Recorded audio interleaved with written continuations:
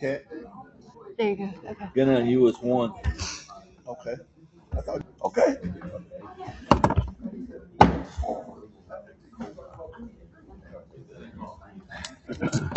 I thought I saw Jim here. Anyway, okay. Jim is here and everybody else is here. We're gonna like call this second day of our retreat to order. We'll ask Commissioner May, would he lead us in the prayer and in the pledge of allegiance? Yes, sir. Let's pray. Dear God, thank you so much for your son Jesus. Thank you for his death, burial, and resurrection. We thank you so much for this day you've given us. And thank you for the opportunity to serve the citizens of Granville County. Lord, I pray today that we will be provided a lot of information. And through that, we will have the wisdom and knowledge to be able to make the decisions going forward on how best to spend the taxpayer dollars. Bless everyone in here that's about to make these decisions or will be making decisions over the next few months. Bless the staff, Lord, as they put together all the information and do all the research and the tedious work that goes along with that. Look after each one of them. Look after our staff and bless our citizens. In Christ's name we pray. Amen. Amen.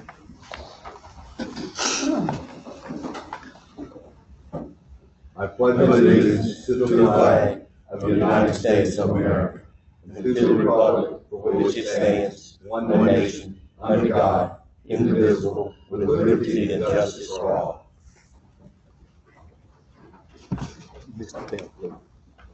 You have really toilet paper? Okay. Yep. Just like to say good morning to each and every one. And I hope that everybody's ready for a day of good information. With that said, I thank social services. Oh, there she go. Master button, baby. There you go. Good morning. So I wanted to just provide an overview of social services. Just a reminder that our mission is to promote the health, well-being, and safety of the most vulnerable populations of our county. Our vision is to support a thriving community where all individuals have access to essential services and opportunities. With DSS, we serve as agents of the state in administering public assistance benefits, protecting children, elderly, and disabled populations. We also serve as agents of the state in providing child support services. DSS is state supervised and county administered. Everything that we do is regulated by the state of North Carolina and the federal government. This is from service provisions to HR and fiscal management. Over the past 4 years, we have brought in over $5 million in revenue back to the county. Currently, we have 110 full-time employees with 18 vacancies, and we are located over 3 different buildings.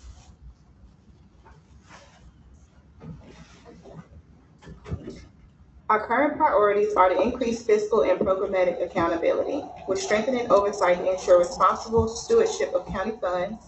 And we're also committed to ensuring every dollar spent advances measurable results for our community. We're also working through risk and opportunity plan in consideration of upcoming legislative changes, particularly around HR 1. So we are proactively evaluating potential impacts of upcoming federal legislative changes, currently assessing and identifying funding, compliance, and service delivery vulnerabilities, also identifying opportunities to leverage flexibility and repurposing current positions to best meet the needs of the agency. We're also maintaining close monitoring of regulatory guidance and state-level implementation decisions. My approach is to be proactive and not reactive to ensure stability and service continuity regardless of legislative shifts. Another priority is local policy and procedure development, so our operations and programs. We're improving training and documentation workflow clarity to reduce errors and delays, ensuring our frontline staff have clear guidance to support effective service delivery. And we know that strong policy and clear procedures are the foundation of consistent, high-quality service delivery. We're also working to build a more positive employee culture, fostering a culture rooted in service and delivery, respect, accountability, and teamwork. We're also strengthening employee engagement initiatives and recognition efforts, supporting wellness and work-life balance where operationally feasible, and also increasing transparency and increasing visibility into departmental performance and financial reporting. Also, with hiring, we are exploring competitive recruitment strategies, including partnerships and target outreach. We recently collaborated with universities and participated in local career fairs. We're also strengthening our onboarding processes to improve early retention as well as evaluating non-monetary retention incentives.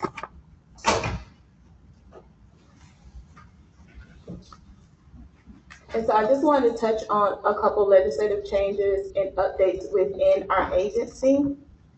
First, I want to talk about the HR 1 updates. And so I know that I came in and I talked about this a little bit back in November, but just wanted to kind of bring this to your forefront again. So HR 1 was signed into law on July 4th, 2025, and is having major effect on the food and assistance program and Medicaid program that we provide. For SNAP or FNS specifically, the work and reporting requirements are expanding, now covering adults up to age 64 and parents of kids 14 and older. Some groups that used to be exempt from this requirement, like veterans, homeless individuals, and former foster youth, will now have to meet those requirements as well. Starting in October 2026, the federal government will cut its share of SNAP FNS administrative costs in half, from 50% down to 25%, which means a much heavier lift for states and counties. And by 2028, if the state's SNAP error rate goes over 6%, we could actually have to share in the cost of benefits for FNS. I will go over this a little bit more later in my presentation. We've also had some updates with our child welfare systems. There was a new policy that was implemented in July of 2025, and we also went live with a new child welfare system where all reports and all documentations for our CPS department are now in an electronic system. This new system and this new policy has increased our number of screened-in reports of child abuse, neglect, and dependency. And I'll touch on that a little bit later as well. We've also had some updates with House Bill 612, which has changed our child welfare area. For foster care and adoption, there's been significant reforms in those areas, including parental rights termination and an initiative to foster parent voice and expand the ability of foster parents and caretakers to intervene in abuse, neglect, and dependency cases. Also within our child welfare system, there has been an increase with House Bill 612, there's been an increase in state oversight. The increase is state level supervision of county run social services to ensure consistency. Again, I talked about a little bit about the new system, that electronic system that we have with child welfare that is also a part of House Bill 612 changes. And then I wanted to touch on special assistance. Special assistance is a program that we offer in DSS that is 50% state funded and 50% county funded. In 2021, Session Law 2021-180 removed the cap on the number of slots for SA in-home, as this is now considered an entitlement program. And so what that means is before we could sort of manage how many people we provided services for special assistance, and whereas now anyone can apply for it if they meet those criteria. And so that has increased our applicants and the number of individuals we serve within SA. But they do have to meet a lot of requirements. Those requirements are specifically that they have to be disabled or receiving Social Security benefits, and a number of other eligibility requirements as well. So right now we have 108 recipients for special assistance. And also, I just wanted to touch on that each year in January, the rates for that program increase. And so January of this year, it increased to 2.8%. It coincides with the Social Security cost of living allowance or adjustment. Can you explain how you qualify for that So one of the for that requirements. program? Who are in that program? So that program is specifically for any individuals between the ages of 18 and 64 who have been declared disabled. They also have to meet certain criteria as far as they all have a social worker who goes out into the home and assesses their situation. They have to meet certain criteria. It also, most of the recipients that we have, they have a diagnosis of Alzheimer's or dementia. And so there are a lot of different requirements that they have to have, but it doesn't cut down on the number of applicants because people think or hear that it is something that supplements income and they'll come in and apply. But to be able to be eligible for the program, it requires a lot of different criteria to be eligible. Oh, Taylor. Oh, I'm sorry. You said that you have 18 vacancies. Yes. Is that what particular area is you have most of your vacancies in? Right now, most of our vacancies are over in the social work side. However, we did have quite a bit of positions that were frozen as well.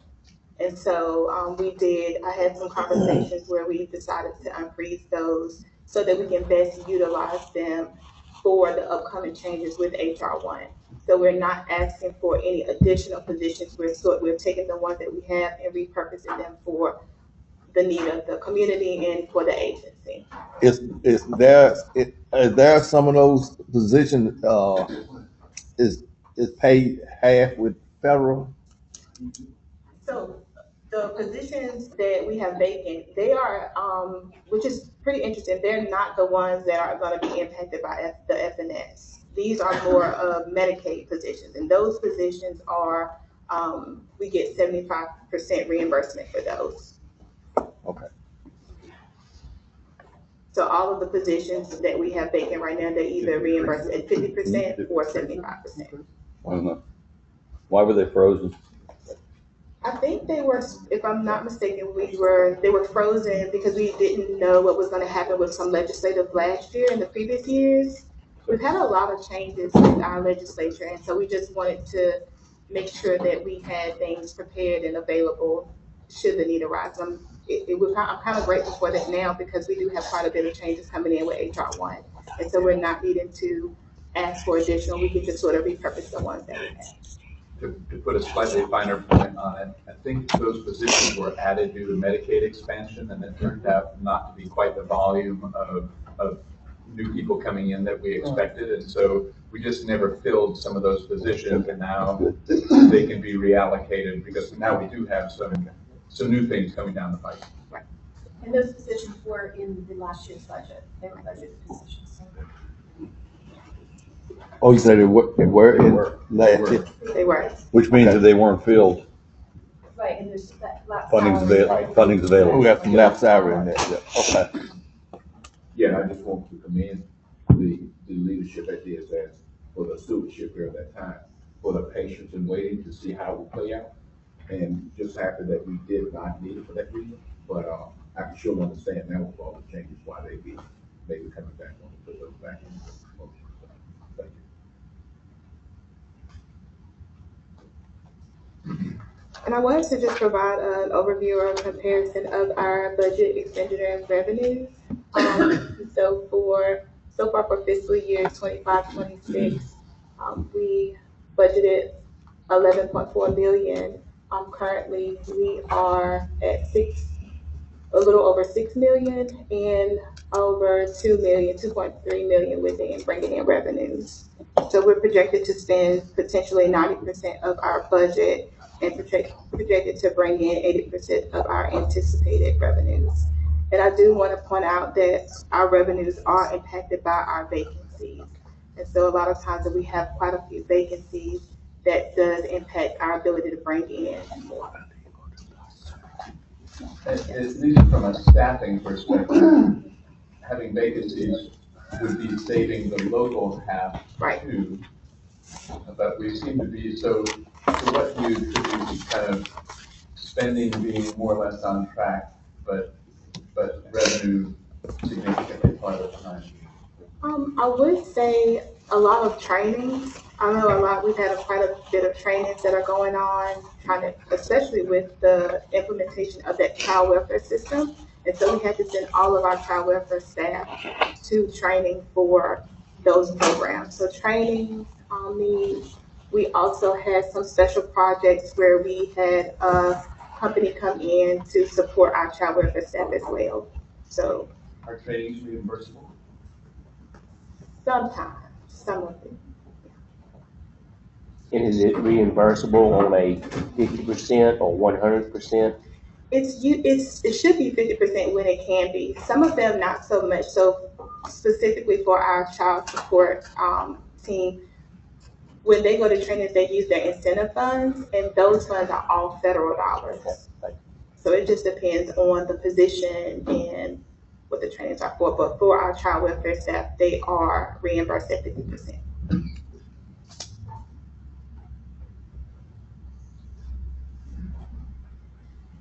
So I do want to provide some updates regarding programs. And so again, talking about HR1 changes that are coming down the pipe. And so I wanted to start with FNS specifically. So currently, work requirements now apply. Right now, adults aged 18 to 54 without dependents do have to have work requirements and meet work requirements in order to be eligible for FNS benefits. And so some future changes will be that adults aged 18 to 64 without dependents, parents with children 14 to 18 will now also have to meet those work requirements. Also, homelessness and veterans and foster care youth as well will have to meet those work requirements. Ms. Taylor, can I ask you a quick question? Will this require extra staff on your part to monitor this or go out and see if they're following, if what's required is being done? It wouldn't require extra staff, but the staff that we have will have to work a little harder. Okay.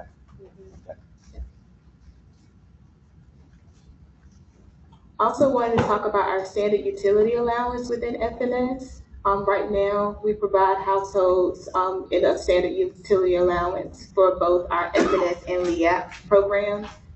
That will change, will be provided to, the standard utility allowance will be provided to households with elderly and disabled members only who receive both FNS and LEAP. So we'll see a decrease in some of our recipients who are eligible for that allowance. Do you know the percentage, excuse me, do you know the percentage of adults between 18 and 64 in Granville County who are not employed or not working? I don't, but I can get that information for you. Why? Because before I'm looking at this HR1, and I know it has an impact, but we have healthy people that are 18 to 64 and able to work and should be working. I'd kind of like to see how that correlates, and then how that correlates with countywide unemployment benefit. Yeah, because with that new policy, they're only allowed 3 months to be eligible for food and nutrition benefits, and then after the 3 months is up, if they're not meeting those work requirements, they're no longer eligible. So they get a 3-month pass to work through it. Right. They're not demonstrating, and you identify they're healthy, and they meet, and they can go to work. Then at that point, it ends. That's correct. Okay, thank you. Given that question, which is a good one, I want to remind commissioners that there are sort of two numbers out there that are different and important to keep in mind when we're thinking about unemployment. the official unemployment rate for Granville County is pretty low, but that is, the way that's calculated at the federal level, it's only among people who are actively looking for work. So there's a sort of a labor market participation rate too, which, and there are people who are not really participating in the labor market. They're not employed, but they're not looking for work. So they don't show up in the unemployment rate, but I think in most people's minds, that's kind of part of the true unemployment rate. Well, if you're not looking for work and you can work, then I'm reluctant to say provide them. You know, I want folks that can work to be working. And yeah, I think the point that I'm making is that in most cases, the true kind of unemployment rate, the way it Right. exists in most people's minds, is higher than what you see sort of in the official. Agreed. But I'm just making sure that, you know, the money that we have is going to the people that actually need it. Right, well spent. And I don't know, in the DSS world, right, we're operating by federal rules, and so there's only so much differentiation we can do, right? People either qualify or they don't. And that's also kind of the direction that a lot of these rules take, is to try to make sure they are actively looking. Yes, sir.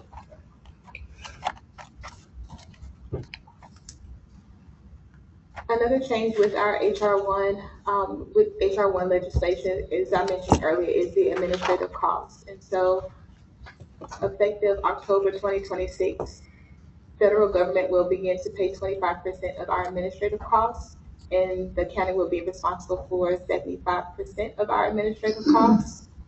I do want to say we are doing a lot of advocating from the Directors Association to the North Carolina General Assembly to have them consider being a part of it or having some share in the cost of that. Right now, that would be county, but we're advocating for the states to help take on some of that.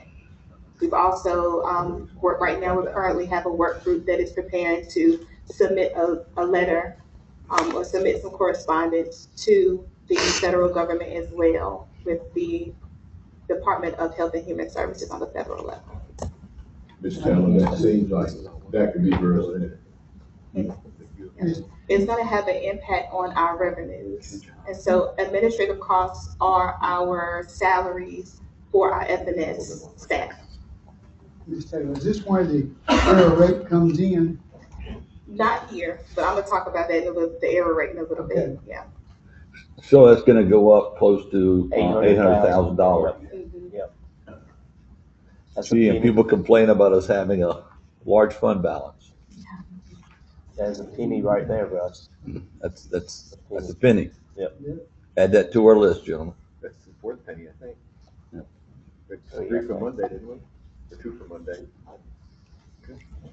And so as I mentioned before, with our error rate, by 2028, if North Carolina's error rate is over 6%, we will have to share costs of our FNS benefits. So not the administrative costs, but the actual benefits that we provide to the recipients. Right now we average about 14.4 million in FNS benefits for our county each year. And so it would be 15, if we are over that 6% error rate as a state, we'll be responsible for 15% of that. Is each county not held to an error rate? We are, so right now, it's set by the U.S. Department of Agriculture, and they normally pool cases. So it's not so much where the state has any involvement with that. It's more of the federal government. They kind of come in and they pool those cases and look at it for each county. And so in 2024, our county was under the 6% error rate.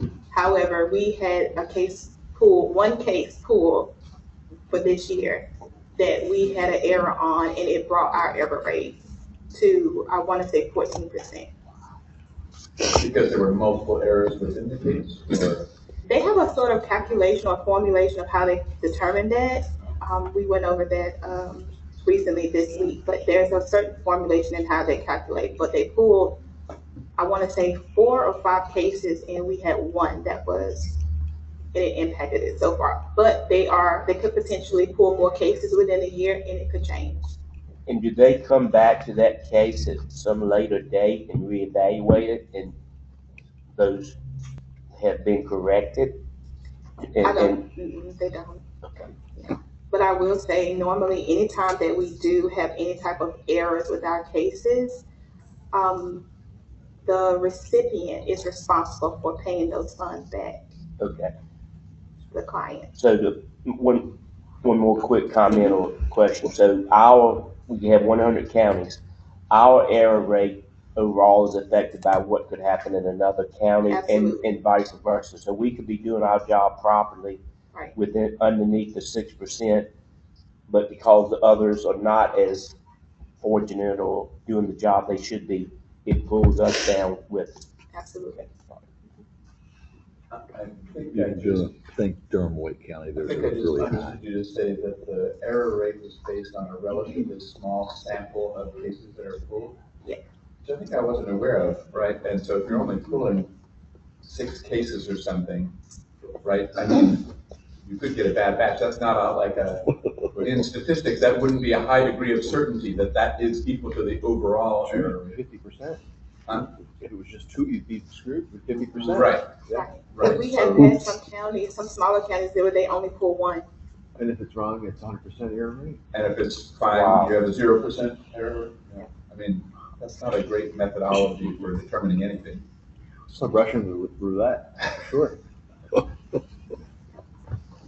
Do they pull the number based on the amount of volume? I mean, if you had, like you said, it was a smaller county, they wouldn't have, so that if you had like 1,000 cases, they pull, 10. If you have 2,000 cases, they pull, 12. Is it? I believe Yeah, so. okay. I Makes know sense. that in I don't mean to 2024, when dwell we on had the 6%, they pulled 3 cases. Okay. Yeah.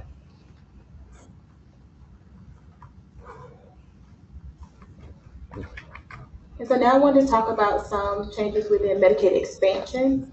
And so with HR 1, there will be some new work requirements for Medicaid. This is new to Medicaid. Medicaid has never had work requirements similar to FNS. And so adults ages 19 to 64 that are receiving the expansion program will have to also meet work requirements as well. There will also be more frequent eligibility reviews. And so for those recipients of Medicaid expansion right now, they have a recertification that's done to redetermine their eligibility once a year. That's going to change to every 6 months.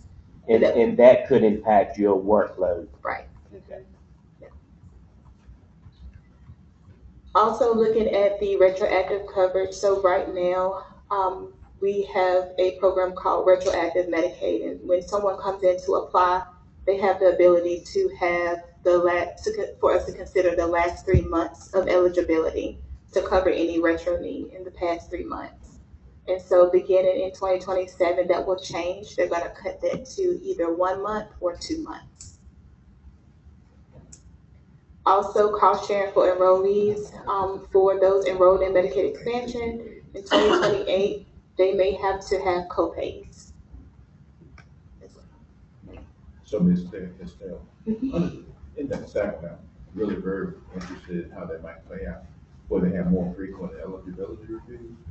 So it may not be that everyone has to do it, but you will have some who will have to review every 6 months, every 8 Right, so within Medicaid itself, so all of our other programs, it'll still be that same 1 year, but if for Medicaid expansion, those cases will have to be reviewed every 6 months. And currently right now, we have over 3,000 recipients of Medicaid expansion.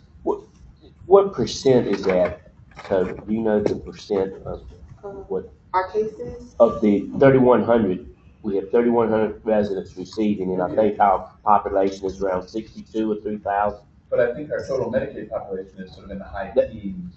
And I guess what I'm saying is, Fifth or a sixth, I'm sorry? a fifth or a sixth. Okay. 20%. and so this is our current total Medicaid enrollment. Right now, we're at 16,738 recipients in Granville County. I guess I looked at my chart, I'd see it. Yes. You're welcome. I do want to just point out, we have had a slight decrease in our enrollees from fiscal year 24-25 to now. And I just wanted to point out that in July, a lot of the waivers that were in place during the public health emergency. And so what we're starting to see is we have a lot of people who are not eligible with those waivers removed. So we saw a slight decrease in our recipient numbers. And so I just wanted to provide a couple updates on other programs that we have. Our LEAP program, we've processed 222 applications so far, and this is where recipients come in and actually apply. We did process about 300 automatic applications this year. So our LEAP program is a program that is where we provide assistance with energy. So electric bills and things like that, we provide assistance. We get a certain amount from the federal government. It's federally funded that we issue out, and we start that program in December. Specifically in December, it is for the elderly and disabled population first, and then starting in January, anyone can apply for it. And it assists with any heating or cooling needs that you may have. What percentage is used up by the elderly and the disabled, and then what's left over for anybody else? Most of the people who receive, they are the elderly. We still have some funding right now. We saw a lot of, we didn't see a lot of applicants this year like we normally do. Normally when we have LEAP season, there are lines in the office. There are a lot of phone calls that are going on. We didn't really see that this year, and I think it's attributed to the fact that with the federal shutdown, and so for a time, we didn't start that program up until about mid-December, and we normally started December the 1st. And so we haven't seen a lot of applicants come in for that this year like we normally do. Those funds, I'm assuming, go back, the ones that aren't used. They go back. Do we get that up front, or is that we get them up front and then we send back the unused portion? That's the way that works? Okay. Also with our Work First program, this is a program that we provide to assist anyone who is needing assistance with locating jobs or having some issues with finding jobs, and they have children in the home as well. We have a really low case load of, we're only providing assistance to 27 families within Granville County, just pretty low. I think when we did our meeting recently, we didn't have any applicants for that program last month. And so that department is also our department that works with LEAP as well. Medicaid transportation, currently we have provided 623 trips to medical appointments year to date, which is really good. For that program, you have to be eligible for Medicaid in order to receive that service. Is that through cards? Cards. Okay. And some private providers. Right. We have one other provider. Program integrity. So we have one program integrity caseworker. He is amazing. He looks at any type of fraud with our FNS, Medicaid, and Child Care Subsidy programs. So far, he's received 37 reports this year. He's conducted 30 investigations. Right now, he has 26 investigations open. Majority of those are within FNS, the FNS program. Right now, he's identified $56,451 in potential paybacks or potential claims. And so far, year to date, we've collected $50,927 in payback for fraud. Any of those referred for prosecution? No, but it could change. So I'm asking, I'm sure when someone's down, I'm not out to kick them.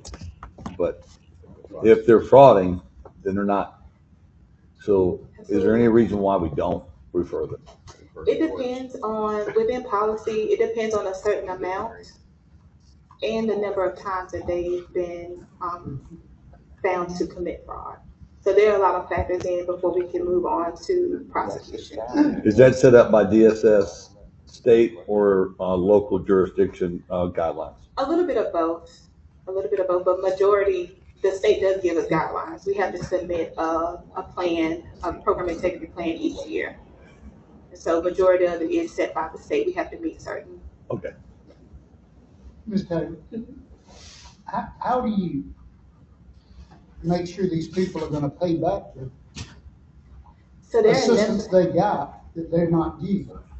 So there are a number of ways. So one is if a lot of people, the way that we get money back is also looking at if the worker made an error.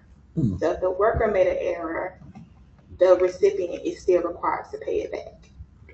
And so a lot of that comes into play where if they are still eligible, we deduct it from their current benefit. Also, we also intersect their income tax. So that's a way, and if they receive any type of funding or any type of income, the IRS will step in and. I'll tell you, I'm not sure they have the exact same tools at their disposal as child support enforcement. They'll get you. There are a lot. I'm sorry.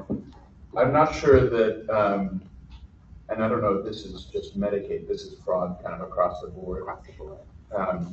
But in child support enforcement, I'm more familiar with the tools that they have to make sure that people pay what needs to be paid. And there are a lot of tools available. So I think they, in a way, right, sort of the actual payback compared to the required payback is pretty high here. And so they use all those tools. We know. I guess that's what they tax on. I also want to touch on our permanency planning and foster care team. Right now, we have 21 children that are in our custody. 4 of those have been in custody with us between 0 to 12 months, and 17 have been in custody with us 13 to 24 months or longer. We do have 2 who we have a voluntary placement agreement with, and that is our extended foster care program, and these individuals are between the ages of 18 and 21. We do also have 3 in-home cases currently. These are cases where court is not involved. They are not in custody. We are working with the families to prevent the children from having to come into custody.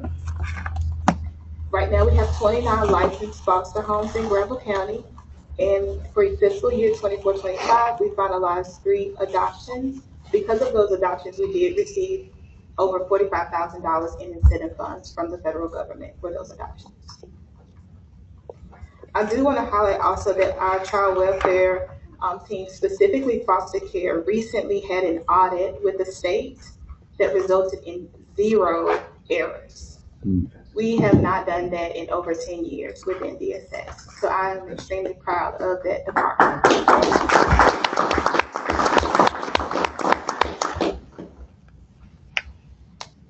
I also wanted to touch on our child protective department. Right now we have 73 open investigations. And so I did talk about that earlier. We have that new system. And so a lot of the new policy, the new system, it has increased our numbers of screenings that we receive. Right now we have so far we've received 205 referrals year to date, which is pretty high for us. 131 of those have screened in. Top allegations in Granville County are injurious environment, hazardous conditions of the home or neglect, improper supervision, substance abuse, and unsafe discipline. What does it mean to screen in a report? What that means is that whatever the reporter is providing that information, we need to get out there. That is, it meets the criteria that says that something's going on.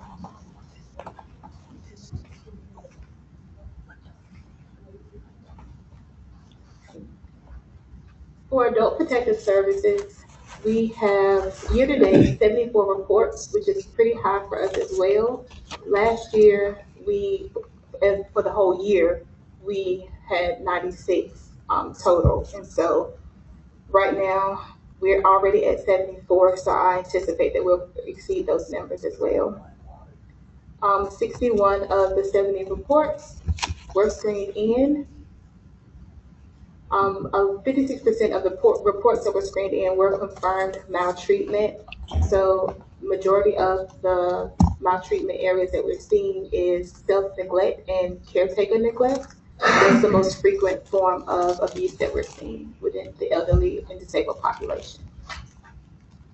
Right now we have 26 guardianship clients, so we have 26 wards that we provide guardianship services for. And our APS department also does unclaimed bodies for Granville County, and so far for this year we've had 3. This particular unit also does our child care subsidy program. And so our child care subsidy program right now, that's where we provide assistance with daycare costs. Right now we are serving 591 children and we do not have a wait list. So we are accepting applications right now.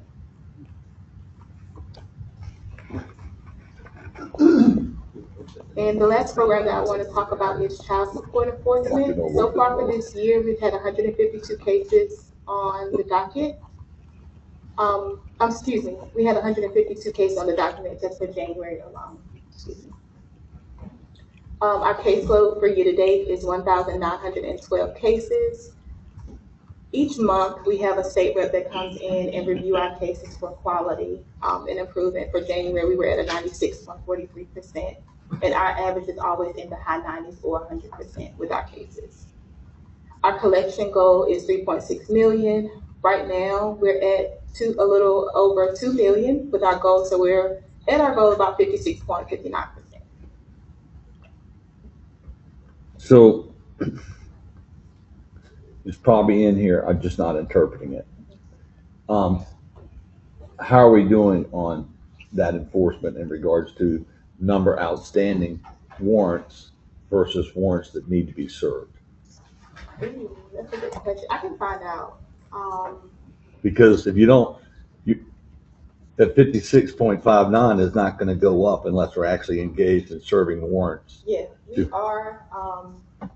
And so a lot of times we put things in place and we will ask for them to collect, ask for them to pay, work with them. And we, like our county manager explained before, we go through a lot of different avenues to be able to collect money and that's owed to the children and families.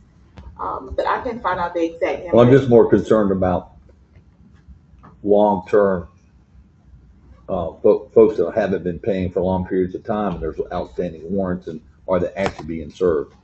Yes, so we do that. We definitely do that. I do know that we have some challenges with serving. So right now we use FedEx, and we do work with the sheriff's office as well to have warrants and things like that served. And we also work with other states as well. What's the challenges?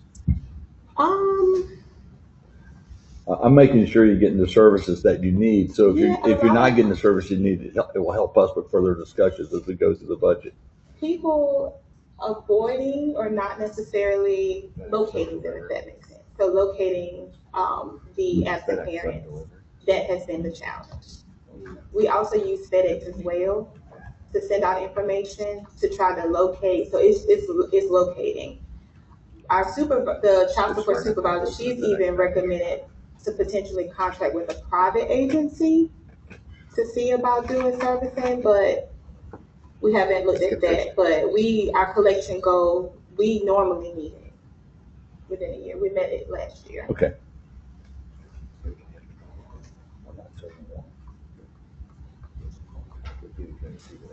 And so just some current and future challenges, I've talked about a lot of them already. This unknown revenue expectations due to changes with the HR 1 guidelines and other federal guidelines and program changes.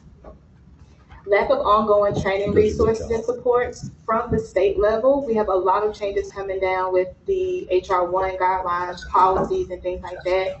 And so we are having some challenges to where the state is providing us that guidance. So we have these new policies that we're supposed to abide by, but they have not updated the manuals for that. They've not updated our systems to be able to allow us to put these things in place For example, we talked about some of the changes within FNS. This month, we just got it in the system to be able to make some of those changes when determining eligibility. So just the lack of support from the state is a challenge.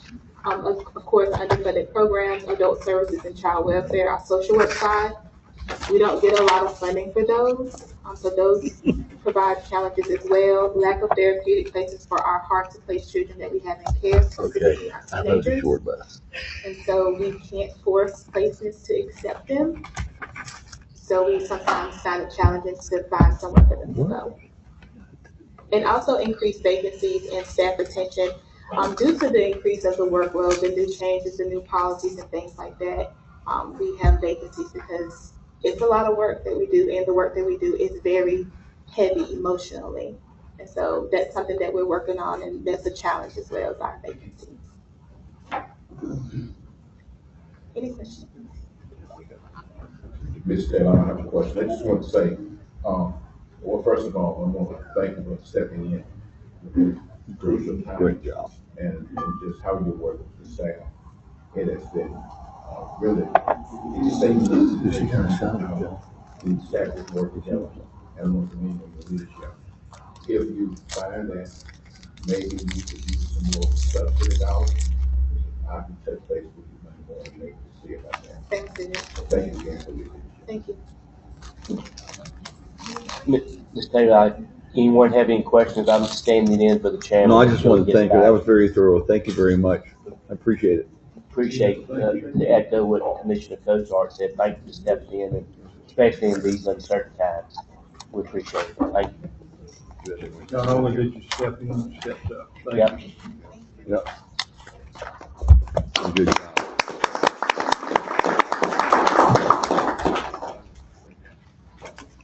Okay, next we have Ms. Baird from the Finance Department.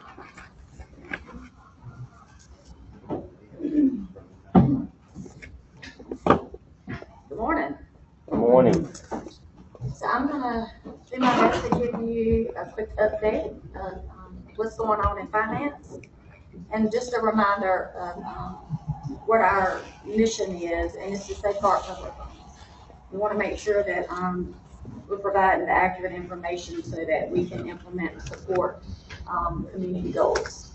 And by maintaining sound fiscal practices, we aim to promote trust, enable strategic decision-making, and ensure long-term financial health and sustainability of the government and community we serve.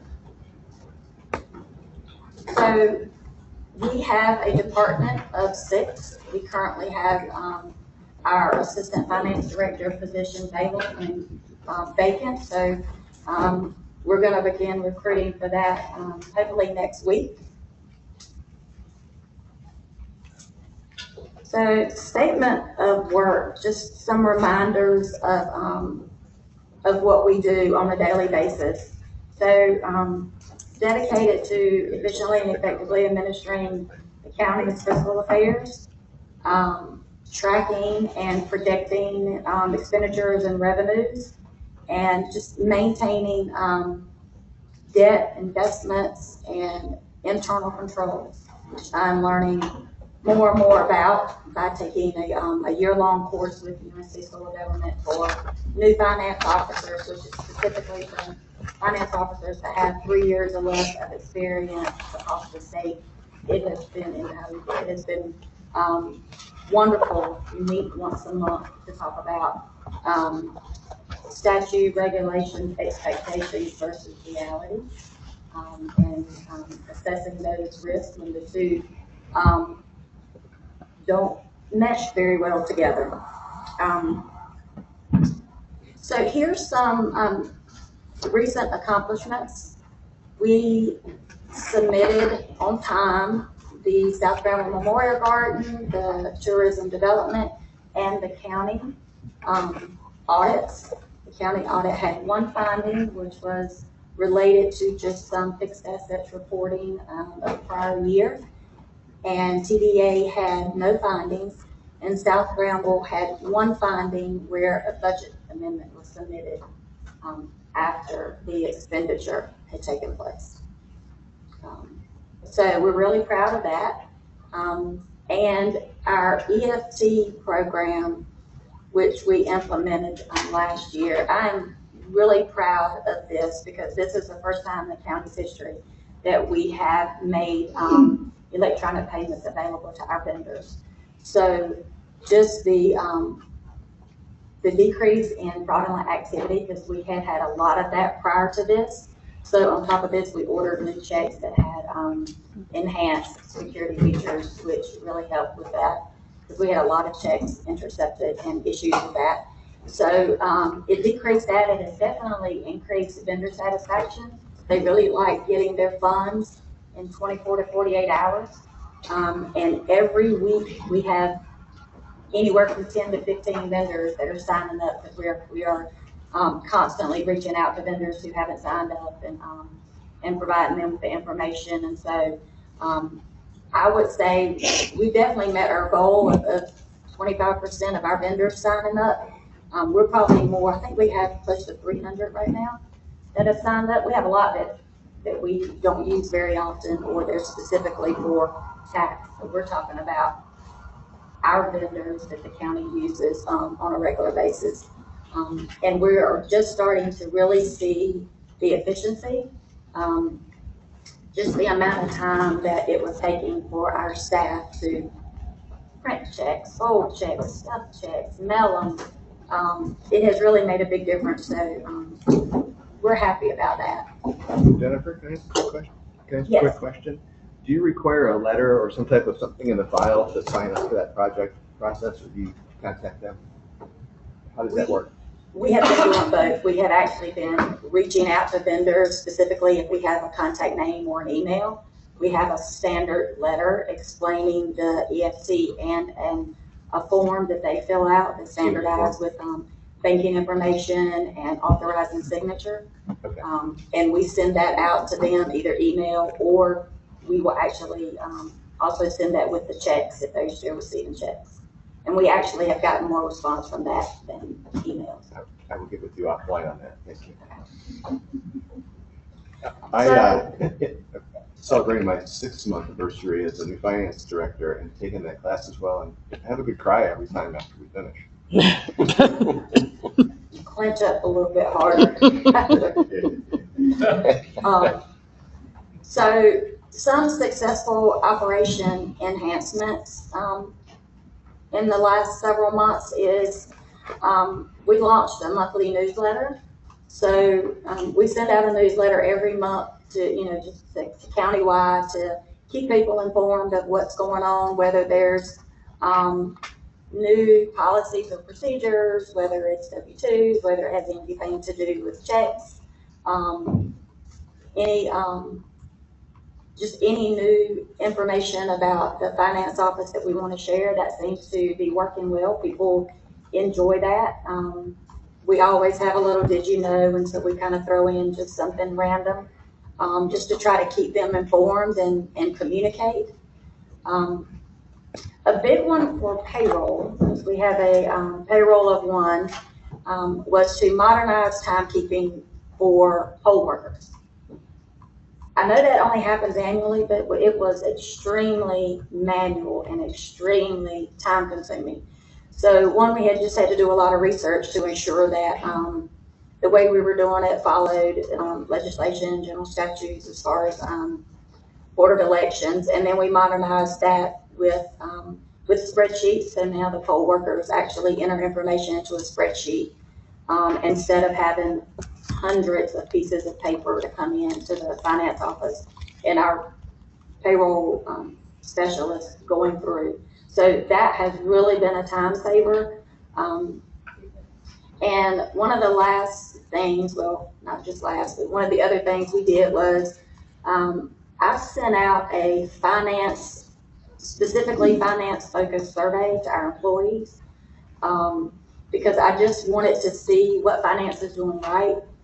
What are some things we could work on? What are the needs of our employees? Like, in what areas do you need training in? What policies and procedures are you having a difficult time understanding and you need more clarification?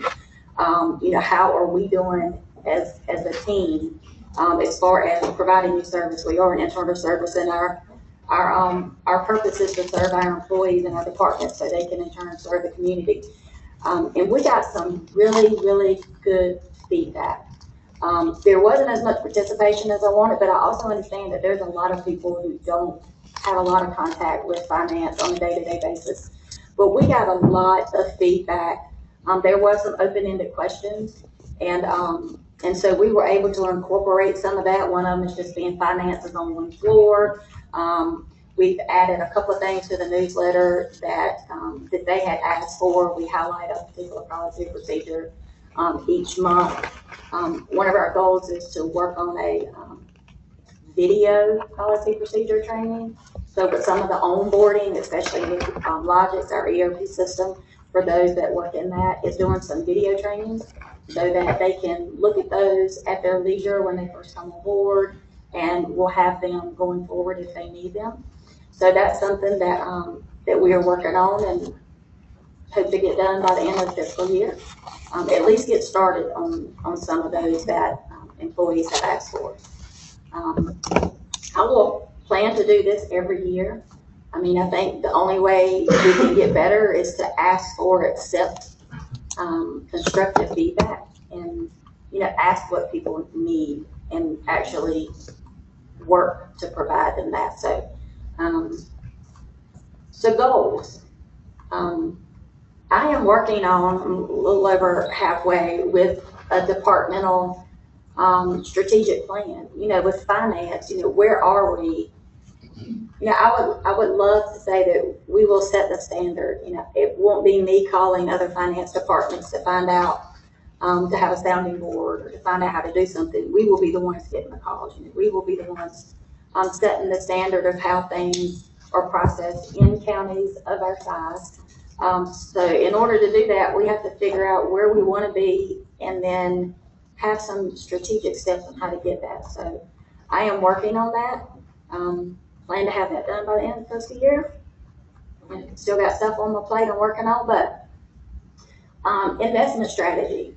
So we do have an investment policy, and that is one of the things in the class with the UNC that we have talked about, is looking at those again, expanding them, make sure that the board has a really good understanding of options and what their expectations are. Because right now, all of our investments are short-term, meaning they're with the North Carolina Capital Management Trust, which is where most of counties have investments across the state. But that's all short-term.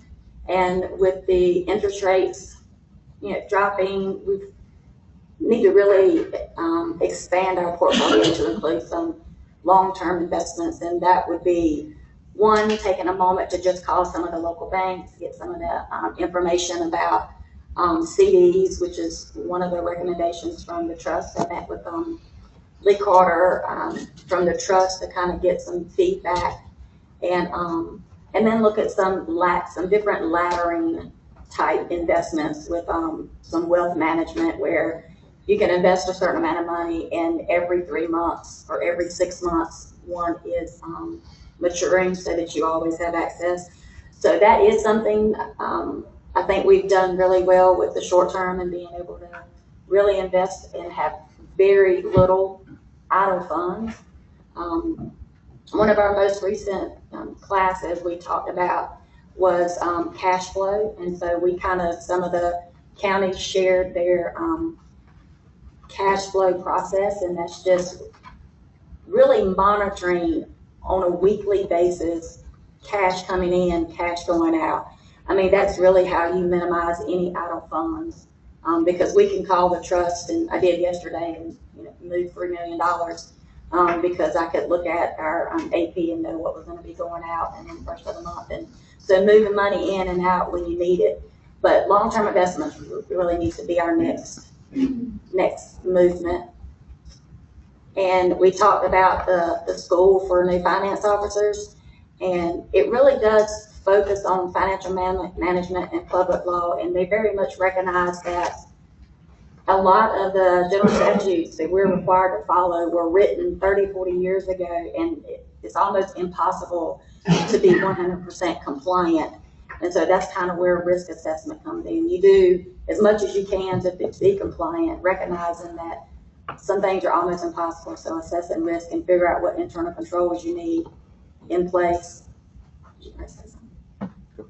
I was just gonna ask if you have any pushback from department heads or anyone of the such with pre-auditing and any of the PO systems that we have in place?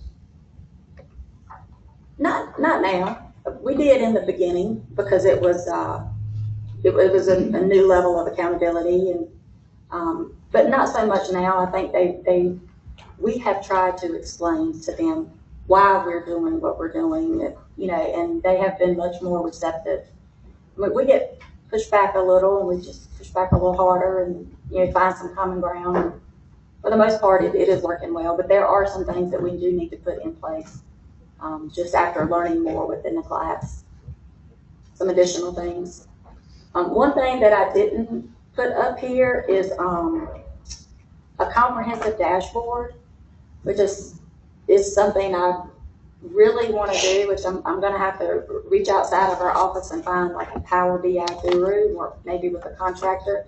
But I think if the board and administration and finance can get together and determine what are some of the key performance indicators countywide that you really want to be made aware of on a monthly basis, whether it's budget to actual, whether it's inspections or you know, whatever that may be, like what are some of those key performance indicators, and build a dashboard that is very easily accessible and can even be accessible to our community by putting it on our website. And if it's built in such a way that it's just clicking a couple of buttons to update that information, then that will be such a great tool. It's just going to take some time to get that built, and so that really is a goal for me because I see a lot of other counties are using it, and it's just going to be really helpful in decision making and keeping our community informed. Whether they choose to seek it out and use it will be up to them, but I think that will be something good. So this is just a quick. This was for December because I started on this slide a little earlier. I think I've got some updated. Let's see. Okay, so this is our general fund revenues. I just want to point out, like motor vehicles. Last year, our motor vehicles exceeded our budget by quite a bit. But it's a very volatile revenue stream. Like December of last year, we were at 65%. This year, we are 48%. It's good that we're doing a little bit. I don't know that we're doing a better job at projecting, or if it's just more in line, but that could also increase. So that's just one. That's just one area that the revenue is just real hard to predict that. Sales tax. That sales and other taxes obviously includes a lot more than your sales tax, but that's the majority of it, and it's a 2-month lag. So right here, this would have only been 4 months at $5 million. We are currently,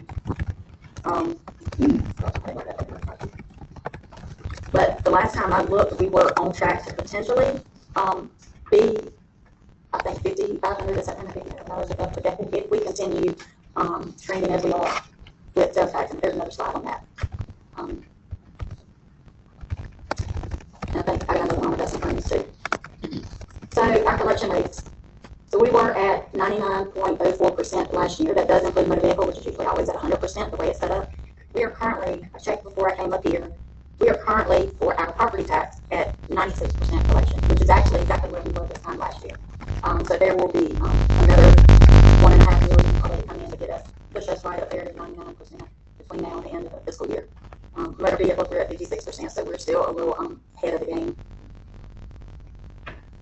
So sales tax.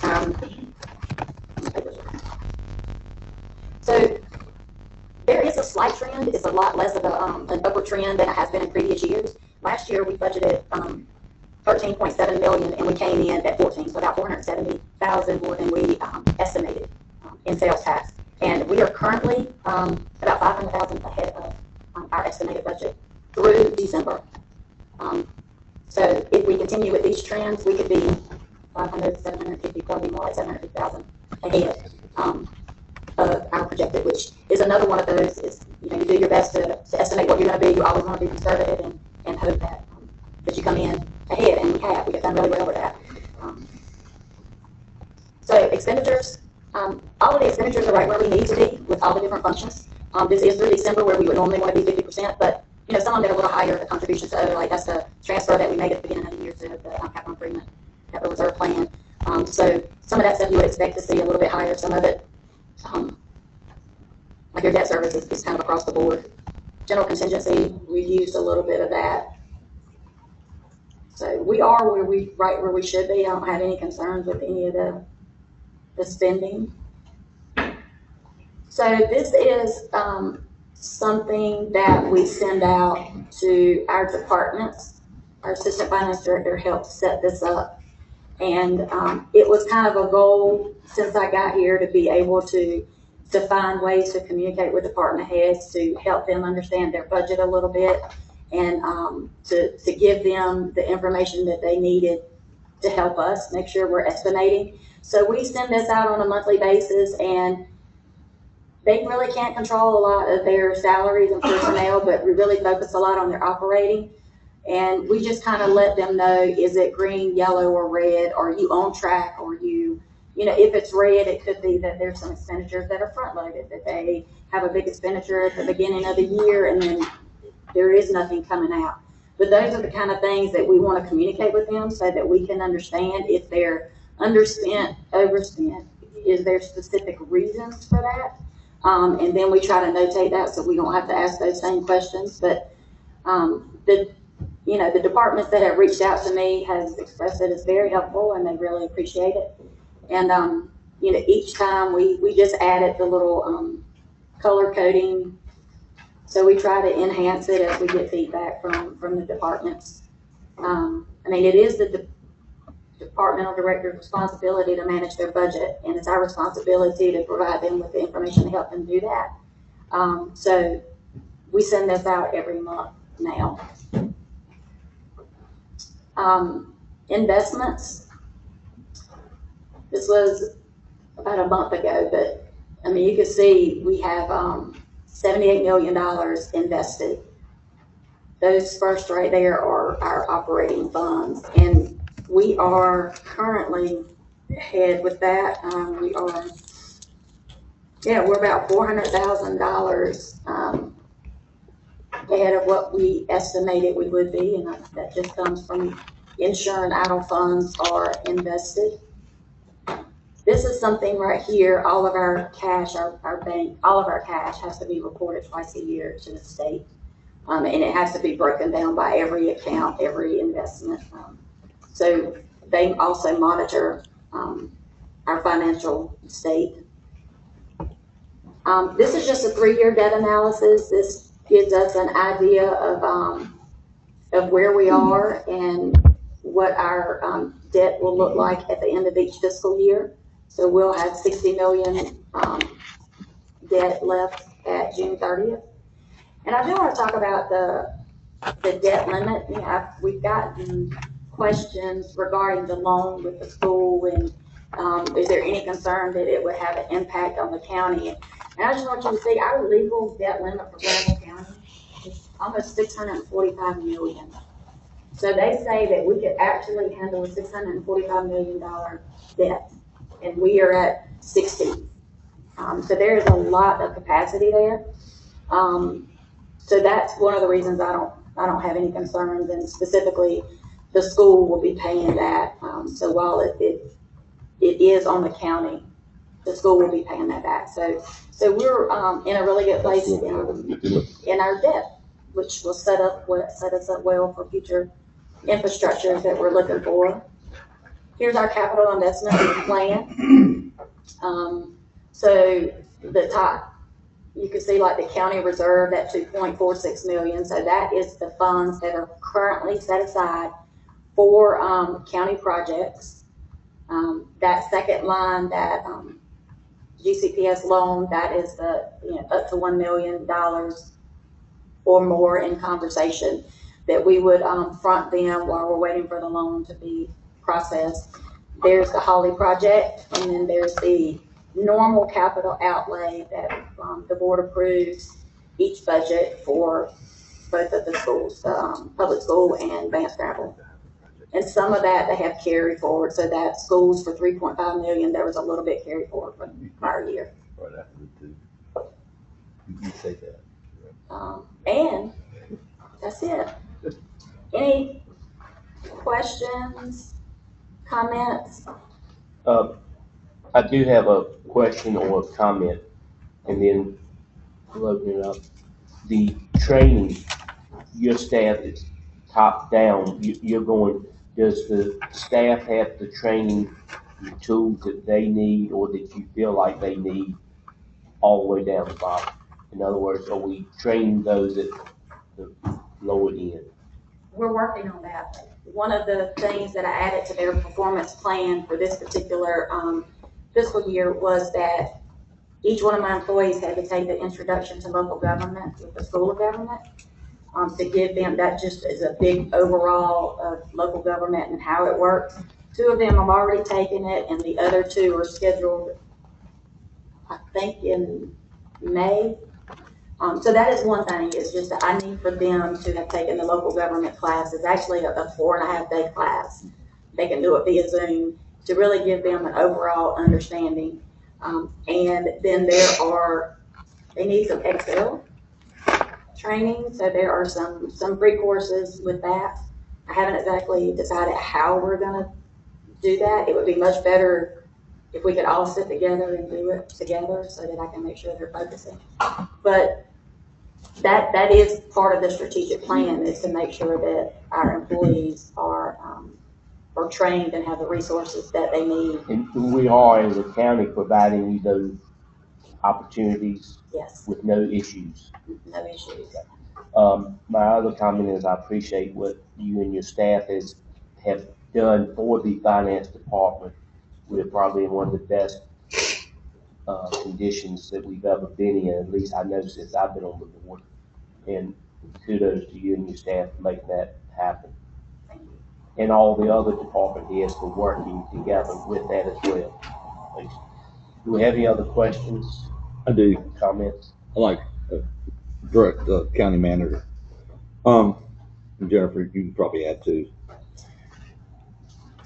So there was a lot of conversation about our fund balance, and Ms. Beard has laid out a pretty good number there. I think it'd be important for the public to understand some of the projects that are going to be taken on, and why we're there, and why it's smart for us. As I listened this morning just from social services, and I listened to some others, that there's close to 2 pennies already that could come off the board from funding from what we heard this morning. So I mean, 2 pennies in regards to potential ask for once, but actually in some cases social service may actually be a need. And so I'll kind of explain that so that people understand it. We have a large fund balance, but it's healthy, and the reasons why. Good question, thank you.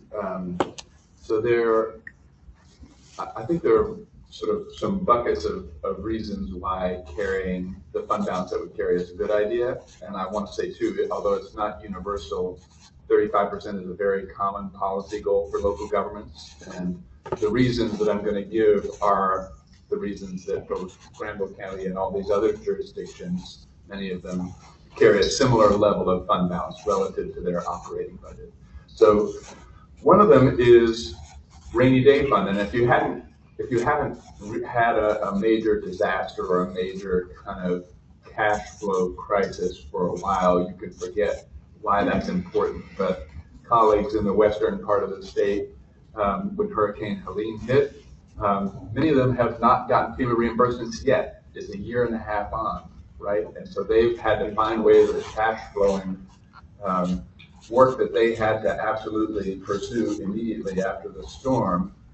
And those that were carrying a healthy fund balance, that was good for them.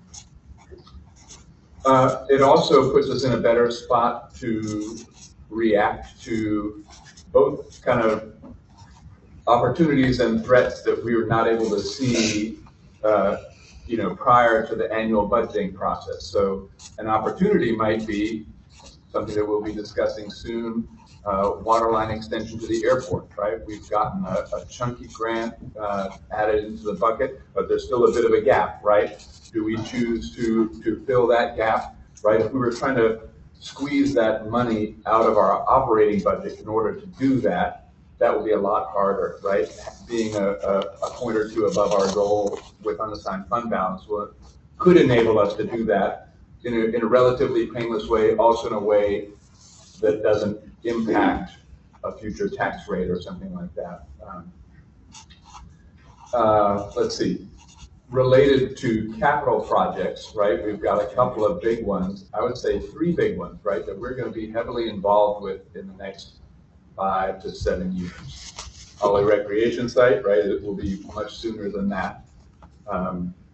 New County Complex, sort of certainly in the 3 to 5 year range. I anticipate we'll be pursuing that. And the work that we're going to have to do, kind of renovating and improving courthouse space, I think is going to be another big project. The reason I mention those is that the credit rating agencies, right, and our credit rating governs what sort of an interest rate we can get on debt when we have to issue debt for big capital projects like that. And unassigned fund balance is one of the key indicators that, you know, a Moody's or a Standard & Poor's will look at when they are assigning a credit rating to a local government.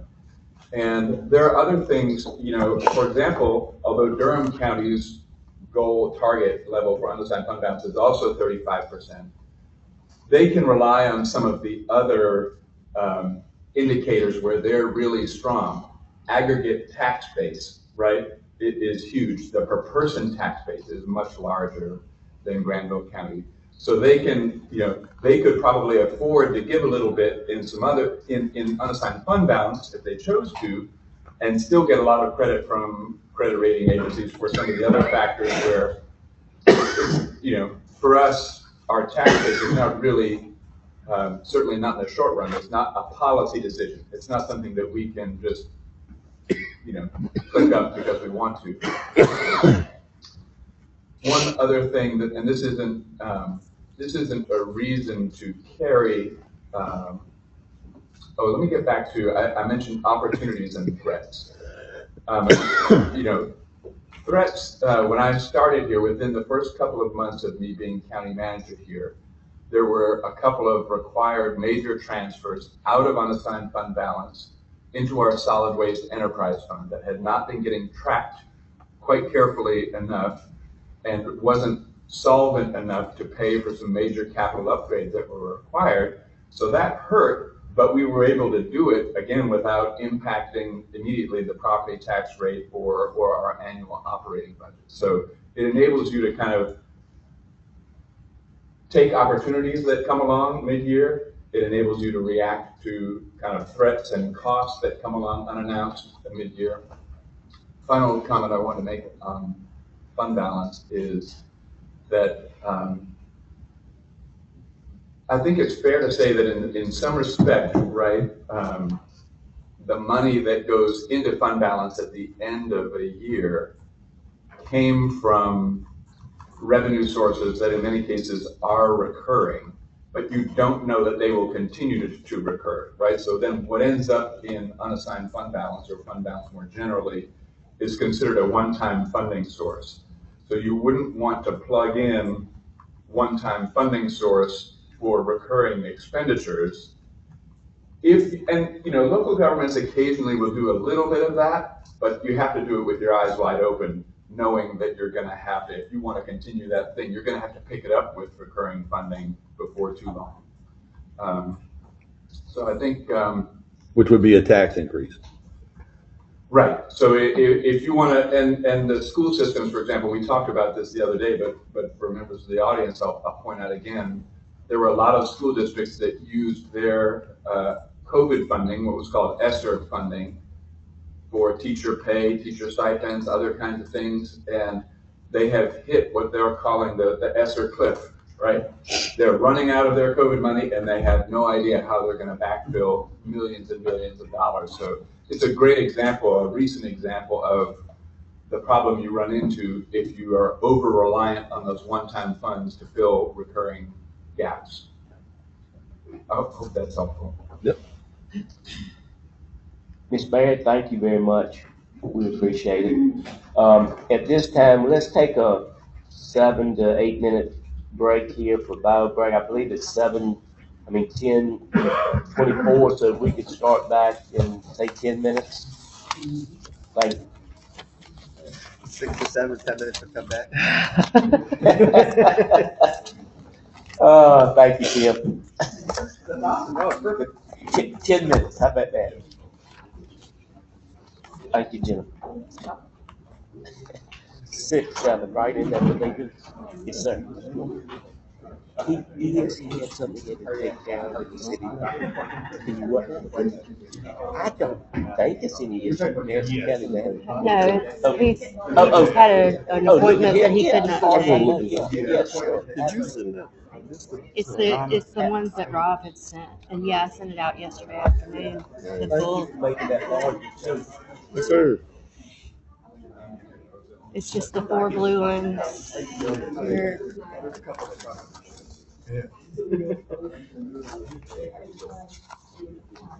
You had he said these first, and then the flock.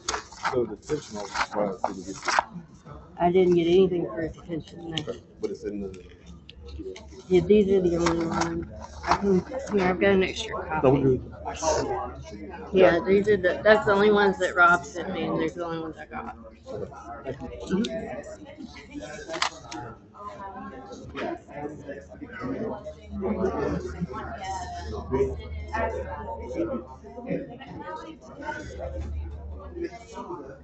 Their operational, so January 1st, like a month ago.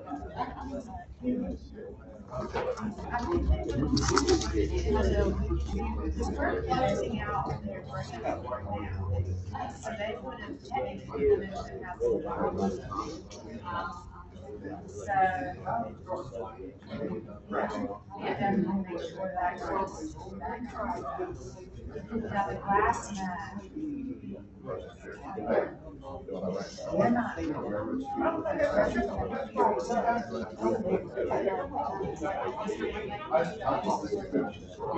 good, how are you?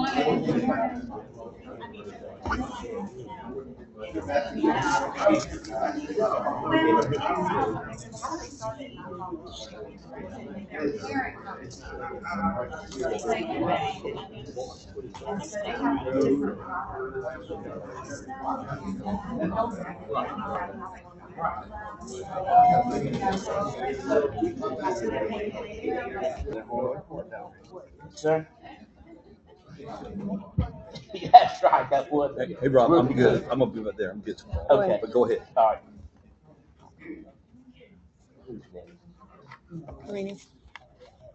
All right, thank you. We're going to go ahead and get started. And at this point, we're going to have human resources. And Karina's going to take charge. Yes, as you can see, I am not Angela Miles. I wondered that. Angela couldn't be with us this morning, and so I'm going to just go over the slides that she and I worked on together. You've seen this statement before, the mission of the Human Resources Department: to recruit qualified employees, develop talent, and retain excellent employees to effectively deliver services to the citizens of Granville County. So the Human Resources Department is a department of 3. They service over 400 full and part-time employees, just over 400 full and part-time employees. Some of the areas of focus that they have that they're responsible for are compliance with labor laws, onboarding, offboarding employees, administering the health plan and other county benefits, and handling employee relations. So it's a very busy department. This slide demonstrates some demographics of our employee population. You can see over 50% of our employees have been with the county less than 5 years. And of those, nearly 30% have less than 2 years of service. So when you think about that in terms of onboarding and offboarding, I would estimate that the HR department takes about 3 to 4 hours to onboard each employee, and offboarding is probably about 1 to 2 hours. They have to reverse that process and also post the position. So that is a constant churn in the HR world. County still continues to benefit from the institutional knowledge of a smaller but really important group of tenured employees. And then on the right side, you can see the snapshot where our workforce is 60% female, 40% male, and racially the workforce is fairly balanced, with 47% black, 46% white, and a mixture of the remaining. Yes? Could I just chime in for a second and get everybody to focus on those bottom two bars, right? 55% of our employees have been here 4 years or less. It is a lot. And, you know, I think in our minds, we think of a lot of people that haven't been here 10, 15, 20 years, but really, at this point, they're the minority. That means a lot of different things. One of which is, you know, within the last 4 years, 55, more than half of our employees were brand new. We were having to train them, we were having to get them up to speed. I've told a lot of people that it's probably only within the last 6 to 9 months that I feel like I have really kind of hit my stride. It takes a couple of years to kind of figure out where you are and what you're supposed to be doing. And we have a lot of employees still in that time frame, right? And it's important for us, having invested those years in them, to figure out how to retain them, right? Because if they turn over again, if they get a better offer somewhere else and take it, we start that whole cycle over again with a brand new employee who doesn't really know kind of how things work yet. And so I think that's worth paying attention to, especially as we're on the cusp of conversations about our pay study and sort of more generally questions of how we invest in our employees. So as County Manager pointed out, we have an increasingly newer workforce, a diverse workforce, but an increasingly newer workforce. This does present some opportunities, but also some challenges. Challenges being around onboarding and training, succession planning, and employee retention. So if you think about what's happening in our departments with these new employees coming in, they're spending a lot of their time trying to train the new employees and making sure that they're equipped to do the job that we hired them to do. So the countywide turnover rate, you can see the trend here over the past 6 fiscal years. So during that period, our turnover was approximately 21% as an average, and that compares to surrounding counties that are around 20%.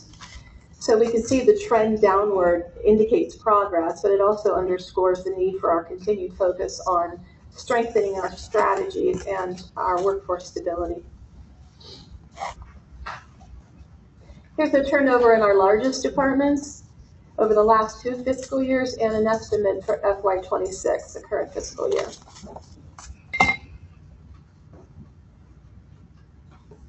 So how do we establish Granville County as a preferred employer, or continue to establish Granville County as a preferred employer?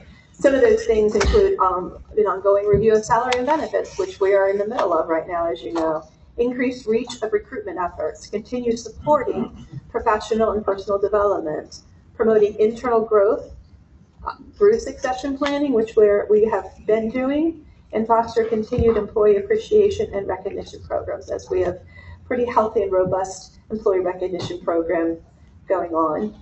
So it's important for the county reputation to be a place that people want to come to work. When we're recruiting and they're asking their coworkers in the jurisdiction that they're coming from about Granville County, we want Granville County to be known as a place that people want to work, come to. Here are just a few of the fiscal year 2025-2026 highlights. I remind you that the board approved an increase to the county match of the 401k for regular positions. As we know, sworn and certified law enforcement receive the statutorily mandated 5%, and they're also eligible for that additional 1%.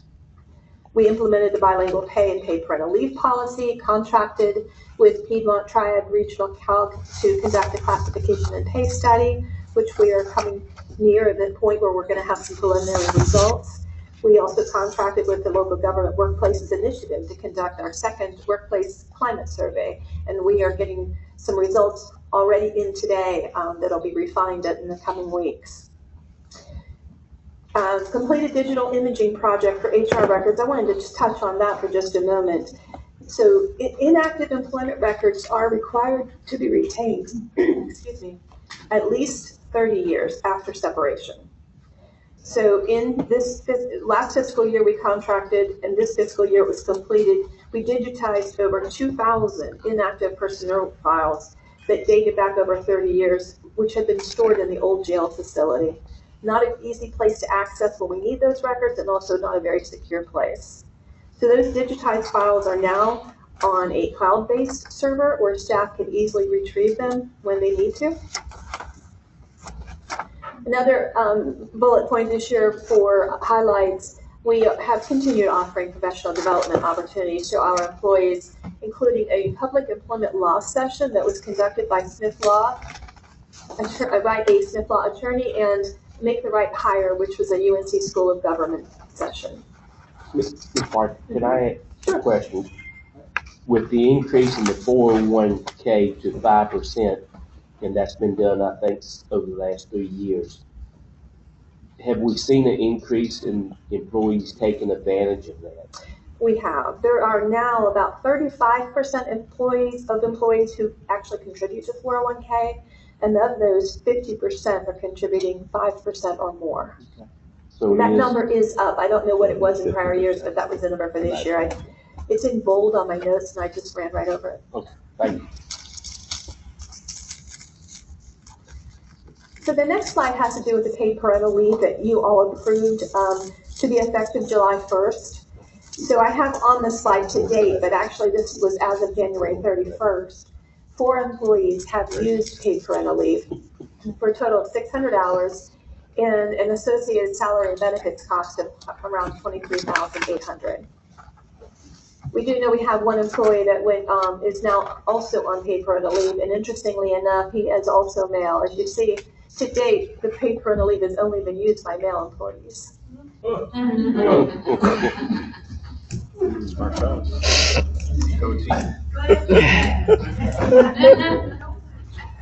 at the time that we brought the paid parental leave to your attention, there was quite a bit of discussion about developing a comparable policy for paid caregiver leave. And paid caregiver leave would be paid time for employees to care for a parent, spouse, or child with a serious medical condition. So we've got a draft policy that is under development, and truly it'll have the same requirements as the paid parental leave policy, which mirrors FMLA. We hope to bring this to you sometime this spring, maybe late spring.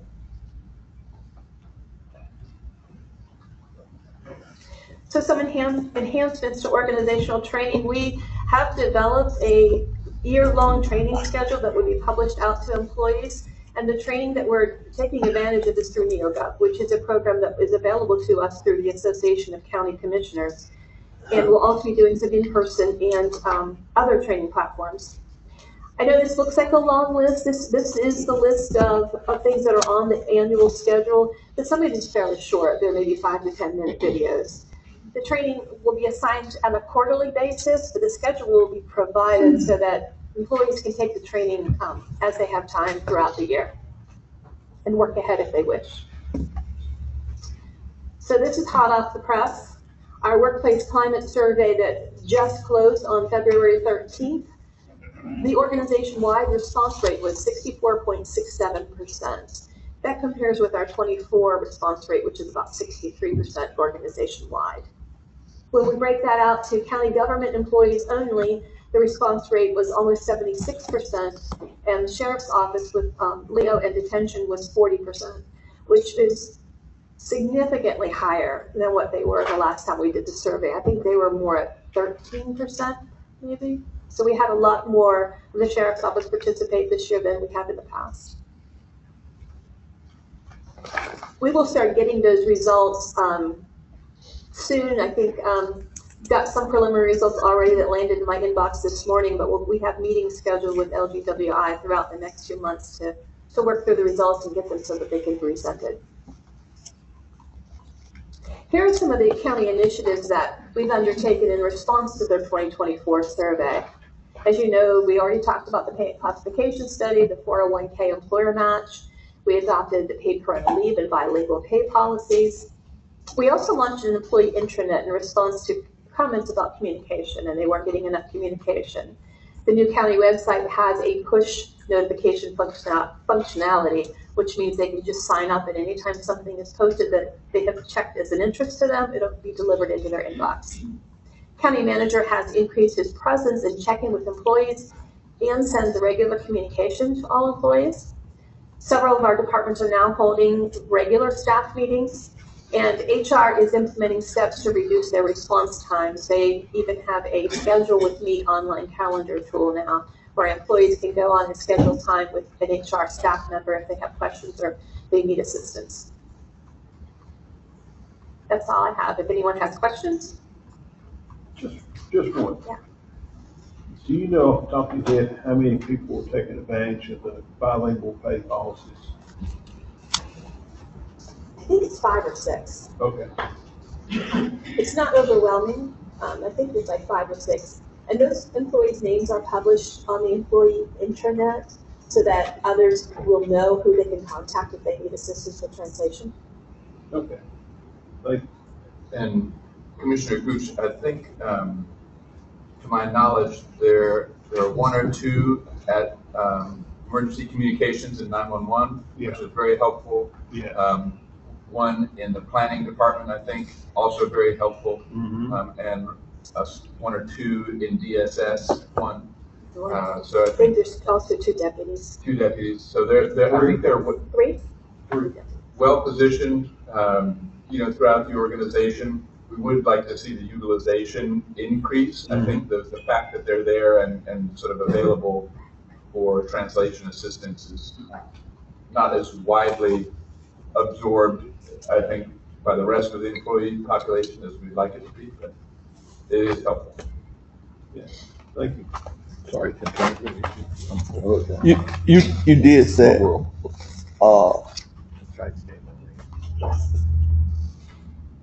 mayor have adjustment, Only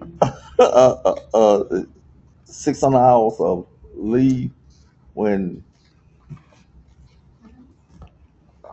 just like the lady have leave, the man have leave too? Yes. Oh, what happened there 50 years ago? You could have took it then. Yeah, if you recall, your paid parental leave policy allows for up to 4 weeks of paid leave for birth of a child, adoption. And as I mentioned, the paid caregiver leave policy that we're adopting will have similar guardrails around it. But that's for adoption and, Birth of a child, adoption, that's the paid parental leave policy. You voted for it. You voted for it. thank you. You're welcome. And I do believe it was said earlier that the results of the paying less vacation will be out prior to our budget negotiations. Yes, we're already receiving some preliminary, but they have a lot of analysis yet that they want to do. We are hoping that they'll get us some numbers and some more concrete things to go off of in the next week or 2.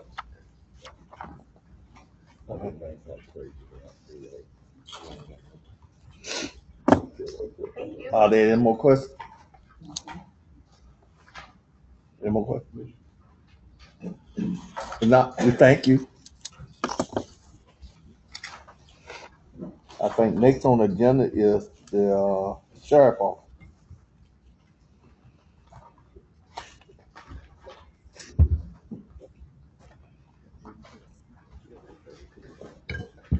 Good morning. It is my plan to catch you guys up on the schedule. Okay. First, giving honor to God, the author and finisher of everything. So today we stand before you in the small fashion of where we are as far as our budget. Right now, you're being handed the 25-26 budget as well as the 24-25. If we go back and look at what we did for the past years, you will see that our budget, I kind of scared people when I first came into office that I would spend money early and pump the brakes late. So consistently, we have done things to make sure we stay within our budget. Those were your words. Sir? Those were your words. That's what you used to tell us. Yeah, I like to spend the money first and then pump the brakes. Pump the brakes. All right. Exactly. So if you review the stuff that Ms. Hogan is handing out, it shows the representation of how we finished our budgets last year and where we currently stand this year. As you noted, we were appropriated funds. Which way we going? Sure, right. Okay, cool. If you know that we do things different, it doesn't mean we do them wrong, it means we do them different. And because of that, it's hard to sometimes internalize how we kind of do those things. So what we've done is we made it clear that, hey, the budget that we had last year, here's how we operated, here's how we spent our money. And the budget this year is the same process. We spend what we need up front, and then on the backside, we slow down. And that takes us through the year so we can end in a positive situation with the county.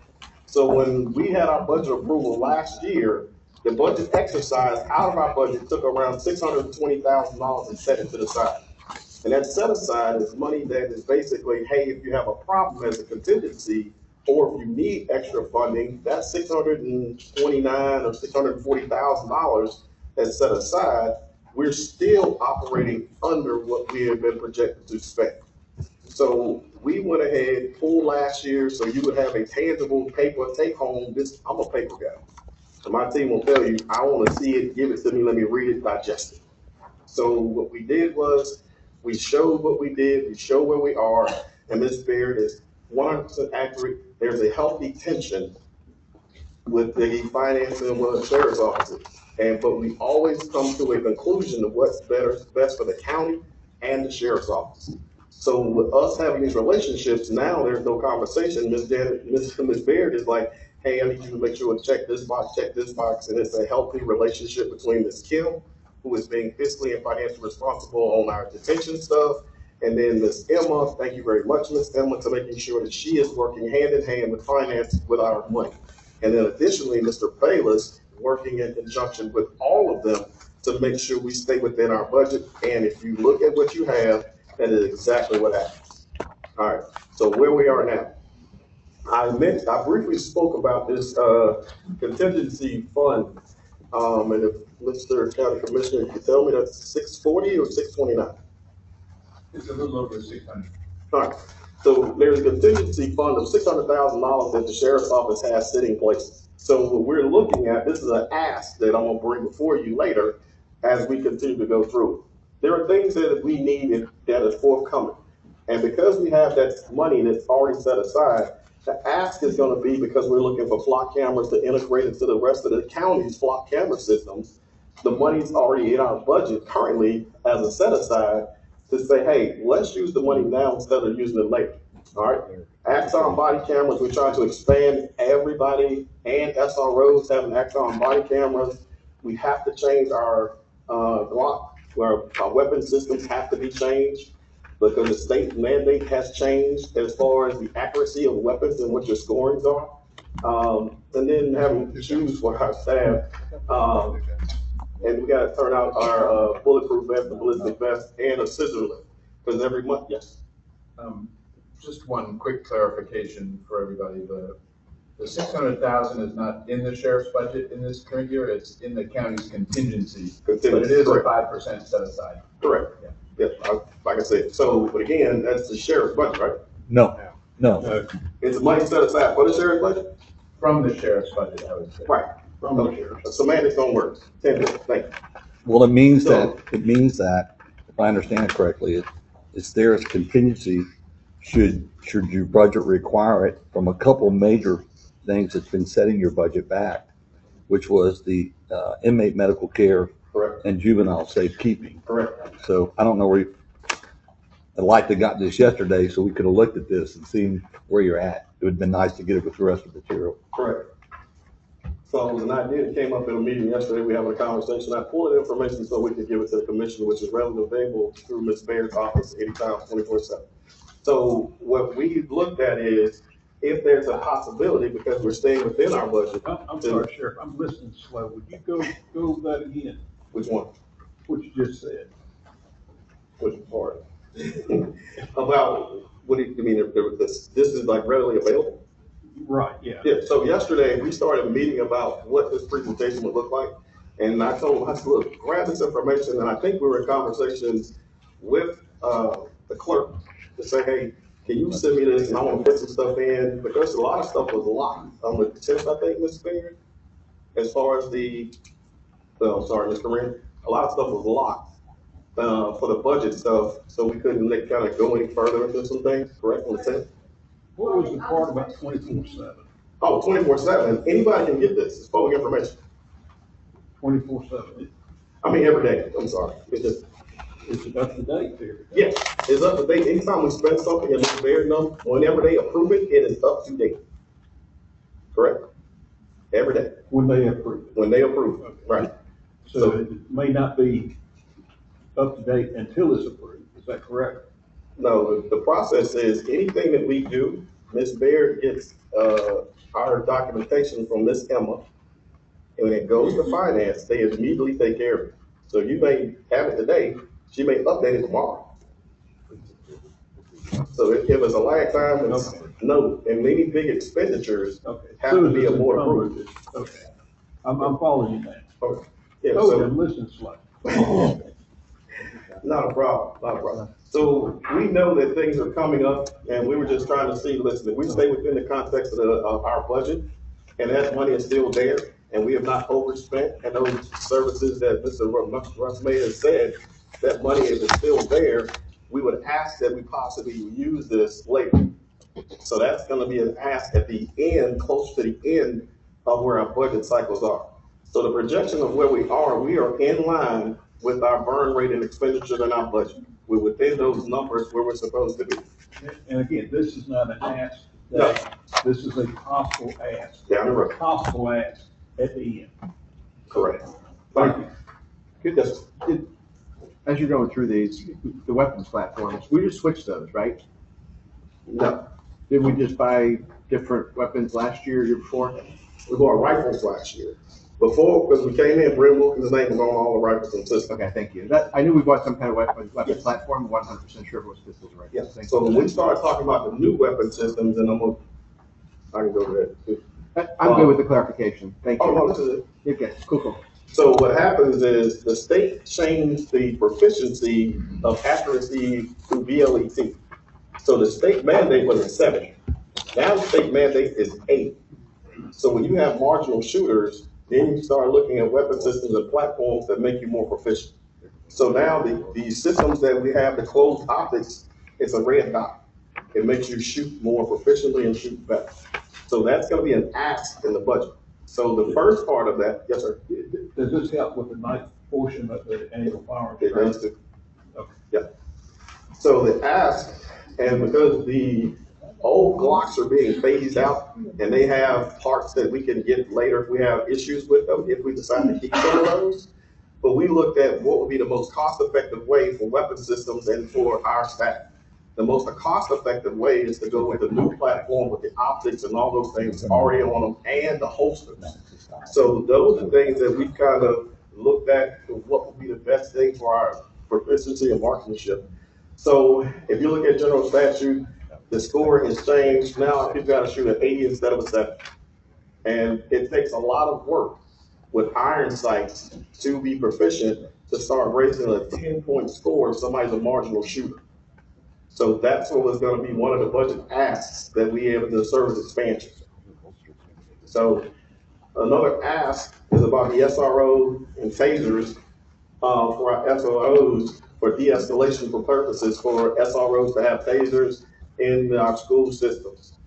So we're trying to, again, increase our footprint as well as increase our technology, as well as increase the safety and security of our community, which includes our schools. But again, this is an ask in the budget, but if we have that contingency money still there when we finish up, we would ask that, hey, let's use that versus putting it into the budget for next year.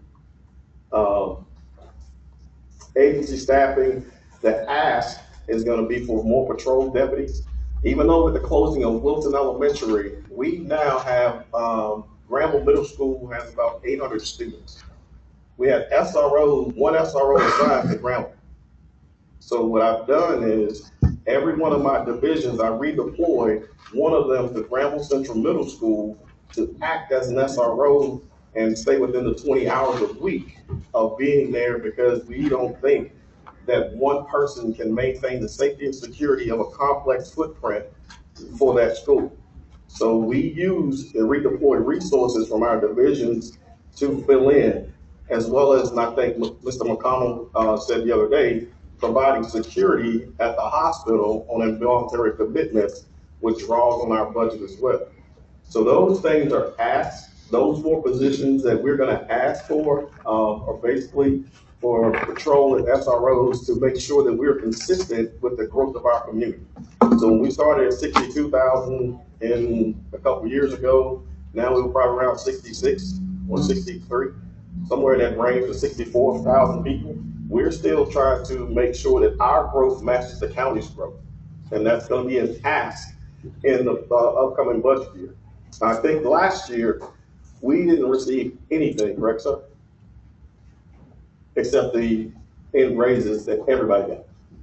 But I think you received, not within the budget year, but you received specialized deputies. Correct. That was a change in the pay rate. Right, but that was during the budget year. 2 SROs were. Yeah. Yeah, And then, 2 SROs were given to us. Exactly. So you did receive personnel last year. Yes, yes.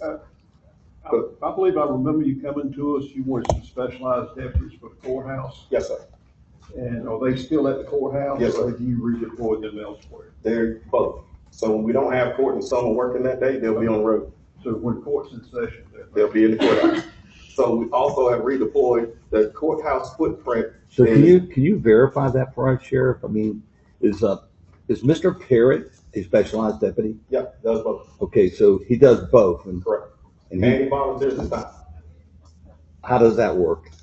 I mean, volunteer his time. Yes, how does volunteer time work? So he will come into the office, say we need training equipment, to clean his MRAP, to do anything around the agency. He will volunteer to come in and do anything in the building. So is he a part-time employee or a full-time employee? Part-time. He's I part of don't- special deputies. How do we have employees volunteer time? I mean, in other words, he's not being paid or getting He's compensation. not getting paid or compensated in any shape, form, or fashion. They have 1,000 hours a year that they have, basically $20,000 that they are allotted to work as special part-time deputies. The bailiffs and the part-times are 1,000 hours a year.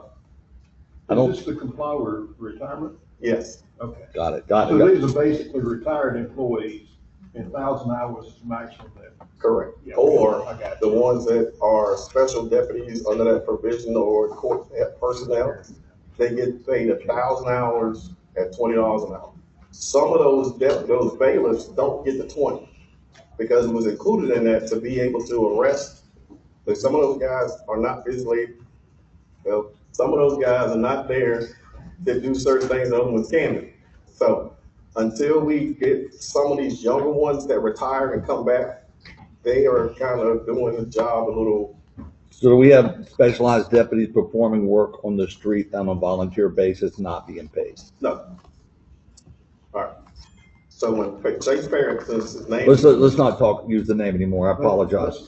I think Inappropriate. discuss this in executive session. Okay. So, okay. So again, the ask for staffing is gonna be in our budget proposals to, as the service expansion, to move, 4 positions, because we are creating our footprint in the southern part of the county.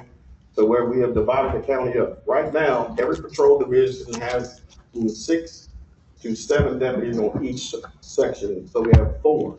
I changed the footprint of the hierarchy and reduced those positions and put more boots on the ground and more, promotional opportunities within the people that work on the streets versus having so many captains that we were top heavy. So as the people retired, I was able to classify those positions at lower ranks. So that gave the people underneath everybody to promote up, and you expand the footprint of what we were doing.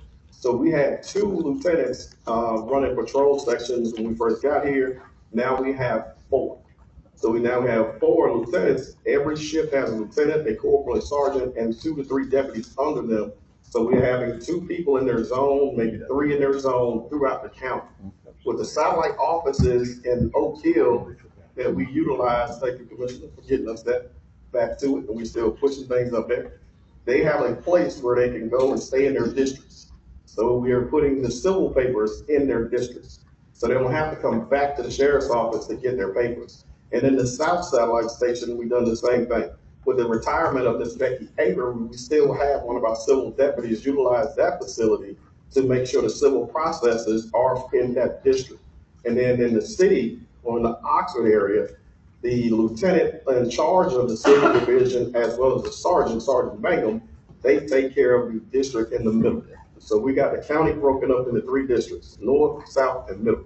So the response times are better, more boots on the ground, and we've just been more engaging in our communities, which we're gonna continue to expand that process. Currently, we have 3 vacancies, and all of those are specialized positions in our SOD unit and 1 deputy position. That's all we got out of the 68, out of the 68. So we've got 3 investigator positions and 1 deputy. And I'm reclassifying some of those specialized positions to deputy positions to, again, increase the work on the streets as far as our patrol division to keep expanding that platform. So, and then like I said, we use them as SROs as we move forward. The flock camera system is technology where it's an ask. Every municipality, Oxford, Creedmoor, and Butner have the flock camera systems. We have some constitutional questions that'll be raised about this process and this platform, but this is an ask when we start talking about the safety of this community and things that we can integrate and do. Right now, we have 2 license plate readers on 85, and we're looking at the one State Bureau of Investigations is trying to bring one online in Banks County that we will have the autonomy to utilize to track and monitor vehicles that we may be looking for. So yes, sir. Could you explain the difference between the monitors on 85 and the flock?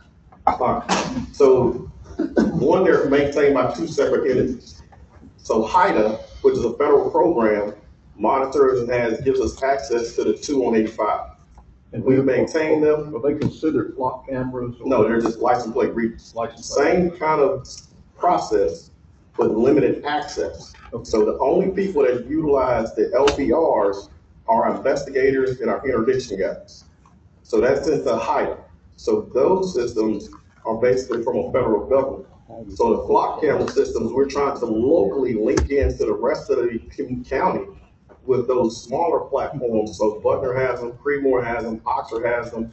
We want to make sure that people coming into the county or leaving the county, if Butner has an issue, much like it was 2 days ago, somebody was breaking into cars down south and pulling on door handles.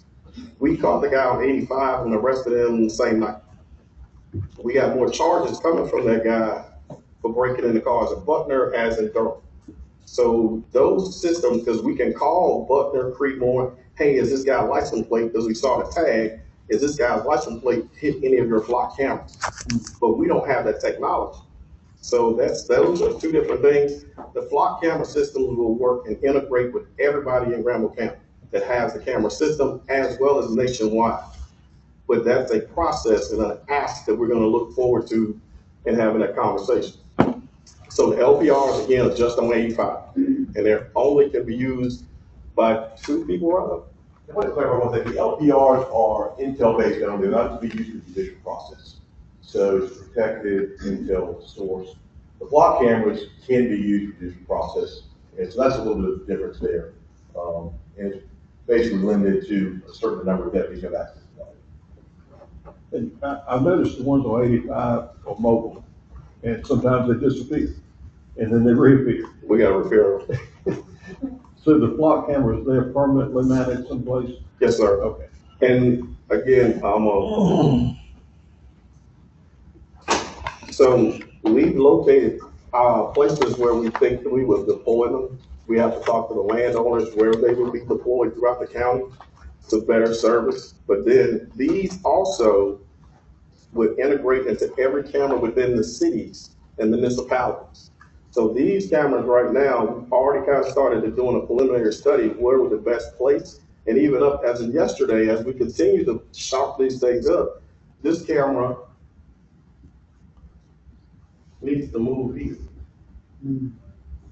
So we're continuing to refine everything we do, from our spending to resources that we're asking.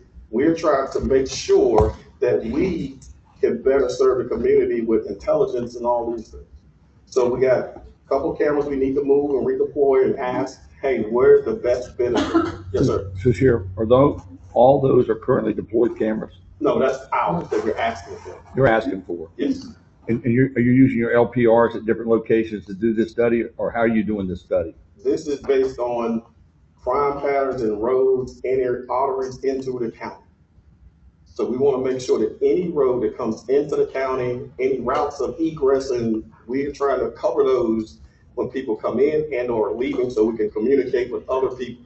So Henderson has flock cameras, Vance County has flock cameras, Person County has flock cameras, Durham County has a platform. So we're trying to make sure that we're not missing. And that's why we're the only department or agency, law enforcement in this county that don't have them. Does Franklin County have them? Yep. And they have LPR, they have them on their cars. So even with the graciousness of you guys approving us with the in-car cameras have the capability to have license plate readers in them also, but that comes at a higher cost.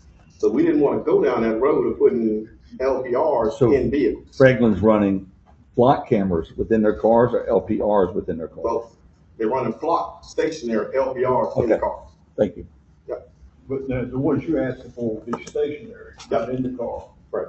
And would they fit within the right of way of the road? Yes. Okay. We have to have permission to put them in certain places. Okay. And that's some of the landowners, we have to talk to them based on relationships of where we want these cameras placed. But if they're in the right of ways, we talk to DOT, make sure we're in compliance with where they think they should be. And we will all work together to make sure that the platform is best suited for the community and for the intelligence that we will get from it. The policies will be in place to make sure that we follow policies about how they're used, just like our Divisional Criminal Intelligence Network, DCI, all those platforms. We would then make sure that we're in compliance based on those things.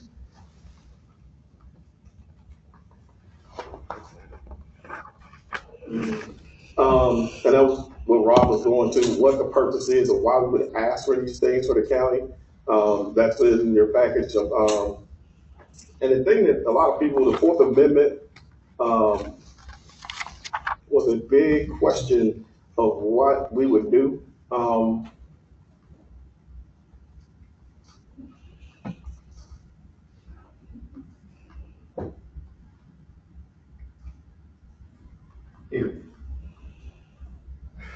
So when we started looking at the case that we would have to make sure we're in compliance with, this is where we kind of found our foundation of how flock cameras were used, how the policies were developed out of the laws that have been tested and tried.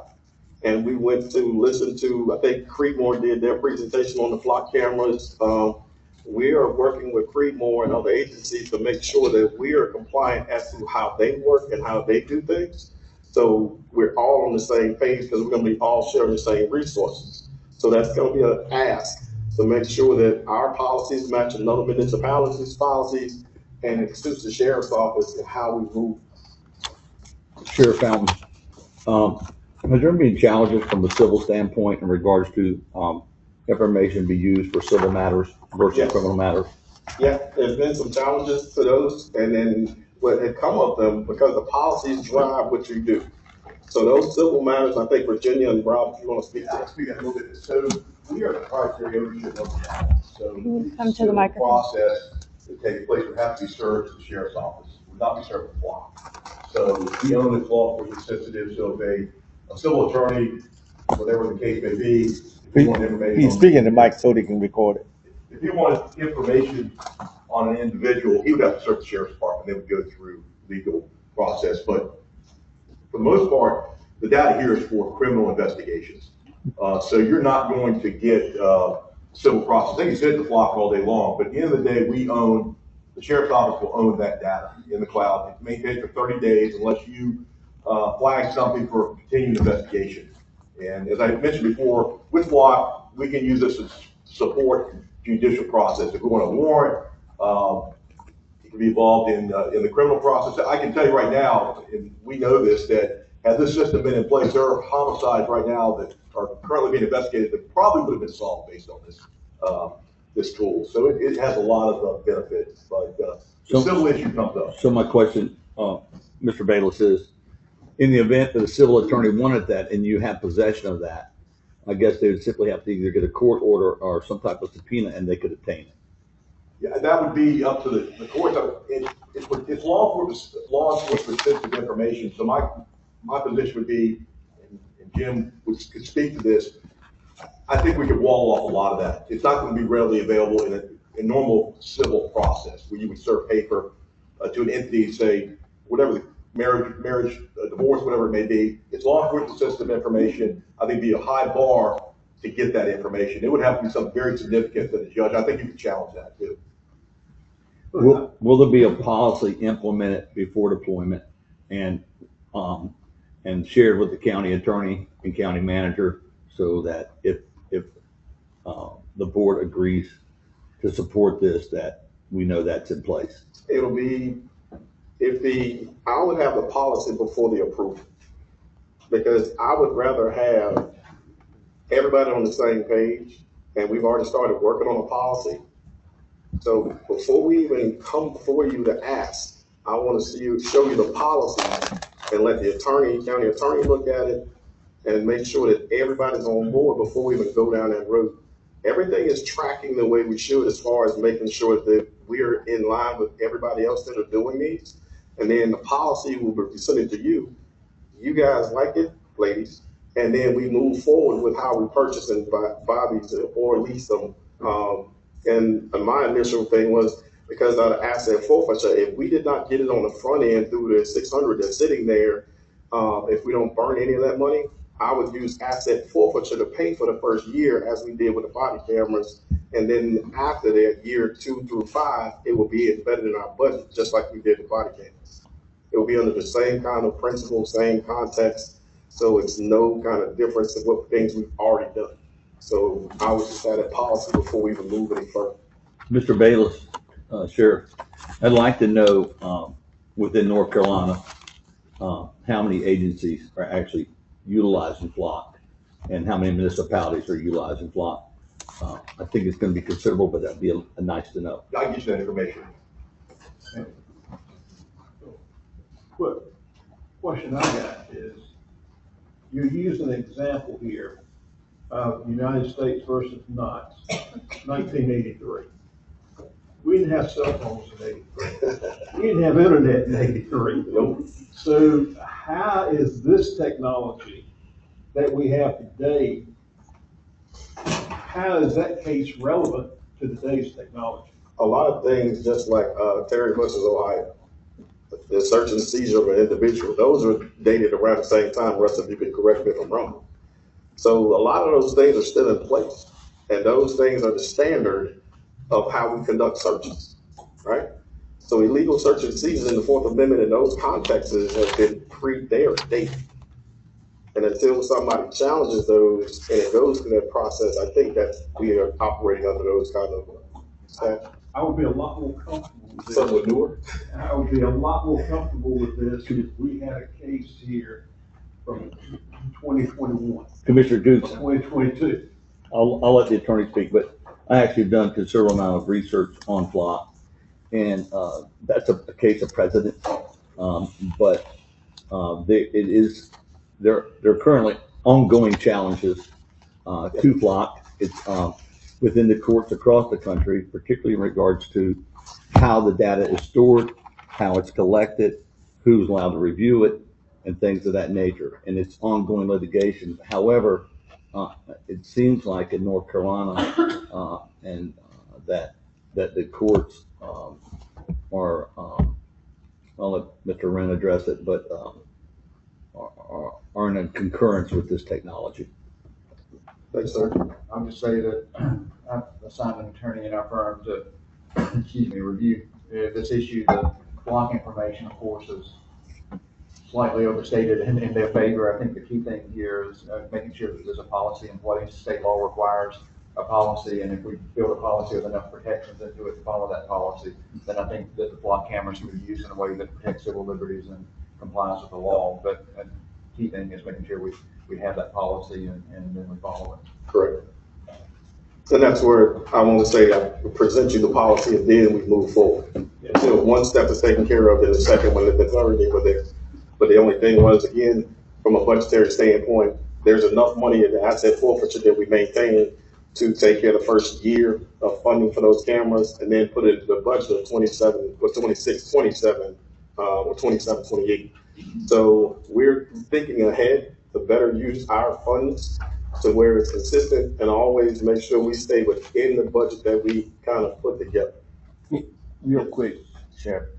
County Attorney, you're going to be involved with the policy throughout the whole process? Well, I think Rob is going to draft a policy and then send it to us, and then we'll review it. Okay. Is that accurate? Correct. That's correct. So, and that leads us, like I said, to the location placement of these things, and the access end user, because we kind of operate under the division DCI, Division of Criminal Information. So we can run your tags in DCI, CJ Leeds. We have systems that we can do certain things now, but an audit trail will tell you what you actually used and what you ran. And it has to be a justification in law enforcement specific of why you ran that tag. So if baby mama or a scorned husband or somebody, one of the deputies run somebody's tag, there has to be a law enforcement reason why you did it. And then audits, which will be in the policy, will also protect the agents and hold those accountable who misuse any of those things.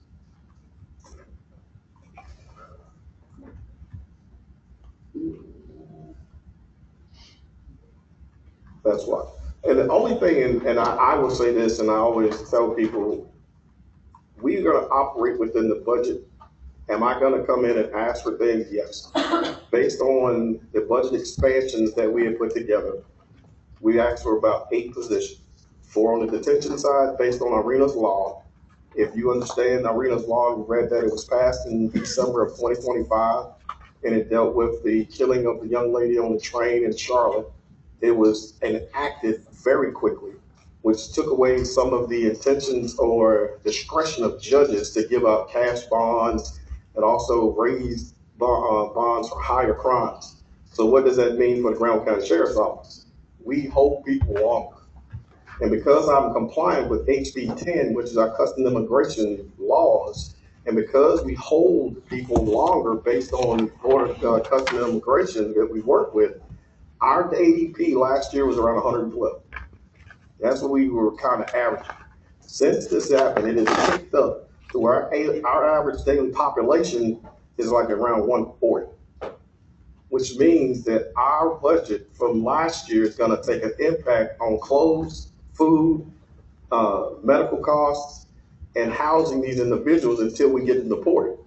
So those things are kind of challenging. So we'll see how those things impact us as we move forward through the rest of the year. Ms. Kim Jones is doing a lot of work with Jennifer to make sure that our bills are paid, the tracking of the juvenile expenses, all of those things, because we started working with juvenile justice a little closer and holding them accountable. We can't wait till the budget year is over to receive a bill like we did last year. We can't wait for those things. We need to have those things monthly. And where are we? Where are these bills at? Even medical bills. So we're washing those out or hot washing those things to make sure Southern Health Partners and everybody that's involved in our medical to ensure that our bills are being sent to us in a timely fashion from outside providers. Southern Health Partners is doing a phenomenal job in taking care of triaging our folks within the jail facility, not to send them out. So our medical costs should be bumping down as well. We cannot stop individuals from hurting themselves or something that happens within our facility, or we know, and I think we've just worked through a immediate custody death. Nothing nefarious happened. Our jail inspectors, SBI, all of those individuals came in, reviewed what we've done, and the cause of death had nothing to do with the custody, care, or welfare of the inmate. more residents. So we're gonna continue with certain things, they're gonna happen in the jail, right? When somebody brings us somebody that's drunk and we gotta put them in a situation to hold them and detain them, we book them in, and then something happens, we have to provide medical attention. These individuals we hold them for immigration and customs, we have to hold them based on the laws. So our federal inmate population, when we house those, the money we generate from canteen, the money we generate from housing other inmates, kind of try to help offset some of those things. Big caveat is FCC has changed the laws. Now we can't make money off of our tablets. So that's a problem that we're going to incur from a budget standpoint, because we were making money off inmates' uses of tablets that are in the correctional facility or the detention facility. So because the laws have changed, a lot of things are going to see impactful, but we're going to have to wait until we see those at the end of the year or closer to the middle of the year, how that's going to impact us. Yes, sir. So I just got a few questions here. Thank you for being here today. I was looking at your crime stats, and I didn't see any violent crimes. Were you focused on just property theft and breaking and enterings in this graph, or I didn't see any violent crimes, any of the traditional drug trafficking, drug offenses, homicides, assault, deadly weapon? Just wondering. So when Lieutenant Pulley started putting this together, he picked out the highest things that were more impactful. Things that weren't as high in the crime statistics, he left it out. So when we start, hopefully, we've not had anything, a homicide happen since Southern Court. Oh, really? 2 years ago, right? Stovall, yeah, that's happened, yeah, right. So those things, anything that happened before, I think he went to January 5th on that document that you guys are looking at. I think that happened around January the 9th. So we started pushing information, he didn't come back to it. So okay, just from a law enforcement perspective, it's kind of be helpful as to response needs and capabilities of the sheriff's office, if you know how you're trending toward those type of crimes as well. Are we maintaining any other county inmates? Yes. And how many from which county? Chief. We got about 3 from Edgecombe. The reason why we are. Well, I'm actually talking, Chief, about large numbers. No.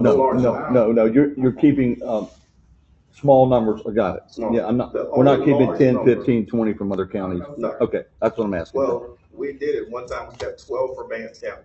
So when they shut down their jail and they were doing stuff, we kept Vance County Jail. We had 1 tier for them. The only large number that we keep are the federal inmates, right. And that usually stay between 7 and 10. Okay, and that's not a bad thing.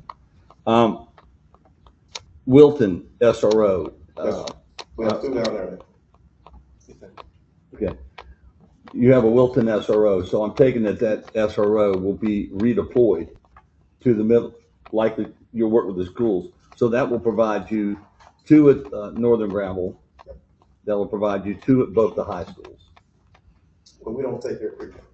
Yeah, but I mean, from an SR coverage, both South Granville High School has 2, and Granville Central. No, excuse me, go back. Oxford Webb has 2. Right. So I'm just wondering, for the additional SRO capability you were talking about, that hole's plugged through, unfortunately, the closure of the school. For the body, yes. Right. That's plugged though. So in your increase, you mentioned increase for school capabilities. That's for the tasers. The tasers for the school capabilities. Okay, so you're not asking for any additional of the four personnel, because when you were talking, I kind of heard that you were using resources there and taking away from your current resources to fill gaps there. Right. So are you doing that now? So you have the SRO there at Wilton, correct? Yes. So are you utilizing resources that are not accounted for at the schools now?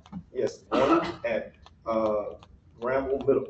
Okay. So I have 1 of our deputies from each division fill in as the second SRO at that school now redeployed. So when Wilton closes, Miss Ashley Black will transfer over to the middle school because she is the SRO at Wilton. Right, so that fills that whole plug. Yeah. The four positions that we're speaking of are 4 deputies for patrol, 1 for each one of our patrol divisions. And what's your current staffing on patrol?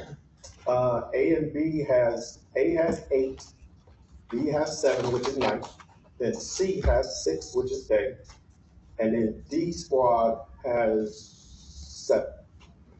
And so it's 2 in the south, 2 in the right, middle, 2 right. in the middle. And then you have supervision, and which are the lieutenants. Yes. Okay.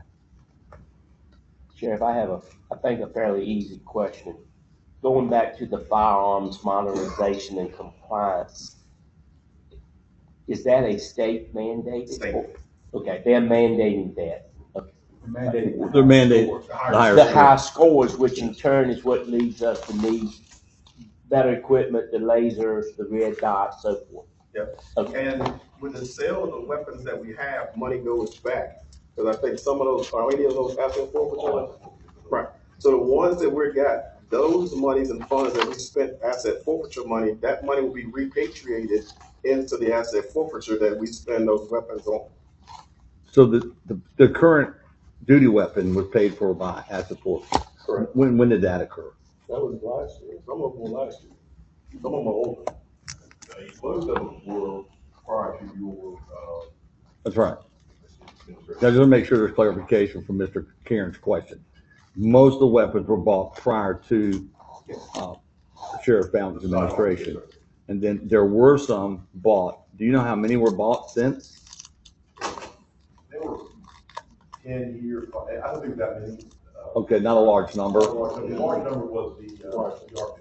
Yeah, the rifles, the AR-15. Yeah, I think what you had is you had a percentage brought forth for your SRT. Is that the ones you're talking about for the handgun? Yes, sir. The additional ones that are, and I guess that some of those are rotated now to the field. So the SRT guys got optics on theirs now, most of them. We've got 12 of those guys ready to go. So their weapon systems, we just paid for 10 out of asset forfeiture money, correct? Yes. Yeah, so we paid for 10 out of asset forfeiture money. So then patrol is the next step, that we will get these and it goes down from there. And some of the people like the patrol units, and just like our vehicle assets, and thank you for the vehicle assets that we have. Patrol gets the first tranche of any new vehicles, and then everybody else, we transition those vehicles down to SROs, civil, the people that don't actually respond a lot to calls. That's where we kind of prioritize vehicles. It's for SROs and response guys.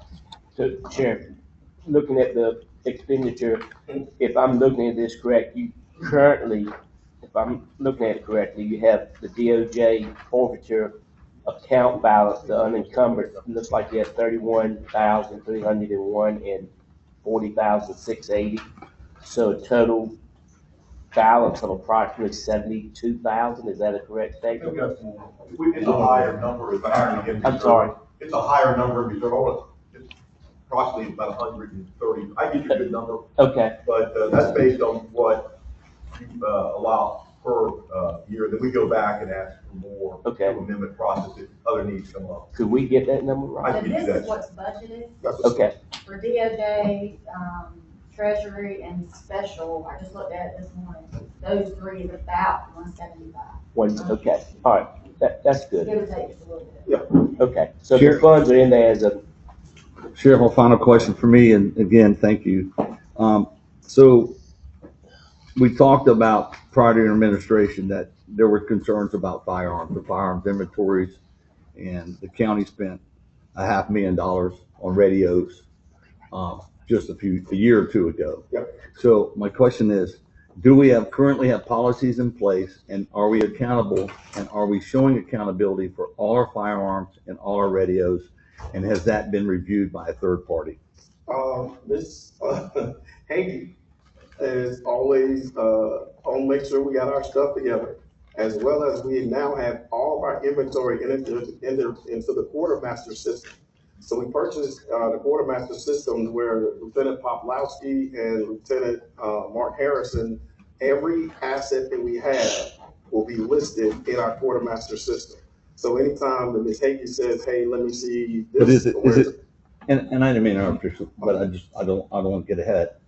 Is it currently listed? I mean, you said it's going to be listed. No, it's currently listed. Most are, everything. All the assets are accounted for, and all the radios accounted for, all the firearms accounted for, because we don't want to go back there. We're not going back. Yes, everything is accounted for. I think I have a meeting coming up with the county attorney and Ms. Hagee in reference to our assets, to what we have, where those things are. Good. That's great. Last I checked was October 31st, but we didn't have a policy at that point.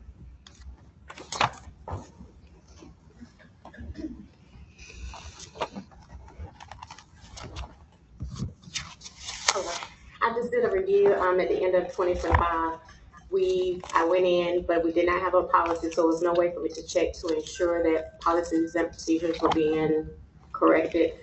I didn't have access to the listings of the firearms or the radios. So I had to close that report out with limitations because I didn't have a policy or I didn't have any serial numbers to go and pull a sample from to review. So as of right now, I don't have anything for you. So you haven't been given access since then? No, that report has been closed with no response. Okay. From the sheriff's office. Right. Thanks. Thank you. And so that's why the follow-up meeting is with Ms. Hagee and with the county attorney, because there was a concern of people personally knowing what person had what gun, where they are.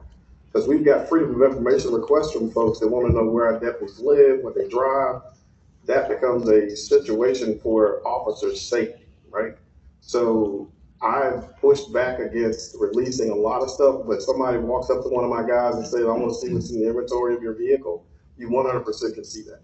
You 100% can see the fact that Poplowski and Lieutenant Harrison we do inspections once a month of every vehicle, every piece of equipment in your vehicle and what's assigned to you. Even to the clothes that you're assigned are part of your TO. So we've gone down the process almost like when we're in the military of, hey, everything that you're assigned, Poplowski knows where your stuff is at. And we're still shaping that, we're still getting the policies, but as far as the tracking of our equipment and the issues and purchases, one from a fiscal responsibility, Ms. Emma knows everything that we spend and we buy, and then Poplowski and Mark Harrison and Scott Smith are all working together to put that information into our quartermaster system. So just for clarification, currently we don't have a policy on tracking of assets. You're working on it. You're working on it. Working on it. Yep. And has Ms. Hagee been able to do a serial number review? I don't think we've done that. I think the only reviews we've done are radios and vehicle assets. And Jason, if you could chime in, we have a listing of every radio that's assigned to the sheriff's office, correct? Yes, I hold the list. It's February. I should be going around doing the re-up for the year. Okay. So from my perspective is, I just want to make sure from the county standpoint, those are two major purchases. The sheriff's aware of those purchases and significance of purchase, and the prior to his arrival, we just didn't really know what we did or didn't have in some regards for a number of reasons. So that's why I asked those questions. Right. Sheriff, switching gears a little bit, you mentioned immigration several times as bringing in assets from the detention center and such. How many people do you currently have in the detention center on retainer for immigration? I think we got rid of the last one Sunday. But every time somebody is undocumented and is arrested and brought to the jail, we run their fingerprints through an IAQ and we send it to immigration. Okay. So if you're undocumented, we send it to immigration. They tell us either to hold them or release them. And once they have made it to where they can bond out, then immigration will say, we'll pick them up in 2 days. And we work with them to make sure that we're compliant with HB 10, which is the House bill that requires sheriffs to work with Customs and Immigration. So you currently have 0. Yep. How many have you had in the last year? About 25. I would say at least 20. And how long were they in the detention center? It depends on the Average. adjudication of cases. So like the lady that we just did Sunday, she had been there for 11 months. Yes, sir. She had been there for 11 months.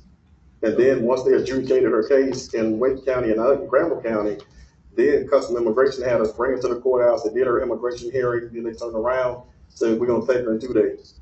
And then they had 2 days to come get her, or she was going to be released. So was this a federal, were you getting money from the feds on this? No. You were not? No. Okay. Is there any way you can go back and get the feds to reimburse? Because they're going to use the system to where if they have a local charge, yeah, they're going to let you keep that person on that local charge until which time they're bond or adjudicated. Then that's that 48-hour window when you tell them, hey, this person's case has been adjudicated or they've made bond, and then we get the notification that the detainer is sent then, and then they got 48 hours to say, hey, sheriff, hold that person for 48 hours, we come to get them. So technically this woman was held for a number of months defending the case before it became, and they just kind of leaned on you a little bit. Oh, they know. They knew, because once we ran her fingerprints, they knew she was there. Yeah. So they were just leaned waiting on you to house her until. Yep. And with the biggest thing is the impact is Irina's law. When the magistrates had to take cashless bond away and things like that, that's when you saw every sheriff pop. All of those things started to spike a little bit because of the bonds got increased and people stay in pretrial or waiting bonding. So our ADP went from around 112. Recently, we're around 130 to 140. I think yesterday we had 135. So we're staying around 20 extra bodies now after the law changed in December. Will you take that into account when you're doing your budget? Yes, sir. Okay. Thank you. Question? Just want to, Mr. Chairman, I just want to say, one thing Mr. Bailey said on the flock cameras, that with it, we probably solve the homicide. That in my mind makes all the work worthwhile. We can make that kind of say. I also want to just say, in conversations that we're hearing by our school superintendent, I really appreciate all the work that we've had with the school people and making our schools the way that you can make them. And also, your obvious desire to work with our other units of law enforcement, these municipalities and graduate brothers around the county. So, Thank you. appreciate all these. And we do have a couple of things that are projected to come. We went down to Hope County, and I think I have a meeting with Jason at the end of the month and Adam McConnell. Hope County has a co-responder model, EMTs embedded into the sheriff's office. So right now I have one of my deputies going to his EMT school. I have 3 already certified as EMTs. So what we're gonna do is put those devices, and the hope is to work with the hospital, Jason, to have deputy EMTs that can show up before ambulances get there to provide care and life-saving and sustaining measures to our residents. The only thing that they won't be able to do is anything involving an injection or a needle. Everything else will be on board on the vehicles that we already have identified that we're gonna put the equipment in to basically have EMTs embedded in the sheriff's office and work through. The other model that we're working on is an approach with care through mental health and social services for autistic children, dementia patients, and we will put stickers on vehicles as well as in homes to make deputies aware that people we're approaching may have some special needs. Mm-hmm. Sheriff, along those lines, unfortunately, probably about 4 or 5 months ago, I witnessed a 1050 PI, pretty serious event. And it's unfortunately the strip of Highway 56 I live on seems to have a lot of 1050 PIs. And often I see the volunteers directing traffic or I see civilians directing traffic.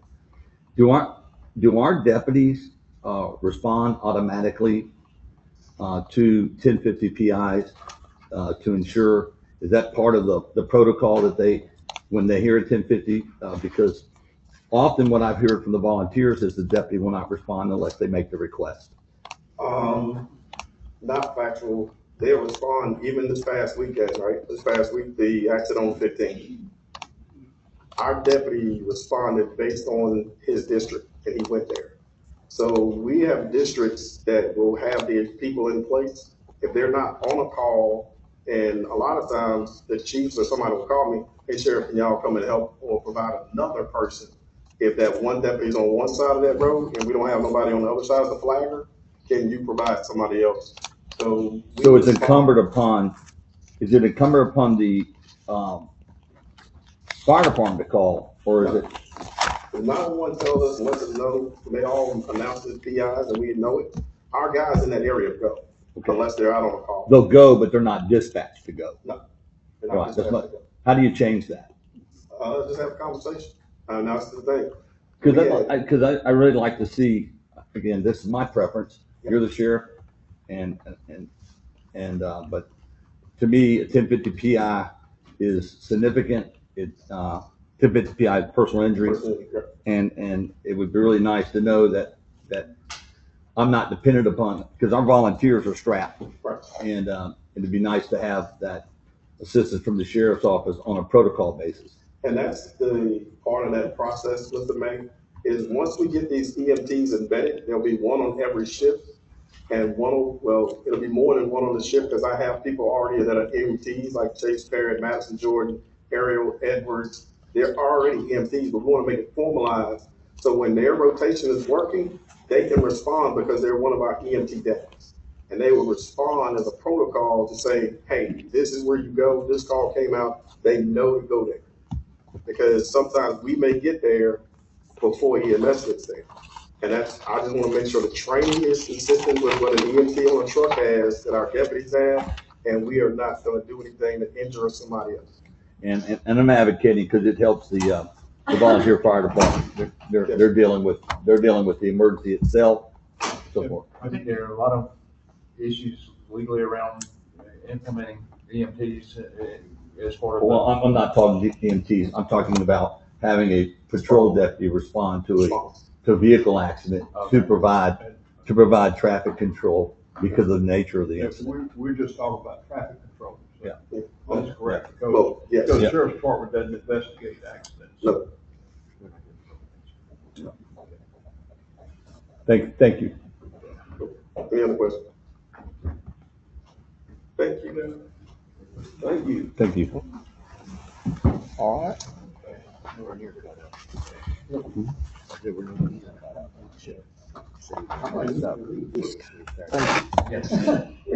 Develop the service.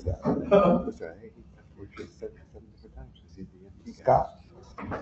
Yes, Scott, go later. Do the Davenport folks? Mr. Chair, if the folks from Oakley Collier are ready, I think we would like to flip them, get them through their presentation, and we'll follow them then with the development services update. Okay then. Are you all ready? Great.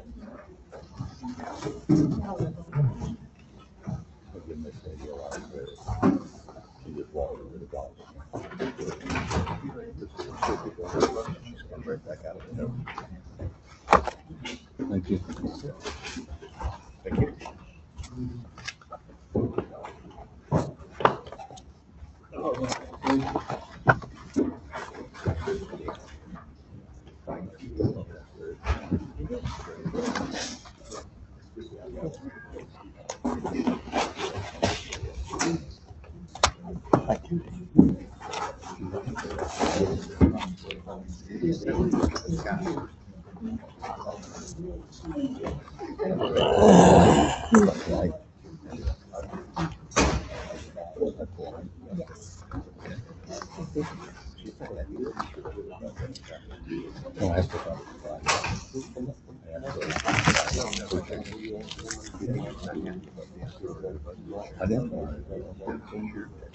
Good morning, everyone. Good morning. Already. I will jump right in. I'm Ann Collier with Oakley Collier Architects. And our team that's been working on your project is Tim Oakley, is our business partner, and Rebecca Linker. So we have done a big process for you. It's been a lot of fun, a lot of information, so I'll share a high-level overview today and then turn the floor over to you for any questions that you may have. So this is our team. So we have been working for the last several months on the space planning assessment and master plan development for the county. The project objectives that we have were to assess about 10 of your buildings that included 19 departments. I believe it's 19 departments. So they were some in leased spaces. We did not do building assessments since they were leased space, but we did a departmental assessment for those.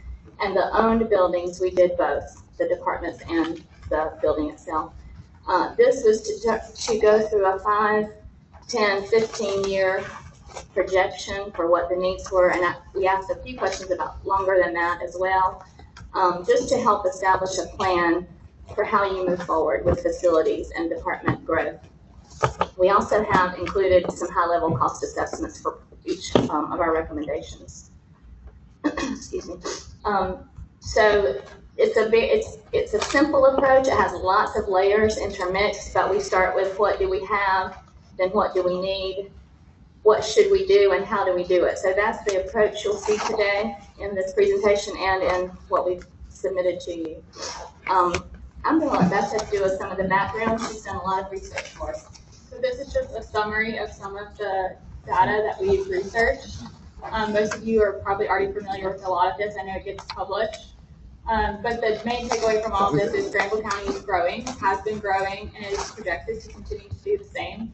So the data on the left is just historical census data, and all the data on the right comes from the Office of State Budget and Management, and it's their 2020 to 2060 projection. So this is just the summary that we went over 10 buildings, about 19 departments, and a total of around 104,000 square feet. The chart on the right is just a breakdown of the square footage existing per department.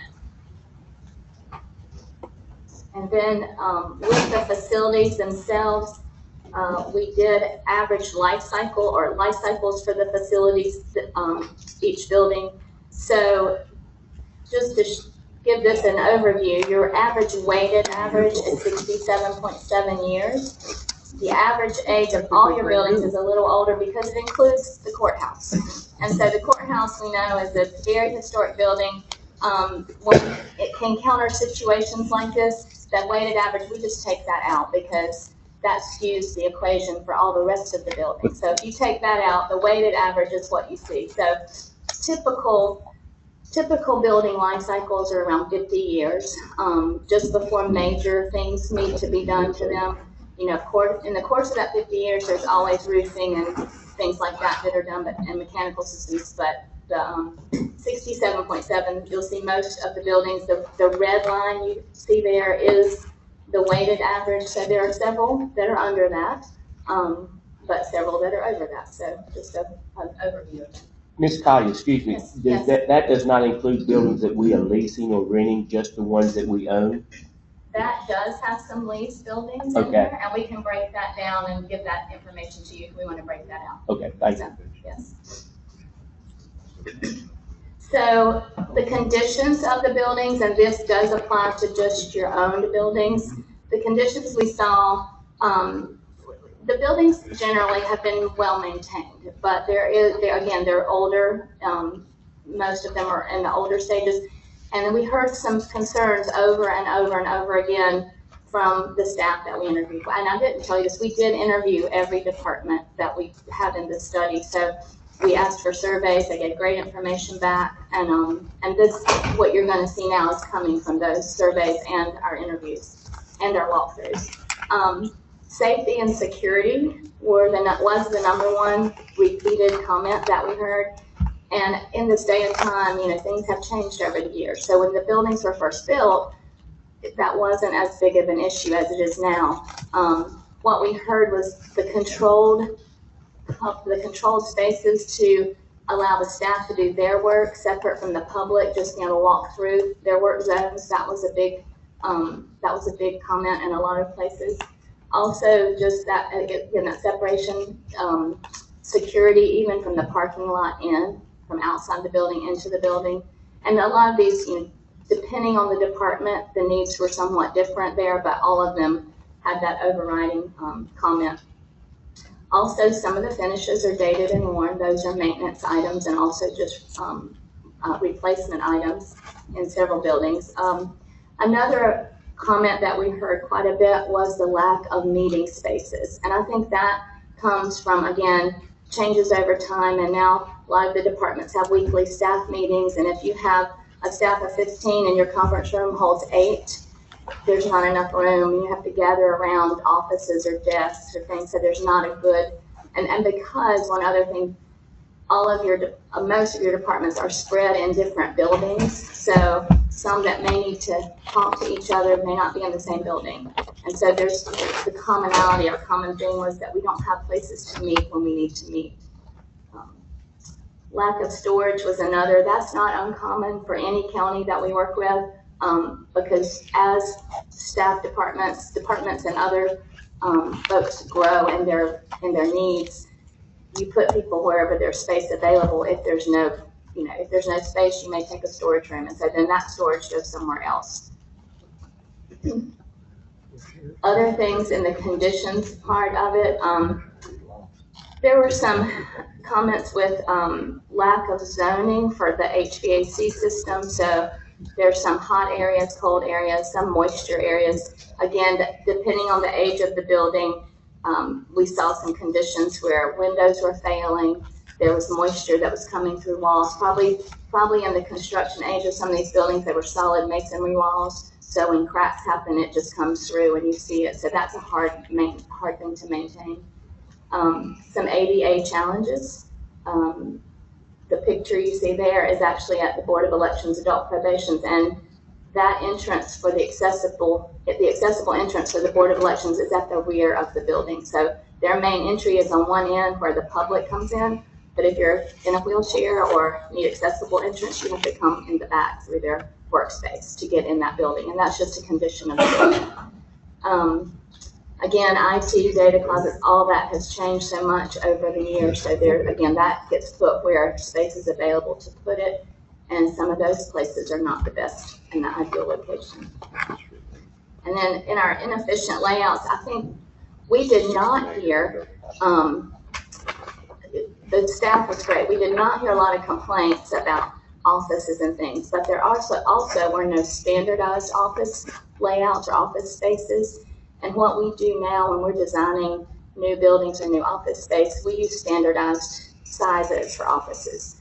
Department heads, get an office of a certain size, supervisors are a certain size, the general staff are certain sizes, and that just keeps everything more flexible and you can move people around. So there's no standardized office spaces within your buildings either. So this slide starts with what Becca showed you earlier. What did you have?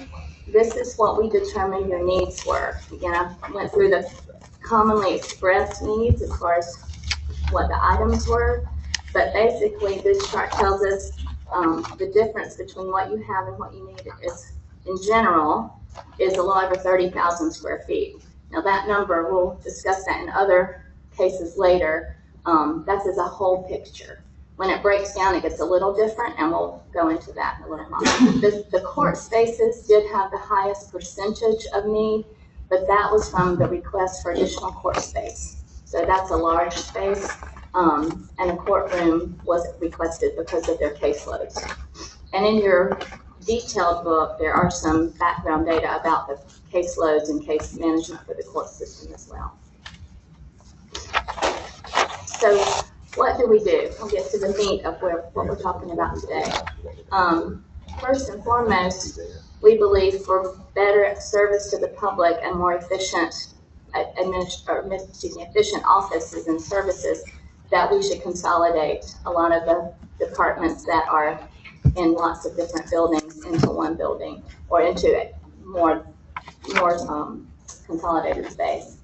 That would involve new construction, renovations, potential property acquisition. That would be up to you all, but depending on what that looks like in the end.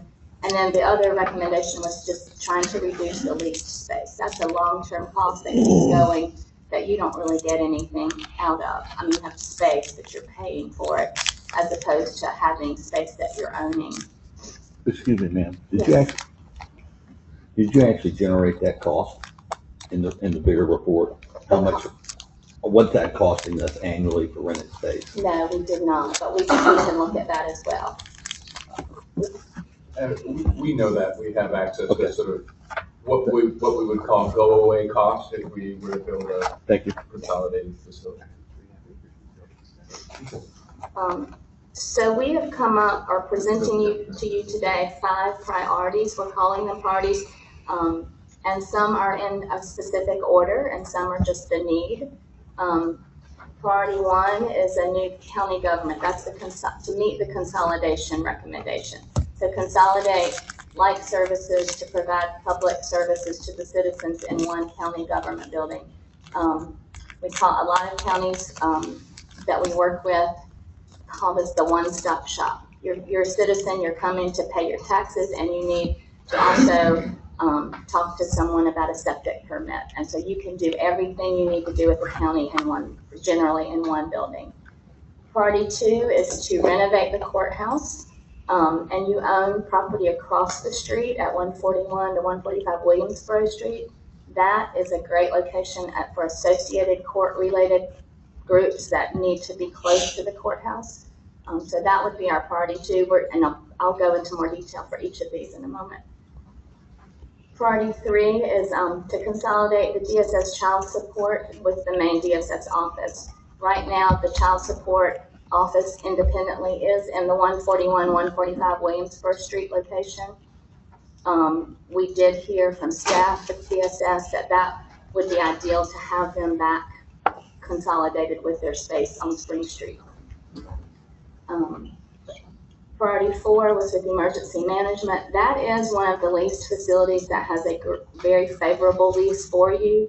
So one of the bigger needs we saw there was outside storage for equipment, because there is a lot of valuable equipment on that site that is stored in the environment, in the open environments, which deteriorates that equipment sooner.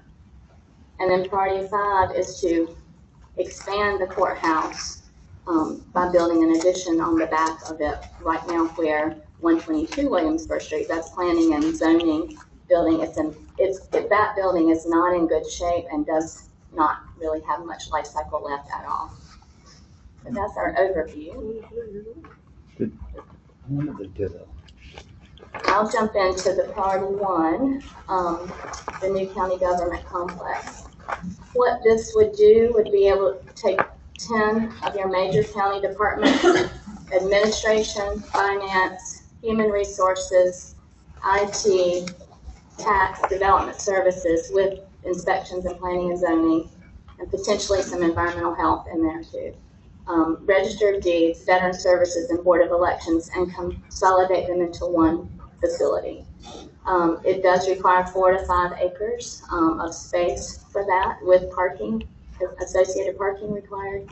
And we are estimating that square footage to be about 68,000 square feet. And that is gross square foot. So that is spaces plus all the amenities that go with it. Excuse me, the 5 acres, you're including the parking along with 5 acres, or No. 5 acres plus parking? The parking is included in the 5 acres, yes. And it could be a little less. It would depend on the property and the lay of the land. So That's for everything that you just named and parking space too. yes. Is that based on a 1-story or 2-story? It is both. No, it is based on raw square footage. So it could be in 2 stories. So you could have a smaller footprint with a 2-story space, which is probably what we would see actually. So again, the park, and again, it's 4 to 5 acres. So if we did a 2-story, it may be less, but worst case scenario. I'm sorry, I'm confusing. You're doing a space analysis, not a construction analysis, so I'll try to ask the right questions. No, I understand. So the one thing I don't mention in the departments was also this includes space for a new commissioner's chambers. So I know you meet here, and we talked about, and I've been in those meetings, we talked about some of those needs and how that works. So that 68,000 does include new shared flexible meeting space along with commissioners, meeting room and support spaces for that.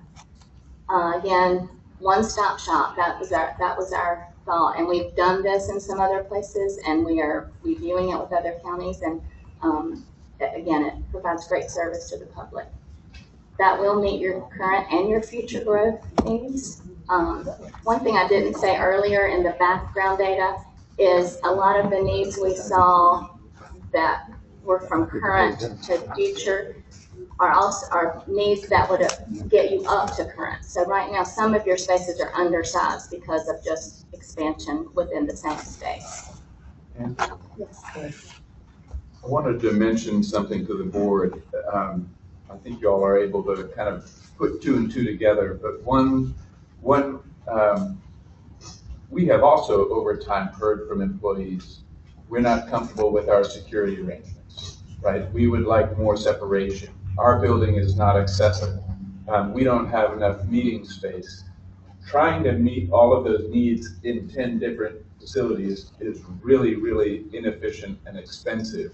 If you think about a single county complex, right, there can be more meeting space, but shared meeting space that anybody can use when they need it. Same for staff support space. Same for kind of, you can kind of make it all ADA compliant.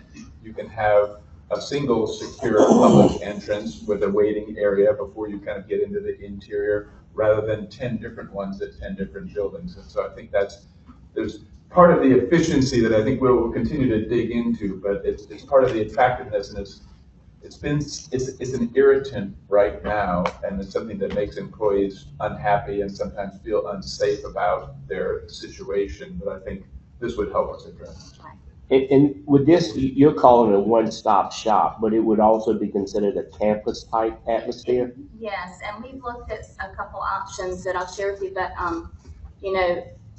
designed properly, it could start with this building and then provide room for growth of other facilities that may need to come and be added to that campus at a later date. So there's a lot of options there.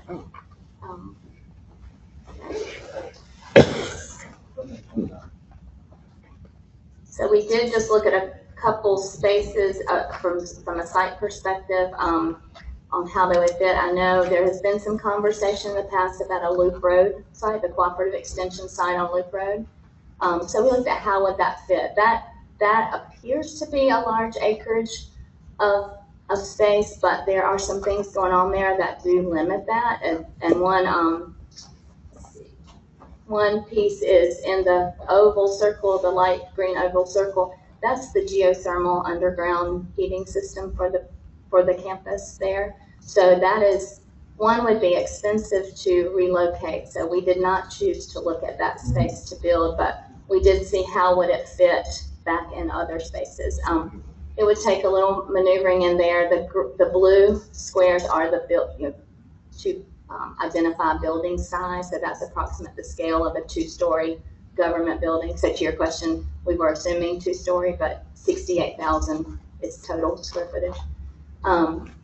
And then the darker squares, or the darker spaces show parking. So that's one option.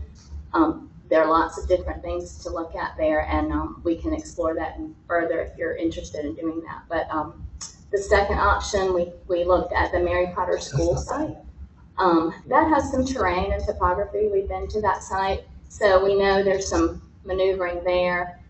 We have done some more exploring on that. So I think that would create more of the campus facility, that, thinking about that location and be able to demolish that existing building and put a new building up. You could create much more of a campus scenario there.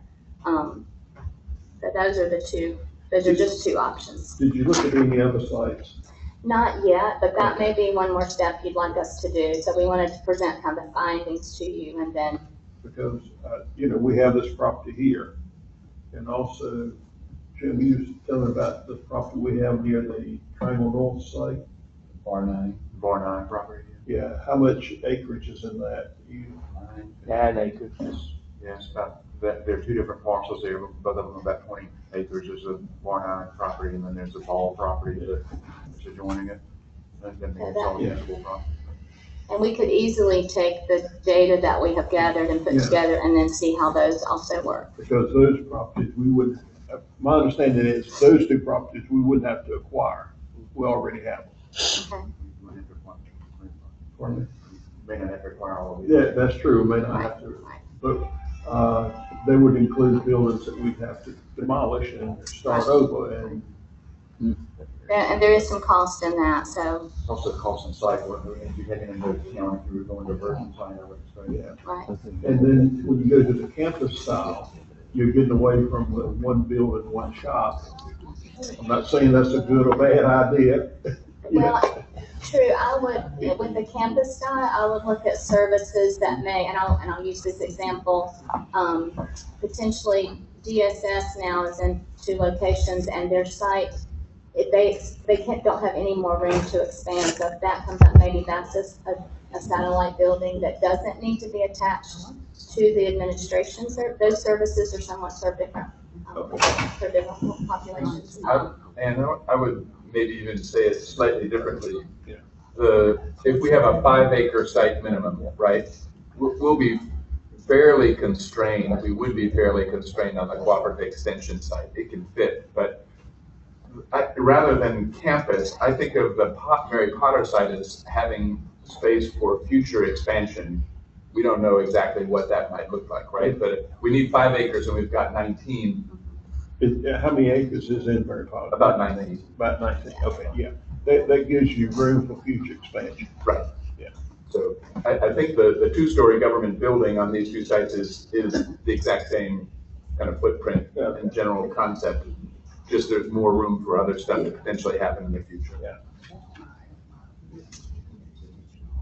So, Can you put a 2-story building? Can you put a 2-story building on either one of those sites? yes. So any other questions? And I'll move on. We did a cost analysis of just a high level again, 68,200 based on site development and shared facility. This again is a new site, so that and the cost for construction then is about $4 million plus furniture is right at $35 million for construction and furnishing the building. If you add in the other soft costs, we could do contingency fees, any kind of number of surveys, things like that that are over and above construction, it comes up to about $40 million. So that's just, again, high level, does not include land costs. So that's the one thing that's not in this, because that's a big, big unknown. Any other questions on priority 1? Again, and I will say, we recommend this as priority 1 because of the scattered locations of the county departments. So we think that will give you the best or the most efficient, most bang for the money up front. And then that will solve a lot of your problems with leased facilities and scattered services with one project. So that's why we said priority 1. Can I ask one question? You made a comment about the Mary Potter campus, something about terrain or whatnot. I want to make sure. What were your concerns about that? So, there's a low area at the back, at the side, right side property line. It's very big creek, big ditch. So there has already been some elevation on that site for the buildings there. So we would need to make sure we would know more with surveying and things like that, but we would need to make sure we're not gonna build in an area that's in a flood. So it could potentially have some elevation required for it. The location we show the building is on their back property, that's the flat area, but it would be need probably to be elevated. We just don't know exactly how high right now. So I'll go to priority 2. This that deals with court spaces, because that was a big concern we heard too, and associated court spaces. And so what we propose here is first renovation, and think about this, we pulled the Register of Deeds out of the courthouse with priority one. So the Register of Deeds is no longer in the courthouse, so that allows for some expansion within the walls of the courthouse itself. The clerk of court, the district attorney's office inside the courthouse is all scattered as well. So we would love to consolidate them into one space. They could potentially move into the Register of Deeds and have, they would definitely have more space than they have now, and we accommodate some of their expansion. And then the judges and judicial staff could potentially take over some separated area back where the DA's office is, because it is very open and public. And again, when the courthouse was built, it was just open. And so there are a lot of places that the public can go in the courthouse that maybe they would not be able to go in a modern day courthouse. And things that we saw also, holding cells for the inmates or for the folks that are on trial in courts are directly across from judges' offices. That's, regardless of safety, that's not a great position to be in when you're trying a case with someone across the hall from you, because you don't like that interaction between what you're supposed to be as a judge, supposed to be overseeing fairly impartially, is not good when you can interact with that person and not intend to. So there are several things like that we would want to do in the courthouse. It is would not be exterior. We would accommodate anything that needed to be done from a physical standpoint, HVAC, moisture, any of those types of things. But I don't see us doing anything to the outside as being changing the courthouse because of the historic nature of it. It's the 24,800 square foot, so we affect that much square footage. That does not include courtrooms. So the courthouse is larger than that with the courtrooms, but we would anticipate we don't really do a lot in the courtrooms themselves with this expansion. And it does allow, with some renovation area not related to courtrooms, we can phase, going to a construction part of it, we can phase that work and so that court stays in session, because that's another important thing in this scenario. And here's the existing plan divided by space. You'll see the color coding. It just talks about the different areas of the courtroom. Again, I think total, we're about 31,000 square feet total for the courthouse. And just the nature of construction down in the plan on your far left facing, all that black area is underground. So that's in the basement area, it's not available for use. The second half of the priority 2 is the space directly across the street, renovation of the 141 to 145 Williamsboro street spaces. Again, in those spaces with priority 1 happening, tax, veteran services, IT, and the internal auditor move out. That opens up a lot of that building for some swing space and for consolidation of court-supported departments. DSS child support would stay in this location for this period of time because they are in place. We address them a little later. And then the government agencies that we look at most closely related to court are the juvenile justice system, guardian ad litem, adult probation, and potentially a future public defender's office. We work with a lot of counties doing court-related buildings, and so that's one thing we hear over and over, that public defender, when we get it, has to have space just like we provide for district attorney. So that's a great place for that type of office. Yes? Sorry, one quick comment. I think that kind of future footprint also has, if the old jail goes away and there's some old buildings back behind, From Washington Street is behind it, those are two buildings behind it. Right. But you had the museum there at the side of the. That's true on the side of the courthouse, the museum. So there are a number of other kind of footprints and spaces that could potentially be available as well.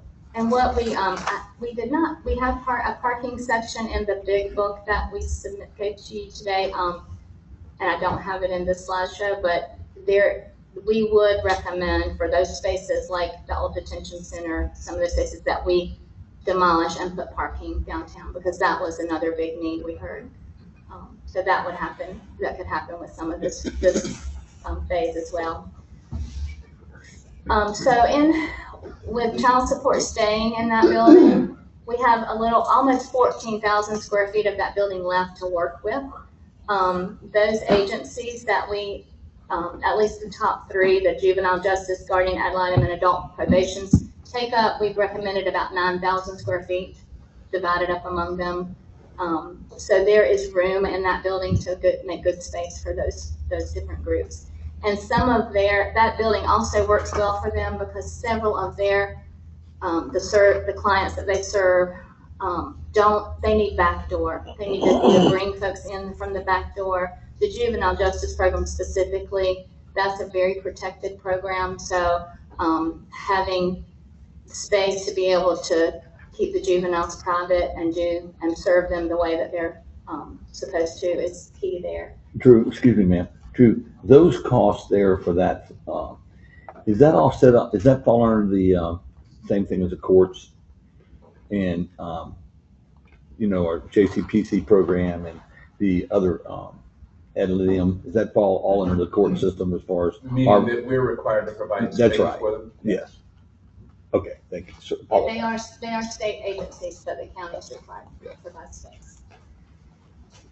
Okay, so they're also with any extra space that can be used for the county as swing space. So suppose there's a department that we're not moving that it does need growth that can also be used, or child support as it grows could be expanded in that temporarily.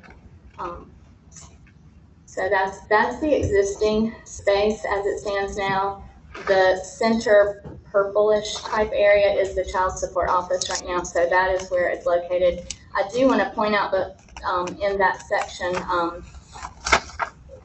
for us, I believe when they moved into that section, they just moved in. And so the spaces as they're laid out now are not the way child support spaces, what they typically do and how they work are needed. Like most of their department was found to be in cubicles, and they all have it. So that's some inefficient space. We were actually able, with the child support, to reduce the amount of square footage needed by being a more efficient layout from scratch. Even with potential growth in staff. Yes, even with growth in staff. So the cost assigned, high level cost for this priority 2, for construction cost is what, $8.4 million, $8,465,000. With the soft cost, it comes to about 9.7. Again, for budgeting purposes, we look at the project cost total. And that's just with demolition. That does include demolition, some interior demolition, and then rehab of some of the interior spaces for both buildings. You can see the breakdown between the 141 Williamsboro and the courthouse in the first 2 lines. And then that brings me to priority 3, which is the child support. So again, as the ideal is to have them consolidated back with DSSS. And we looked at different options through this process of, DSS, if it were to relocate, it's just been renovated recently, so that there's some expense there that we want to take advantage of for a while. So our option, instead of relocating them completely, I think that's still long-term a good solution down the road, but was to create some space on the end of the building for child support. Again, we are anticipating just 2,400 square feet needed for that, all in. They're a little bit more than that right now. And I'm talking a gross number. Their net number is a little more than that right now. So this just depicts where we would anticipate. We have been to this site as well. There's room on the end of the building. It would also be able to provide a secure and backdoor entrance for child support. There are a lot of times that group needs to come and go after hours, or bring children in at night, have a secure place for them to stay overnight. It could be, and it can shift along there. There's some space there to do that. So it would provide the right amount of square footage is there to do this. The one negative about this is we would not be able to provide any additional parking on that site. That site is full with parking. And again, this is what I was mentioning to you earlier, their existing space in the 141, 145 Williamsboro is very inefficiently laid out for the tasks that they do. They have a group within that task that typical offices would work for them very well. And then again, this is no separation. This goes back to some of those early comments. This is a building that has little separation between staff and the public, so there's no stop for the public to be able to walk right back into the back hallway.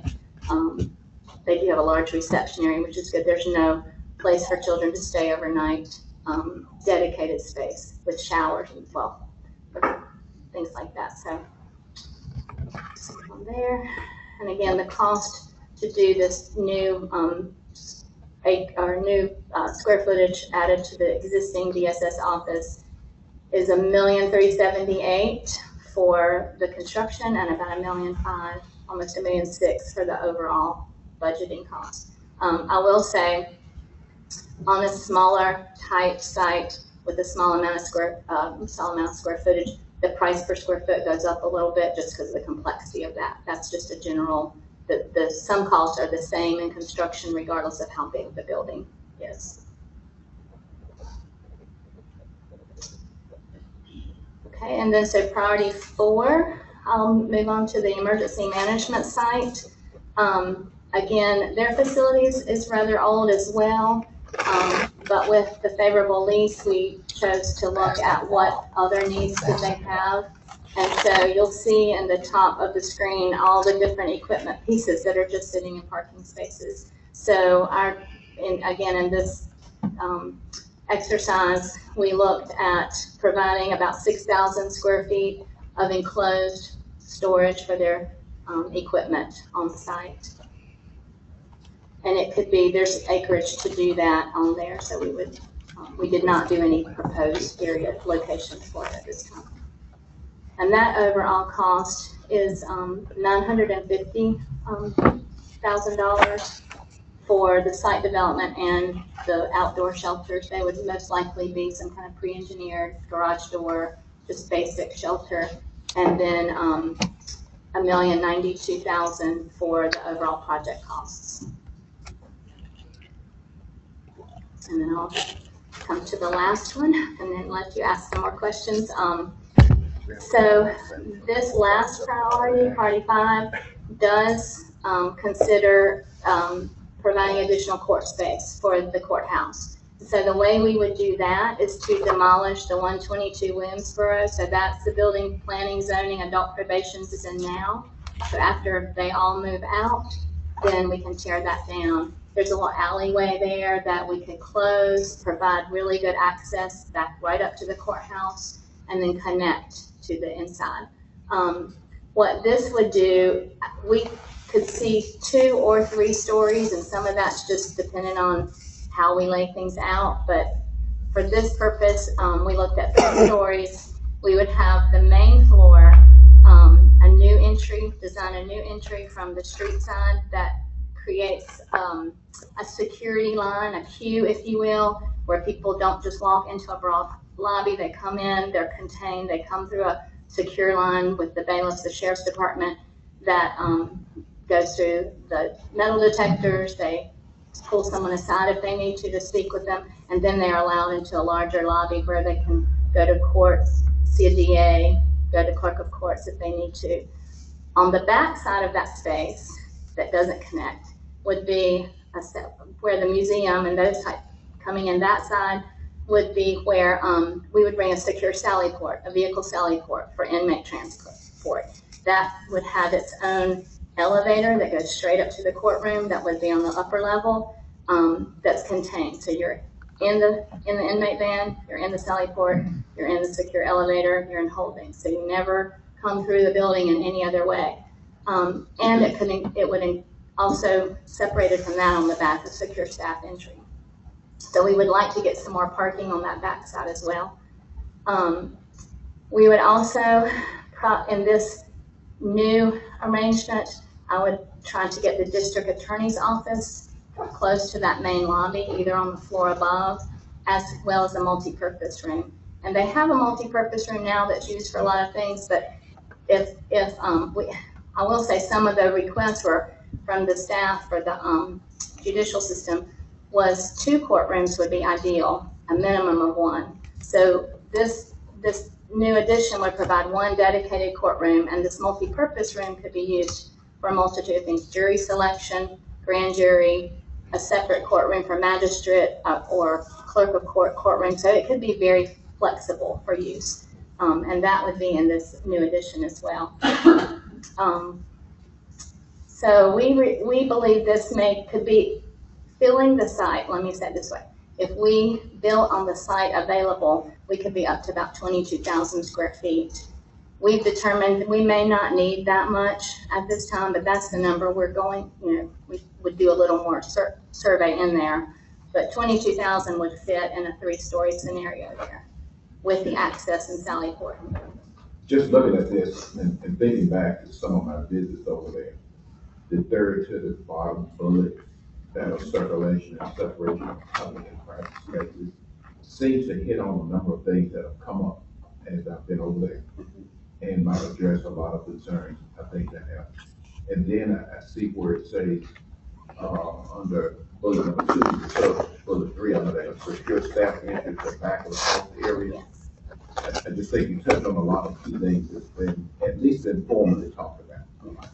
So in our experience with designing courthouses, the ideal is to have the clerk, the judges, suites, and all of that access to the back of house for the courtrooms. The jury, when the jury comes in and they're seated in their jury box, they go back of house to their jury deliberation rooms. There are some meeting spaces back there as needed. The judges' suites could be back there. And so when they come in the back entry with the Sallyport, they can go directly up to that area too and never come through the public lobby. And I've had judges tell me, there was one common restroom in a fairly new courthouse, actually, not too far away, that they are in the restroom and there's the witness that was just on the stand in the stall. So they said that gets to be kind of dicey because that can be some confidentiality issues. Also, the clerk is responsible for storing evidence for trial. So that evidence storage and handling that to the courtroom is also a back of house item. So it does include a lot of good things. Ma'am, when you do these studies, are you studying what we need now versus what we're going to need 10 years from now? Yes. So how far do you kind of project and I'm sure there's some kind of science to it, a calculation. I just want to make sure that let's say hypothetically we were to tackle a number of these over the next few years, that when we're building, we're going to be building something that's going to be 20-year, 30-year. So thank you for that. So when we studied and when we projected for these square footages, it was to the 20-year mark. Okay. So that's one thing. The priorities in establishing those, sometimes you may have bigger needs, but a priority has to happen first to allow for the next one to come in. So there's some of both of that going on in this. So we do need to consolidate a lot of things to be able to open space up to do the next step, like some of these courtroom pieces. Kind of a domino effect. It is. So and we're just presenting in the way we think that works in a logical phasing. You all can you all know the county, or we've learned a lot about the county, but you all know it far better than we do. So there may be some things too that you could add to that conversation about how. I know this is down the road, but as you're doing the square footage, all judges' chambers will have their own restrooms and okay. We had actually judges' suites are what we look at, and so the judge's office, an admin person, some space, copy space, workspace, and then restroom internal to that. And we like to share, 2 judges and share kind of the same space on 2 ends. So we've got some very good plan layouts that we would bring. And just to kind of reinforce, priority 2, right, is more of a short-term strategy for creating more space for court-related functions. This is priority 5, mostly in the sense that it'll take a little longer to kind of figure out how well the space across the street helps us also to get the polka dot building down and do site prep and planning and all of that. So it'll take longer to execute. And in the larger book, the bound book, there are timelines in each of these where it's 0 to 5 years, 5 to 10 years, 7 to 10. So there are some timelines in there we've estimated, thinking about what happens first and then how you filter in the rest of it. So, so this is what, from a plans perspective, this is what I was mentioning earlier, just on where things may go. And again, we assumed a 3-story. The levels in the existing courthouse are a little off from the back addition that was done after the main courthouse, and so we want to make sure we're tying into that properly. But you have plenty of space to do what the needs are. And then as an overall cost, we look at construction being a little over $10 million, between 10 and $11 million to do the demolition, the new development for the site, putting the building on the site, the addition itself, furniture, and then about $12.2 million for the overall project budget. And then, so wrapping it all up with the bow, these are all 5 priorities, 1 through 5, and then the total for all costs, I think is probably the most important thing, the $65,439,600 if all of them. So you could do them all at once if you choose, but we know that's county money, so we want to provide it in these options. And I'll be happy to answer any questions this time. Yes, I can. Yeah, should leave it up there anyway. One thing while Commissioner Cozart is thinking, this I think gets us to a point where we can put 2 things together in a really helpful way. You all will remember that we spent a lot of time working on a capital sort of financial model. So we can plug in different projects of different magnitudes with different timelines and see how new debt service, retired debt service, new funding needs, right, can all fit together, and we can move things around pretty easily to see what is possible to do when. And I will say, we did project these out for 12 months, cost-wise.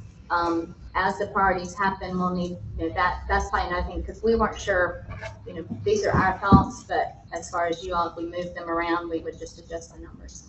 Ms. Colley, I believe you made the comment earlier, this does not include any land costs? No land costs. So, and we would be happy to look at other properties. That was one thing we discussed internally, that, if that's something we need to do for you, we are more than happy to do that and explore some other things. Okay. Anyone else have any questions?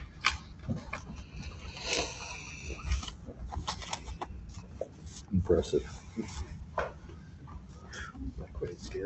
No. Good. Thank you. Very impressive. Good work. It's Colin. We thank you. Yeah, thank you. Thank you very much. We've enjoyed it. Okay, we are running a little bit behind, and we're gonna ask, we get to lunch, and we're gonna try to have a working through lunch this time. And Scott, you'll be up. And so right now, we're gonna ask, Commissioner Cozart, will he bless the food? Thank you, Mr. Chairman. Dear God, we thank you for this day and all of your blessings. We're even thankful for the food that you made available. May you sanctify it to the nourishment of our bodies and us to your continued service. We ask this in your holy and righteous name. Amen. So we go get your lunch and come back, and Scott, you'll be up. It's all yours. I didn't hear anybody else. I said I didn't even hear anybody else. Match your budget, Scott. Everybody ready? Yeah. Make sure everybody ready. Everybody ready? All right, keep awake, guy.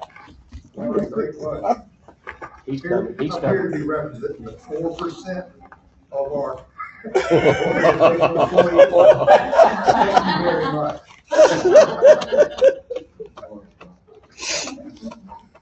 Anyway, I'm gonna report some general statistics on the Inspections Division of Development Services. Basically, just routine, you know, we've got 7 employees here. We kind of operate out of inspections divisions. You can actually see that we have 4 enforcement officers that are currently a level 1 with probationary level 2s. You know, they're still a fairly young group of guys. I say young, you know, in their certification roles. So there's still a lot of ongoing training to be done with those guys. They are working toward their probationary 2s, hopefully get their standard 2s in the next year. But a good group of folks to kind of keep things rolling on the inspection side.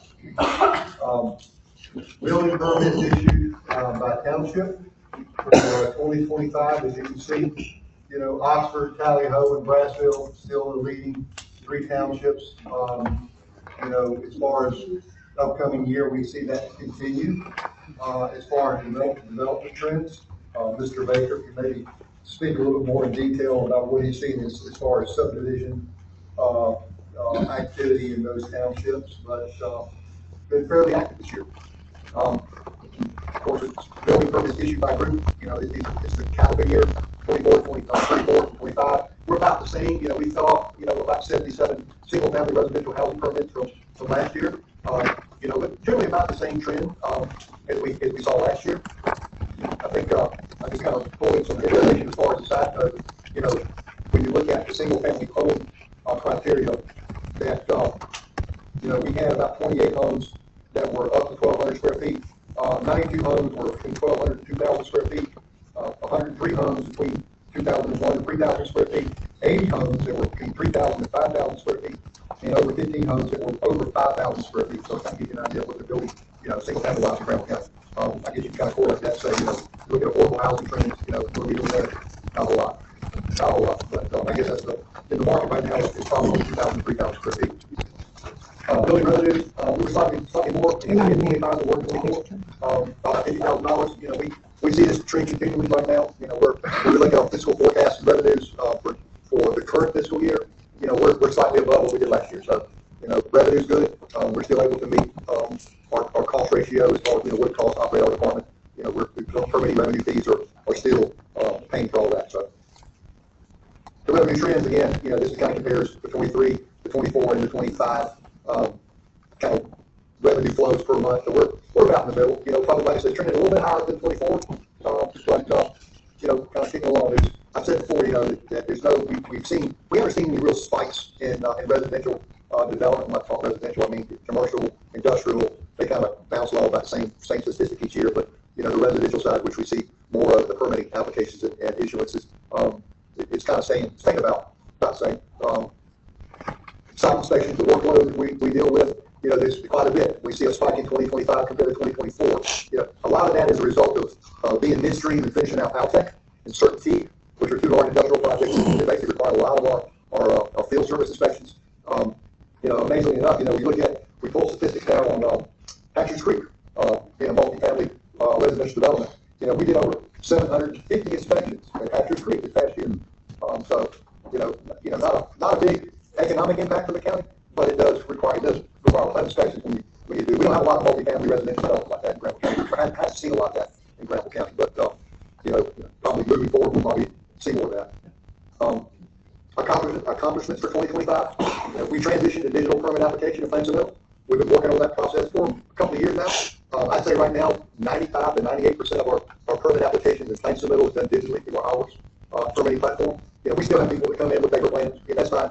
You know, some folks are kind of old school or just residential. You've got people that want to add an addition on their house or put a garage on. You know, they may bring us paper plans. We still accept those. But you know, most of the applications now are being pushed through to a digital format. Continued certification training, testing for newly hired building code inspectors. You know, we're still working on that. Still strong on that. Process over 1,900 building related permits. Of course, we have performed 800, 8,500 site inspections, or about 1,300 more than 2024, all while maintaining a 24-hour inspection goal. So that's good. Goals and targets for 2026. We're looking at strengthening our training for building code inspectors and testing for certification advancements. I believe you should have seen, I believe, certain expansion requests. We're requesting some money in inspections to hire a third-party plan review person that can help take some workload off of Stacey Carey, our chief inspector, so he can spend more time in the field. It's important. It's critical that they get some mentoring and all in-the-field training from our senior level inspectors, both from Stacey and Gil Wilson, both. As I pointed back to in the first slide, we've got 4 guys that are relatively still kind of new, that they're kind of working through understanding of exactly what, of different building methods and the building types and different situations. So we can keep our consistency. That's a key thing, is making sure that everybody's consistent on how they interpret using code. So, anybody have any questions on inspections? Scott, one quick, not to get in the weeds, on Loop Road, that development that's been working on for quite some time, where are they on the Loop Road? They're still site development. Okay. I would say probably they're looking at issuing permits within the next 3 to 4 months. So they've done that much site management work? Yeah, that's been going on for over a year. Yeah, they're doing water sewer right now and storm work, but they've got, from what I've seen, I haven't been on site to drive by, they got the interior road paved, curb and gutter down. Okay. So I would imagine the trend would be within the next 6 months. What number of homes is that, or multi? I think I've heard that the overall development is around 500 homes. They may be doing it in phases. I don't know. Okay. The city of Oxford's yeah. But, one quick comment. Scott was kind of pointing out that, when you have a lot of young inspectors in this case, right, you need more dedicated training capacity, right? Because they're not just going to become experienced, skillful inspectors by osmosis or something, right? And that's true kind of for the earlier conversation on the HR data, right? They have a lot of young employees across the board. Many of whom work in fairly technical areas where they require a lot of training. And so I think it's a generalizable idea, right? As the younger and more inexperienced people you're bringing on, the more resources you have to be ready to dedicate to training. Yeah, our inspectors actually, the 4 that I'm related to, they came out of, they didn't come out of construction. All right, they were a parts guy, they were Boyd Automotive, they were, Park and Recs person that worked for the city of Oxford. These guys didn't have any experience in trucking, so in our view, in my view at least, that's kind of good. I look at it as being, we give them the schooling of the department insurance, they learn the minimum building codes, that's really all they know. You have more problems, in my experience, that we've dealt with it before, when you got guys that have worked in trades, may have had their own businesses, for instance, and it's more about how they think something needs to be done, rather than what the minimum code requires. I tell people, I say, you deal with the minimum building codes, there's always a better way of doing it, okay? That's why the complaints we get when they call in and say, I can't believe my electrician did it this way. Well, it meets the minimum NEC requirements. Yeah, there's better ways of doing it, but we don't look at the better way of doing it. So, but these four individuals, they're great guys. They come a long way, they learn a whole lot.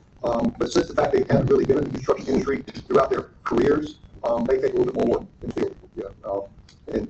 We have case-by-case situations where we get called out, homeowners say, well, y'all missed this. Okay, yeah, we went back, looked at it, we missed it, get the contractor back in there, make the corrections done. But a lot of that is just learning the trade, learning the inspections business, the routine, the process of inspecting the house.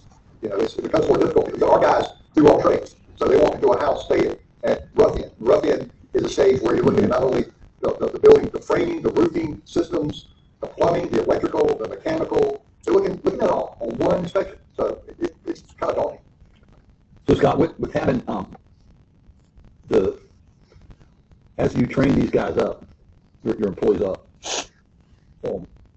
I'd hate to see us lose. I'd like us to prevent ourselves from becoming the foundational basis for people to come in. I'm glad you're doing all the stuff you're doing, but then they hit the bricks, take all that with them, and then so what can this board do to help with retention? Y'all been a good answer, but last year we came through with a retention increase on 5%. Great, they appreciate that. That helps a whole lot. At the end of the day, there's really nothing that we can do as an organization. I think that as we've hired over the years, we've kind of picked people that were homegrown, Granville County folks that had family here, and we felt good about that. And a lot of them, really have no intention on moving out, I guess. However, a lot of them are starting to raise families. So that's it. We always look at that. When you're a young single person, when all of a sudden you get married and have 2 kids, that extra 5% pay that you may get in Wake Forest or Franklin County or whatever, Durham. Yeah, yes, it's a drive. Well, we can think that who's going to drive 35 or 40 minutes for an extra $5,000 or $6,000 a year? They will. They will. So my question is it a highly it's a highly sought positions in all the surrounding area with all the growth going on? Is that There's competition. that's something we need to keep our eye on? It's something we need to keep our eye on. I mean, a lot of, if you look at the state in general, I think the average age of a building inspector is in his 40s or something. I forget the exact date, but they're aging now. So there's going to be a lot more younger. There's going to be a lot of need for building inspectors across the state. Now, if you look at Wake Forest, Franklin County, Durham they got a large department. So, yeah, there's always that need for a jurisdiction that's got currently, you want to hire somebody who's already certified. That's the key. We've really never been in a position, salary-wise, to pull somebody from Wake Forest into Granville County. Even though we've got 7 or 8 certified inspectors living in Granville County that work in Wake Forest and Franklin County. We've never had the ability to pull them into us, being already certified, they get ground running. That's been a handicap. So what's the pay gap? I don't know. I mean, I like to think we're competitive. I think we're competitive. I think there's some, when we look at certification bonuses, which we pay 2.5% for attaining standard level certificates. Other jurisdictions maybe 5%. I've heard that when you attain like a level 3 certification, there's a $10,000 lump sum bonus paid. There's a lot of stuff that different jurisdictions are doing to try to keep their people. Like I said, you get into Marsville, Wakeland, they have a lot more resources. I mean, it's not about, she's not what we can afford that. They got money. So, but I think, like I said, we got a good group of guys. They are young. And a couple of them now are starting families. So you just never know what's going to go. I'm hoping that maybe the job classification and pay study is going to maybe shed some light on what we're paying our guys. I feel like we're competitive. Particularly with the 5% bump that y'all were approved last year, it kind of kept them in the market. But yeah, we'll see where it goes. Anything else? Capital projects. We haven't had. Well, we've had a few. We've had a few this year. Of course, the most notable. I think most of you have already been there, visited North Granville Senior Center. Was a great job, successful job for us. Completed in September 2025. We came in about $145,000 below the contract budget price. So, we were able to construct that building. It does have. It's a nice space. It really is. I think citizens, the seniors in North Granville County are really enjoying the space. But I think we brought it in on time and slightly under budget. Trying to North Granville utility infrastructure. We are currently right now working on the lift station, sewer lift station, and the on-site, off-site infrastructure. McGill has been retained, has been working on that for quite some time now. We're at 90% complete on the plan and construction document status. We met with the city of Oxford on February 12th to review the 90% complete plans. They had some comments. McGill's gone back and is incorporating those comments back into the final construction documents. We hope to have those finished and have a RFP request for bids issued by May of this year with a construction timeline of 6 to 8 months. Engineering cost estimate is $822,000. So that's within our budgetary guidelines. We're still moving along on that. Other FIN utilities that are currently in play, we've been working with Duke Energy on the 3-phase power for the site with an estimated cost from Duke of about $400,000. This has been a bit frustrating working with Duke. They haven't really been, we're trying to engage with them each month on Saturday mornings. Charlotte's gotten involved, kind of working her contacts about it. Where are we? We're serious about this. Can you give us a design status? And we're not really getting a whole lot from them. They say that it's in play. They're working. Oh, we're working on it. We're working on it, but we can't get any more than, well, we're working on it. That's about it. Natural gas. Charlotte's been working with Hidbridge on an 8-inch service line to the park. We're estimating cost $418,000. So where is that line presently now, Scott? The gas line. Where is it? So yeah, I mean, we got, hopefully I would like to say within 12 months from now, we'll have sewer online, we'll have 3-phase power, we'll have natural gas. So we'll have a fully, quote-unquote, functional industrial park that we can run.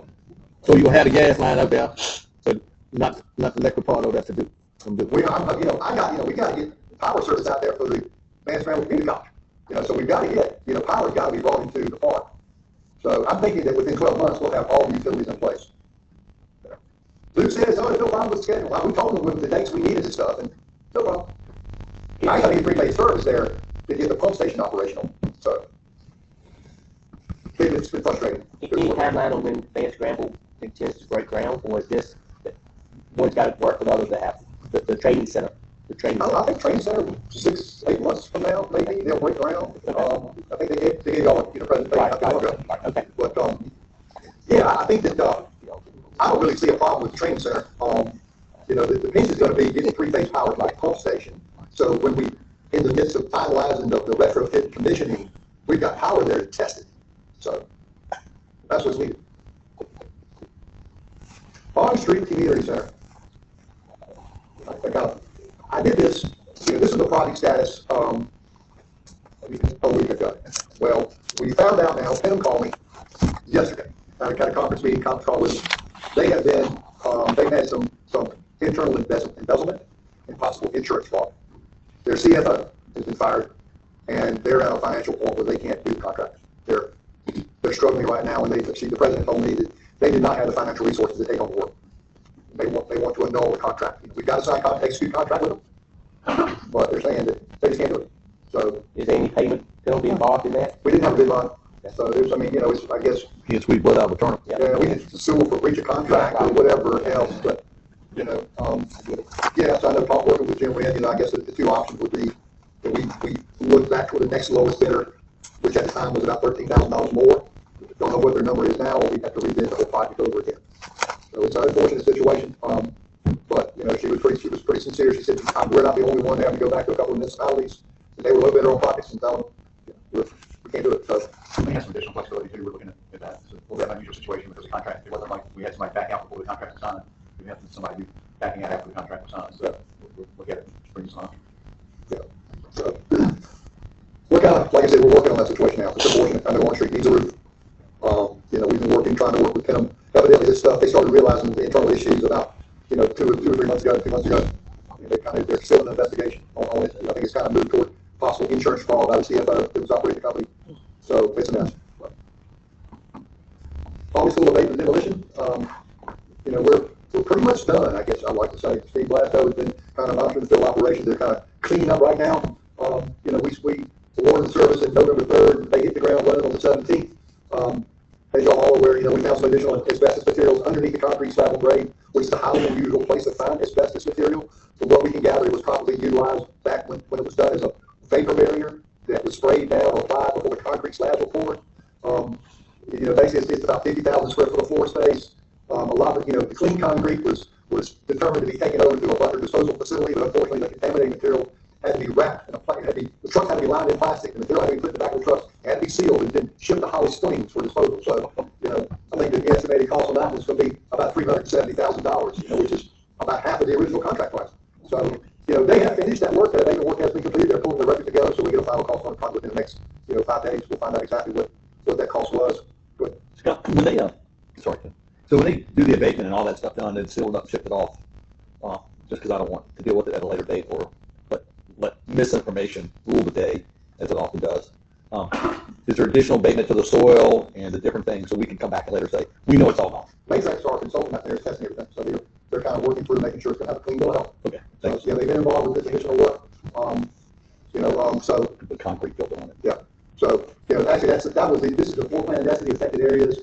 Over here you can see this is the black mastic on the underside of the concrete slabs that was found. There's unforeseen conditions. Typically when you do you do an asbestos survey, core concrete slab to check the underside of it. I mean, it was truly an unforeseen condition. We work back and forth with D.H. Griffin on the unit price structure, confirming their costs and their unit prices. And I think we've settled to a reasonable unit price, for doing the work. It's just, like I said, it's 1,800 tons of material. It's got to be dug up, handled, shipped, processed. Yeah. So, fortunately, like I said, fortunately, when we went into this project originally, we budgeted about $1 million for the building demolition and paper process. We came in at $640,000. Low bid. Cool. So we had capacity there to deal with this. It's unfortunate we had to spend it, but it's not really impacting our overall budget tremendously. Scott, currently all the buildings come with that project. Yes. No buildings are this level. So level. Still finished up? Yes. I think the plateau, this next week they should be probably in a grading and seeding motion phase. So, is that correct, Steve? Yes. Yeah. So, there's nothing there anymore. The underground storage tanks we've all removed, fills up there was very limited contaminated soil, thankfully, on that end. So, all that's been done, so now it's nothing but, I'd say within the next 5 to 7 days, it's going to be just a mulch seeded site. Nothing unusual found other than that? No extra bodies or anything like that? That's not what we found. Just taking all the recreation complex, which is the next phase after the demolition abatement. We issued a request qualification back on January 9th. We had a great response. 21 firms offered some bills, which is a lot. So what we did is we went through, Stephen and I kind of went through the service, kind of pulled out all but about actually 11 firms that we brought to, I think with those 11 firms, Karina and Drew and myself and Stephen kind of looked at those 11 firms. Am I correct that we did? Yeah, we did that. And narrowed them down to 6. We figured, with the selection committee to start pulling through 11 firms, it's going to take all day. It'd be like herding cats. So, we just figured we'd go ahead and shoot it out there and narrow it down to the 6 best firms that met the RFQ qualification approach. We met on this past Wednesday. Yeah.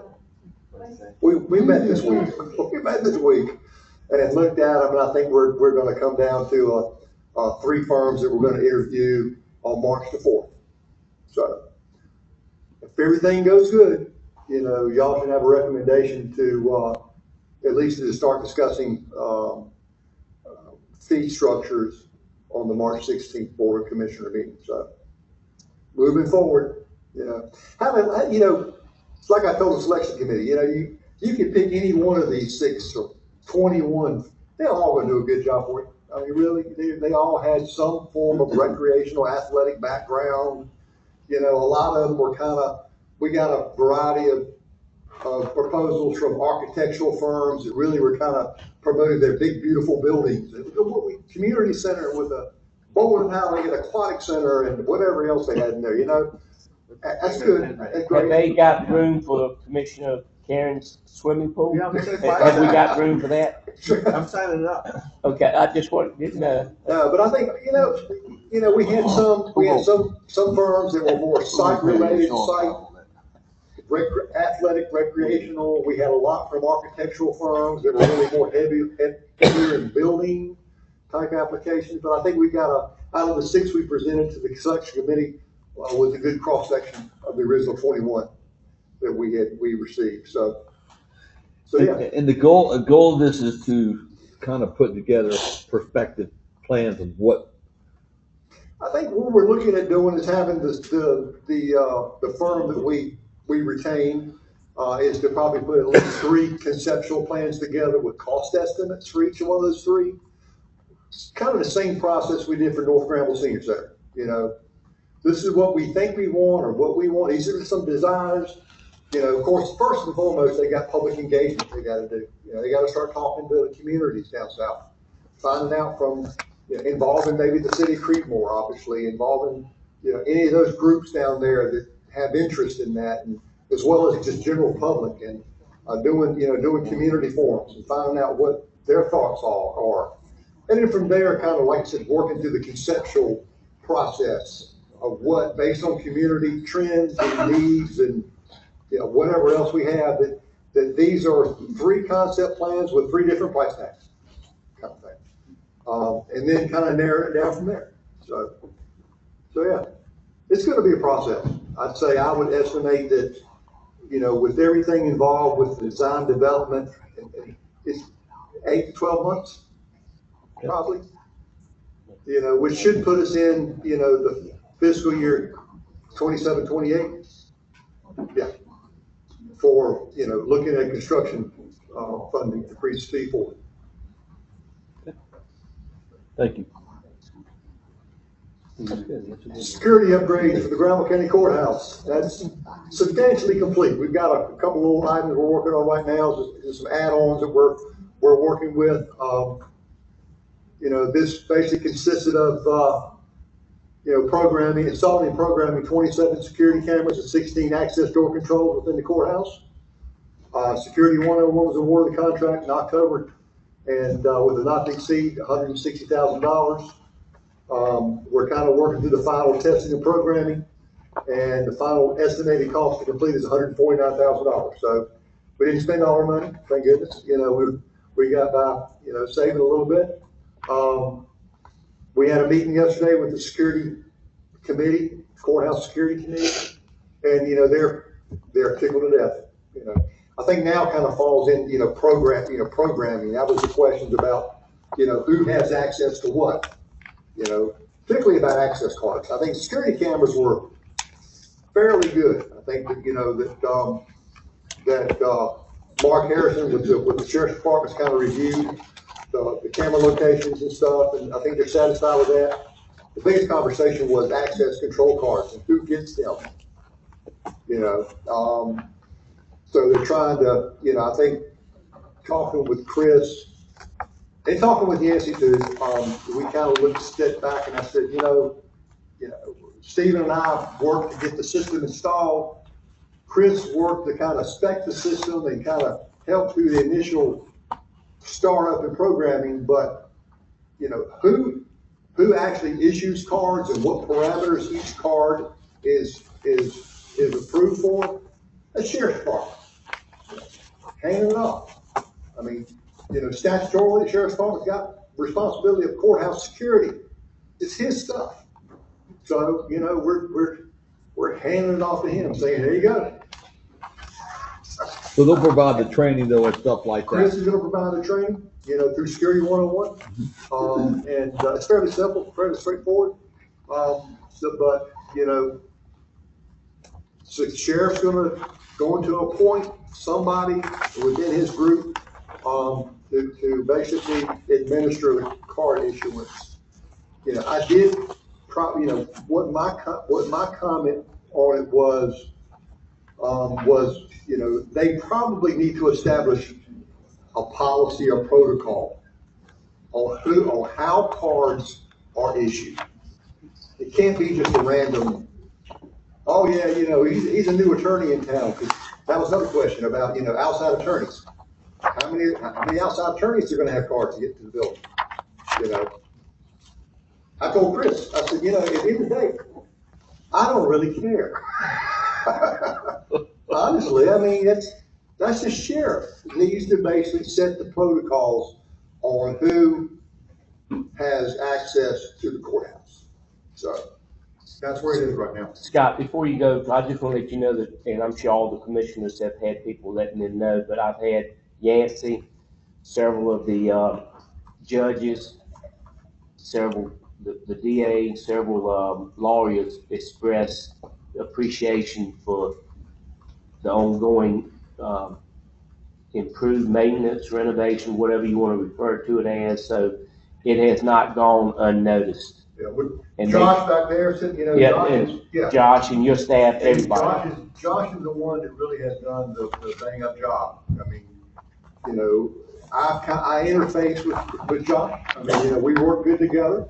But it's been through his push and his guys that have changed the environmental conditions. We've got work to do. I won't disagree with that.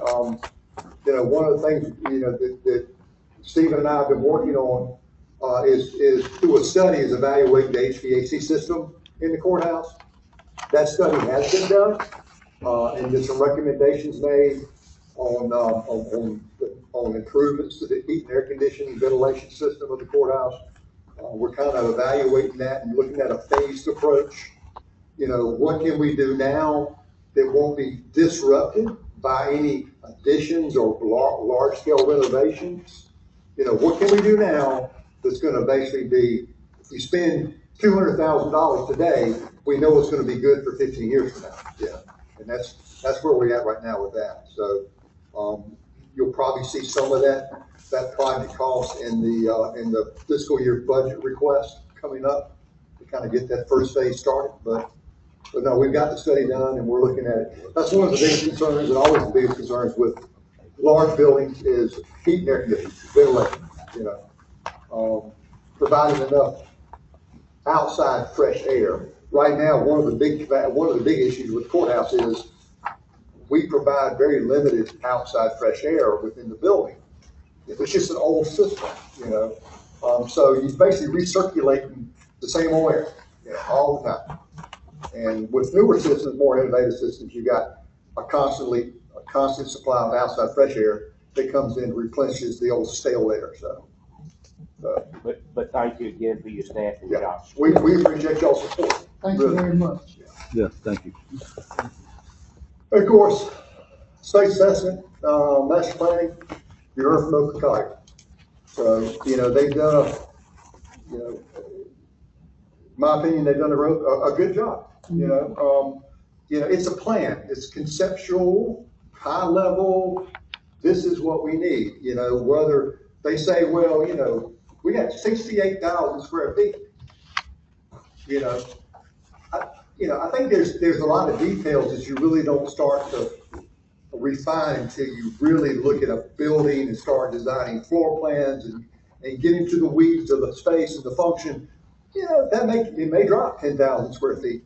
I don't think it's going to go up, in my opinion. I think that, you know, it's like I told Ann and Tim both. I said, you know, we want a kind of a worst case, you know, but you know, without going way overboard, but something we can refine, hopefully a little bit downward, you know, as these projects are taken on and we begin to really, you know, look at building floor plans.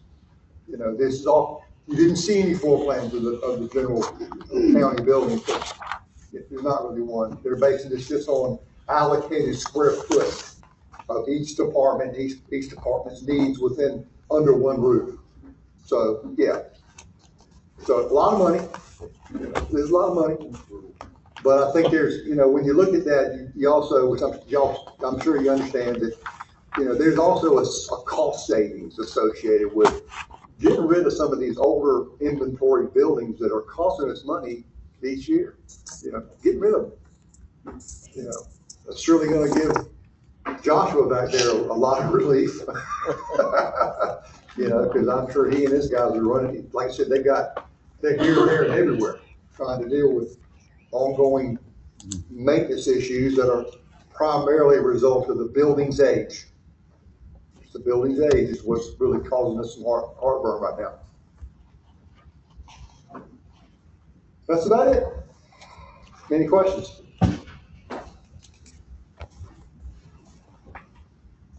Cool. Enjoy it. Thank you. Thank Thank you, Scott.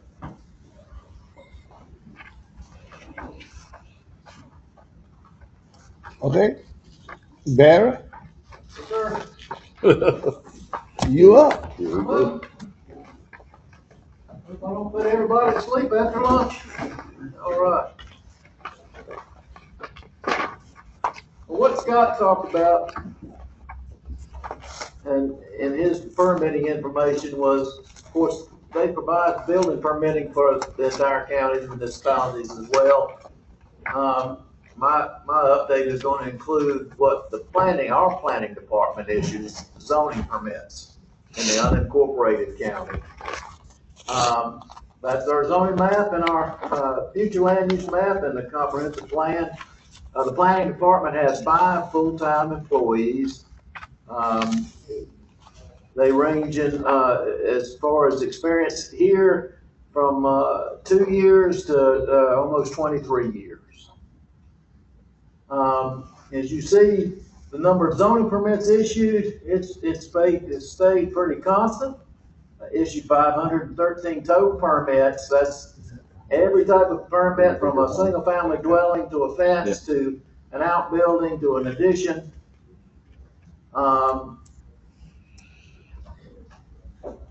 Like it's been the output for as long as I've been here, 65% of our zoning permits are in the 4 southernmost townships of Brassville, Dutchville, Tally Ho, and Fishing Creek. 65% of our zoning permits are in the 4 southernmost townships of the county. Of the 513 total permits, 257 were single-family residential. 50% of those, so that's 50% of our total number of zoning permits. And about 57% of those single-family dwelling permits were issued in the 4 southernmost. And again, we issued 257 total single-family dwelling permits in 25. 170 of those, or 66%, were site-built dwellings.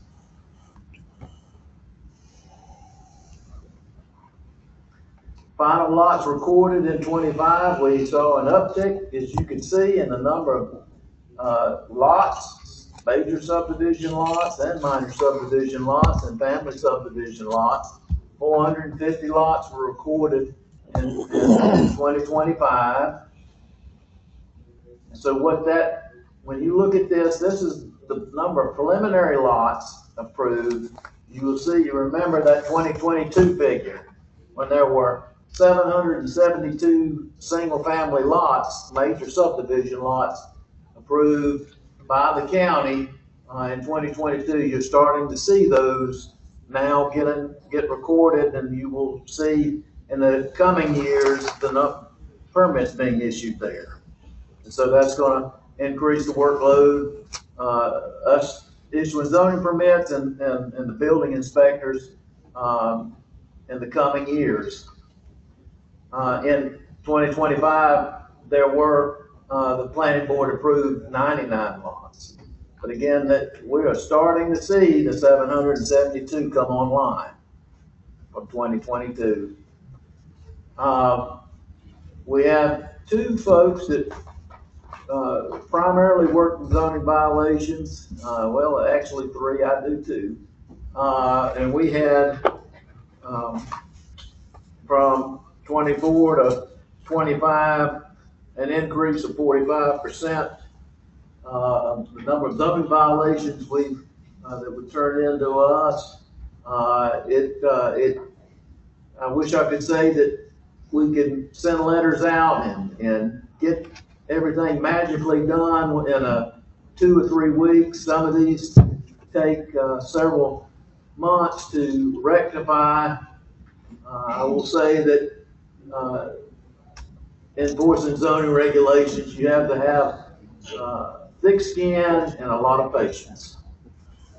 Yes, sir.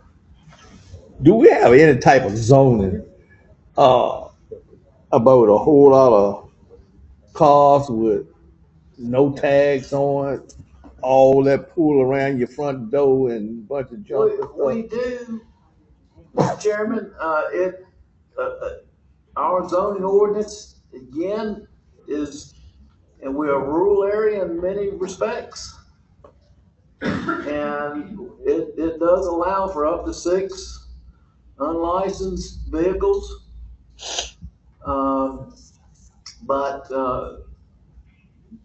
when folks let us, when folks let us know, we investigate. We've gone on site to see sometime if they move or if they've got license plate, if the person lets us on there. But it's just really truly an issue of trying to count how many unlicensed vehicles or vehicles that are junk. And that's the ones that we don't, with zoning enforcement, we don't have the staff the time to ride around the county looking. And I don't know, sometimes I don't think the citizenry would want us to do that. The 6, where did that, I'm assuming that came when the code was written. I've been here almost 23 years, and it was, I would say, sometime in the 90s. Okay, so what point do you think about updating that, or? It might be that time, if, you know, I don't know. I would say out of the 48 junk vehicle, zoning reports to us, I would say probably 10 were the number of vehicles, and half of those aren't really. Sometimes they do have license plates on them and are valid. People collect a whole lot of cars. Some folks, you know, I don't know. Just a thought. Yeah, I mean that's a question that I don't have anybody fussing at me saying you need to. I don't know the answer to that. Okay. But we can if y'all want us to. I can tell you. All you gotta say is we'd like to see it and we'll do it. 4? Okay. I just want to know who this sent to. I mean, I've seen a number of people in the county, and it clearly looks like farmland, where they just, when they get finished in that car, they just park it. And you can see the history. So, I mean, some of them, some places you see it, some of this stuff's unsightly, but I don't know if we want to start policing something that, yeah. But if y'all are getting a lot of complaints, just tell me. Shall not be infringed. I think I get complaints if it's near a residential neighborhood. Yes. Okay, and I get complaints like that, but typically the areas further out in the county, I don't recall a complaint coming like that. But I know that, I mean, I'm talking about this is on main thoroughway coming into our county. You got all junk cars and everything around your front door of your house.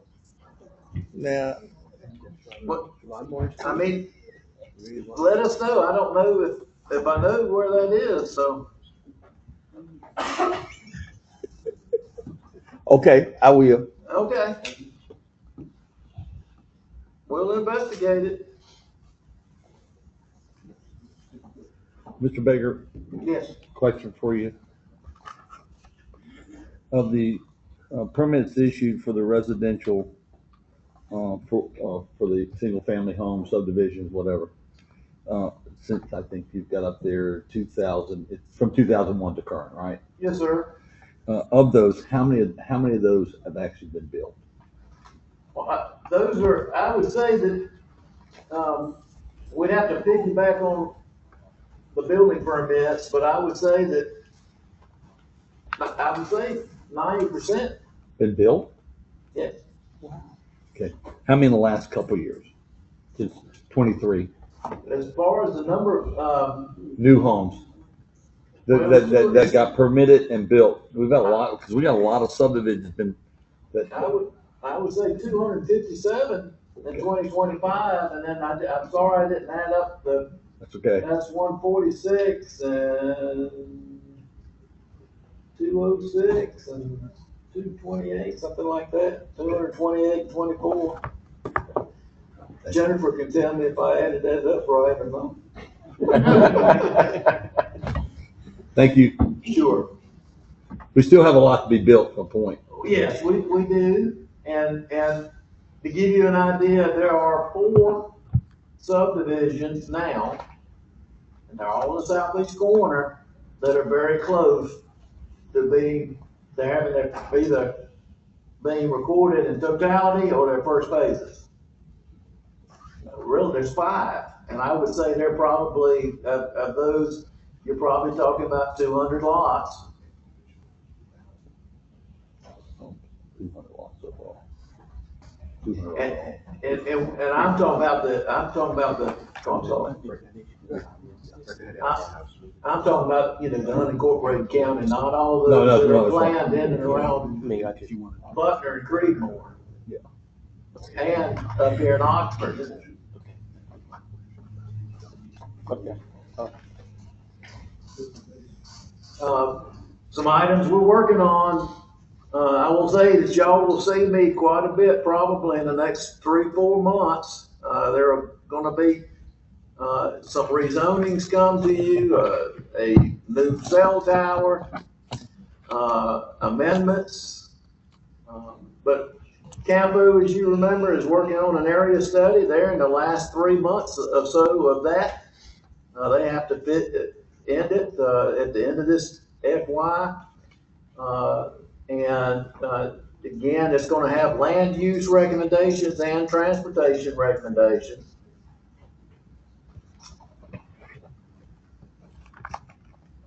The planning board is presently reviewing and revising active and passive open space amendment recommendations.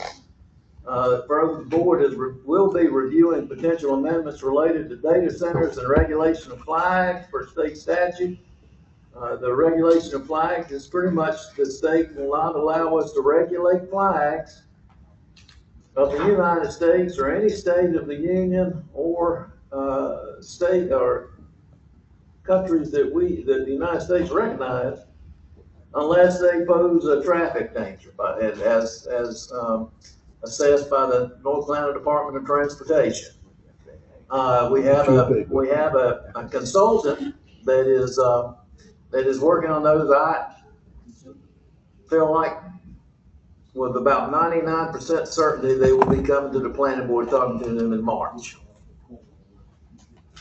The solar center at the state is expecting to have a new model solar farm later this year. The planning board will be reviewing that model ordinance for potential changes to the county solar farm regulations. I think it's public knowledge, there is a community meeting that a solar developer is having a community meeting up in Oak Hill. I think it's in the next week, so I would anticipate another solar farm application in the next 3 or 4 months. Transportation planning continues with county participation with Campo and Cartar RPO. Scores are forthcoming from the DOT concerning roadway and bike pedestrian priorities identified during the Spot 7 process last fall. As you all know, they're just the limitations of being in Division 5, where we're in the same division with Wake County and Durham County. There's just where they have a lot more congestion. It just it really on secondary roads through funding through the Spot, it just really affects us. And but those scores will be coming out later this year, and then both Campo and the RPO will be giving their regional points that they have. They can give up to 1,400 points to projects in those areas, and for each category: roadway, bike ped, rail, and a couple of others. I want to also mention that the Metropolitan Transportation Plan, the MTP, I believe has just been adopted by Campo, or will be next week. And but of interest is the unfunded proposed I-85 interchange at Hester Road that's been on our CTP for 20 years. They show it as a funded horizon in 2045. The Campo study that we've got going on right now, the area study, has 2 roads that we'll be putting a microscope on as part of the transportation component, and Brogden Road is one between Creedmoor and Stem, and then NC 56 from Mount Energy to US 1. But they'll have recommendations for other roads in our county and in that area study area. If something that is underway with the DOT with a horizon of about 2030 is that they will be demolishing the I-85 bridge that crosses Falls Lake, and will build a new bridge. That's gonna be and several stakeholders, including Granville, Durham County, Creedmoor, and Butner, are seeking pedestrian walkways on that new bridge. It could be part of the East Coast Greenway, and then a greenway that's in Durham County, and connect them. And what year that's supposed to be? I mean, But the horizon is 2030. 2030. When they start. When it starts. Back within that time. But just to let y'all aware, if you weren't aware, that's proposed and that's being looked at. I would prefer, Mr. Baker, some additional lanes on I-85. Yes. Well, they're gonna do that too. I know they're looking at adding those as well, but But the widening is probably in the Campo region, and upgrades of I-85 are probably the funding from SPOT that we will get in the next 10 years. I was talking to Campo the other day too, Mr. Baker, and I will say that based on the preliminary findings of the study, that I do think that there's going to be some opportunities for some of our roads to be widened, some of our key corridors. At least we'll be in competitive positions based on information that they've reviewed.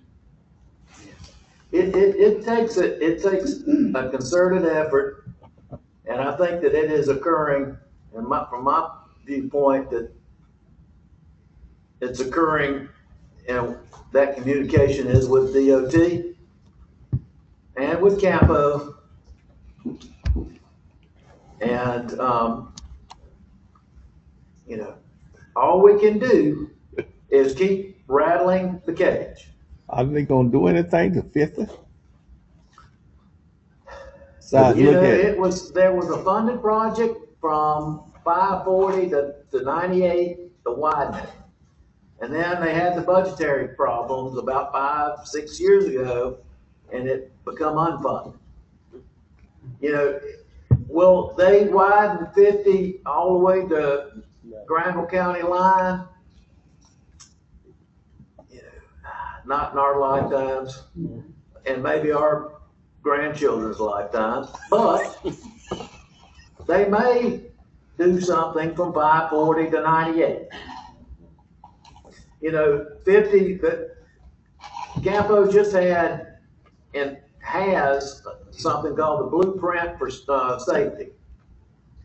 And again, the three primary factors in Granville County for fatalities and traffic accidents are speed, not wearing a seatbelt, and driving while impaired. And each community is different, each county is different in why some of these accidents lead to fatalities. That was the three issues that contributed the most to Granville County fatalities. And so some of the recommendations from this study will be DOT, you may need to reduce the speed limit from 55 to 45. I know of a couple of roads that you cross into Franklin, 96 crossing into Franklin County is 45. You come into Granville, it's 55. It makes no sense. Same land use pattern, same curves in the road. Just different side of the road. Just different side of the road. 56 needs, in my opinion, needs to be slowed down. That's my opinion. So that's a wise opinion. But again, safety is important. Hopefully safety will start translating in some of these scores to get improvements in the future. That's what Campo is trying to facilitate and encourage. But, if we can save a life by reducing the speed limit, that's wonderful.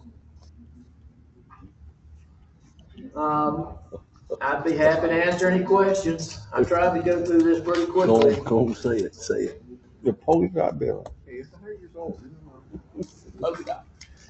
I'm sorry. You picked the right building, I'll give you that. Yeah, well, that's our building. What's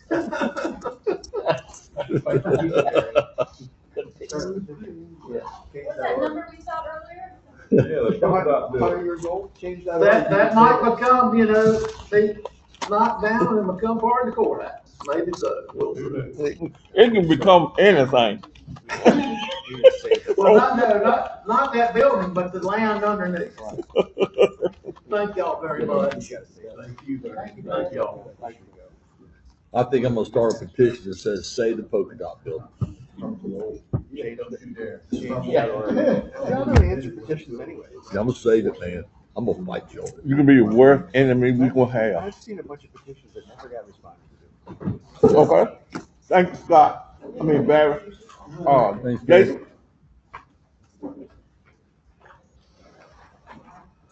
Thank y'all. You can, Well, you got just an to extra pass that copy, out, give we it have to a little that bit gentleman in the of back. So one of the grants we applied for back in 2019 was a generator, a standby generator for our building and animal control. So that animal control built did not have a permanent standby generator. So that is now in place. It is working as of Wednesday. So that's a $300,000 project at no cost to the county. Fortunately, we were able to get it administered through the state, so we didn't have to do anything through local finances. So that's in place. They still got to come back and do some groundwork, grass seed and all that, but it's there, ready to go. So I was hoping to be able to present the recommended budget from the fire commission today.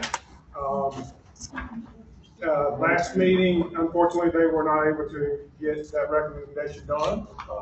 I was not able to be there, so Ken had to fill me in on a lot of what happened during that meeting. So, but they were told they do have to have a recommended budget to me, approved, adopted by the March 9th meeting. So on the 9th, hopefully we'll have them recommended, that I can turn around and get everything processed, get everything to Jennifer and Karina to have it ready for y'all. So if you look at the first page I just presented to you, this is the budget with no changes. So if we just turn the budget now with all the mandatory changes and the changes that are required by contract, this is what it would be. The workers' comp stipend, they're all based on the amount of volunteers that each department have. And the base funding increase is based on the CPI index, where the current CPI index is the January, which was 1.9%. So that's why you'll see the base funding plus CPI index. That is what their base funding will be this year. It will be updated one more time once we get the February CPI index is released. So enhancement funding, that's a lot of variables in there. We talked about it many times.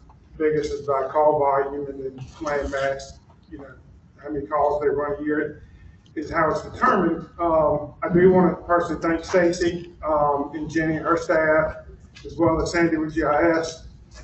They give me the numbers. I just put it all together, but they're the ones who actually provide all the work to give me the data to be able to get what this enhancement funding would be. Part-time salaries. Excuse me, Jason, for your clarification, enhancement funding is very critical.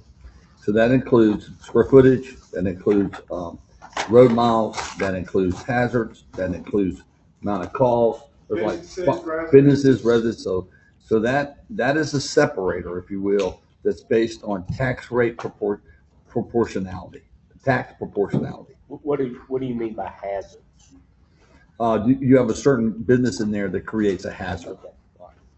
So that's what the enhancement is, what gives it the equitable funding versus equality across the board. Part-time salaries, that's based off the $18 an hour. And the medical first responder was the one we added on a few years ago. And, you'll see that Stovall's is different, but Stovall's is different because they were added on later, and the rest of them will already have some of that money built in their base funding. So that's why you see that a little bit different. But if you just look at it, this is what would be if there's no changes made. So any questions on this one before we go to the next? Yes. More of a point, the 133,000 in yellow that we would be sort of under budget there, a portion of that will be used to cover the 70% of the new position that the fire tax will carry. So that's part of why that is there. So that is included in this. It will ultimately be included in the total budget, but it doesn't have to do with any particular department. That's funding available to cover the 70%. So the estimated available, if you look at it on, that's the amount of money that Jennifer told us we had to work within. And so that 133,000 is just what's left over. Now, like Drew was saying, the fire commission administrator is going to take a portion of that. 70%. Well, 70% of the position, not 70% of the. Okay. No. That position is coming up to 130, 133, right? 70% of it will come out of that number right there. Okay. So it means we're not having to go into fund balance to pay for that position. It's the money's there. Oh, okay. So, no questions on that. We're gonna go to the next sheet, which is option 1. So right now, there's kind of 2 options what the fire commission is talking about. One of them, I have it listed as option 1. Basically, it goes into that state grant match. So if you look back at the first one, it was $40,000 a department. If y'all remember a few meetings back when I come, Creedmoor did not get the $40,000 on the grant match. So the concern with that was, hey, do we need to look forward to, hey, we might need to remove that out of the budget? And why didn't Creedmoor get the $40,000 match? The amount of money, they ran out of money, one, but the amount of money that they have come for their budget is paid for by the city of Creedmoor and Gravel County exceeded the amount of money, was over the threshold of what they paid out. Can you put that in English? So They didn't get the grant. they did not get the grant. Okay. They're getting too much money from the county into the city. So they didn't get the grant, so therefore they didn't get the match. Correct. Okay. So what one of the fire commission members brought up is to do away with that grant match. So that's why that goes to 0 and then put that $480,000 that would have been in state grant into enhancement funding. This is on the second page. Right. Yeah, this is option 1. So therefore, And did all the fire departments agree? so this is what we're talking about at the last meeting. They're going to take it back to the fire chiefs meeting to discuss this option and what's going to be option 2. They have a fire chiefs meeting next week. So they'll talk about that and come back to the fire commission. So if they apply for this grant, they the one got to put up the matching fund for it, right? Yeah, so if they go with option 1, this money will not be there in state grant. So yes, if they apply for the $40,000 grant and get it, they would just have to pay for it out of their funds. So they could use their base funding, they can use their enhancement funding to make that match. It still would, I mean, they still could apply for the 50/50 fire grant. It's not gonna stop them from doing it. This funding that the county provides in this option just wouldn't be there anymore. They would have to take it out of their own funding, whether they use enhancement funding or their base funding. So where's the money that the county been putting there? So that money is going into in this option, into the enhancement funding. So if you look in the enhancement funding on the no changes, it's $850,000 that's in that enhancement money funding. So if you look at option 1, which we're showing now, it goes up to 1,320,000, or it's 330,000. So we're gonna put $40,000 in the enhancement fund. Well, we're gonna put $480,000 in enhancement. We're gonna On top of the 850,000 that's already there. This is an option that's being discussed. This is one of the options. So not something that we've decided to do or even saying that we want. Jason, if you could, at some point, I'm noticing that the total available, are you certain that the enhancement was calculated correctly? Because our numbers are really close. In the totals. In the far right, total available. And I was looking at that too. It doesn't seem to be much I difference. will calculate it, but For it instance, should be. It's only 2,000 difference in Bradsfield. Yeah, no, I'm not so much worried about that. It's like, it's only 1 cent off. One's at 352 and one. No, it's the same. So no, so if you go to the first sheet with Bradsfield, you'll go across their total available with no changes would be $383,000. Right. If you go to the one that's option one, this would change their total available to $443,000. So That's increasing more than 40,000. yeah. Well, that's, so, It's more than 40,000. so you gotta understand, so I just explained it to you. Enhancement funding. That's not divvied up is- equally. Everybody That's gets this right, based it on goes the through a criteria formula, that they use. and that's how we came up with the equity within the fire taxes, that you can't divide this money equally, because not all So it's all stations. based on the criteria that you use, That's based on the cause and what you just went over. Well, Okay. my thing is, what, then they not getting this, okay, Based on those. if you apply for a grant, They can apply for a grant. I got it. If you take this out of the grant silo, if the Creedmoor, Brassfield, Providence, whoever wants to apply for a grant, they do that themselves. And then they get the funding to pay for it out of their funding. but still, we still giving each fire department that $40,000. No, it goes into enhancement funding. If you're going into the enhancement part, you still giving them $40,000. They're getting a portion of it because they're not all gonna get the same. Based on the population, the road miles, the number of hazards, and the number of calls. But you still giving the $40,000, just like the fire department didn't get it this year. They didn't get that grant money. So you're right, they didn't get that match this year. They didn't get the I think grant, if I so they could didn't try get it the a match. different way, if we put, so each department right now has 40,000 allocated in the budget for grant match, right? 12 departments, that's 480,000 total. If you move that total amount of money over to the enhancement pot, and instead of distributing it equally, you distribute it according to all the enhancement criteria, Right. every department gets a different amount of money. It still adds up to that same $480,000. It's just distributed a little different. Not everybody's gonna get an equal amount. Not everybody gonna get that $40,000. Right. Correct. That's Some will right. get more and some will get Some less. gonna get more, some But gonna it's get less. based on the criteria that But it's based on that what he formula. just went over.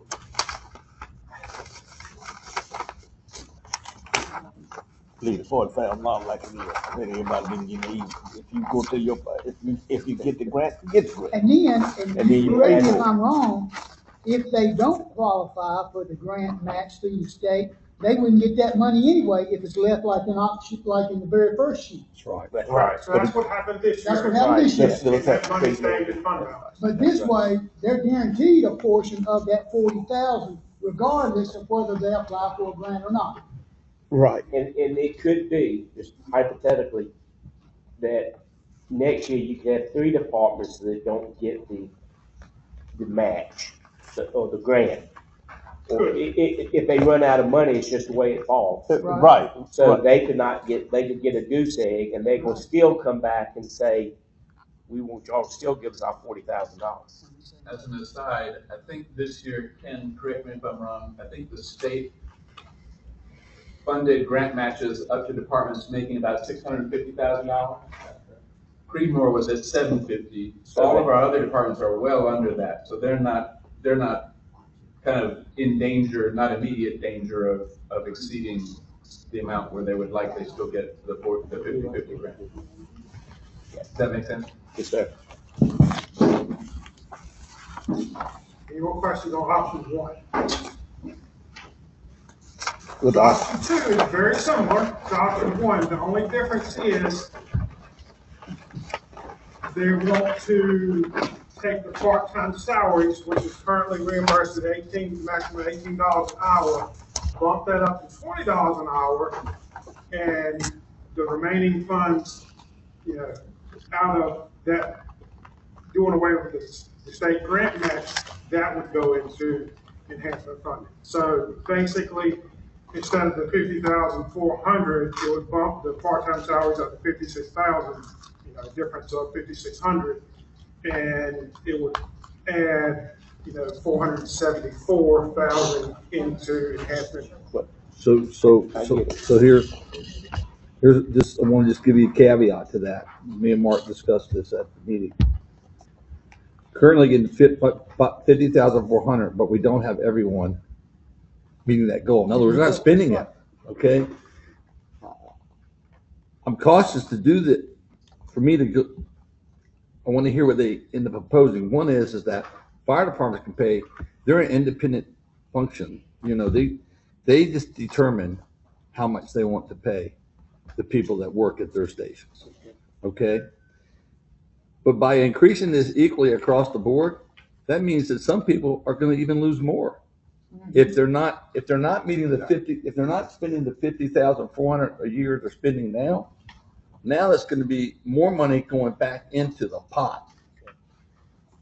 And if they want to pay $22 an hour, they can do so, but then they're gonna take that extra $2 per hour out of their own budget. They can, I mean, if they want to pay, I I welcome get it. Ken and Jason, you know, to educate commissioners anyway you would with the right information, but that's where I'm concerned, because that, again, that's $6,000 more station, which great. If they want to pay people more, great. They can have 50,400 and do that right now. They can pay people more right now through enhancement funding, but you're putting more money in this category.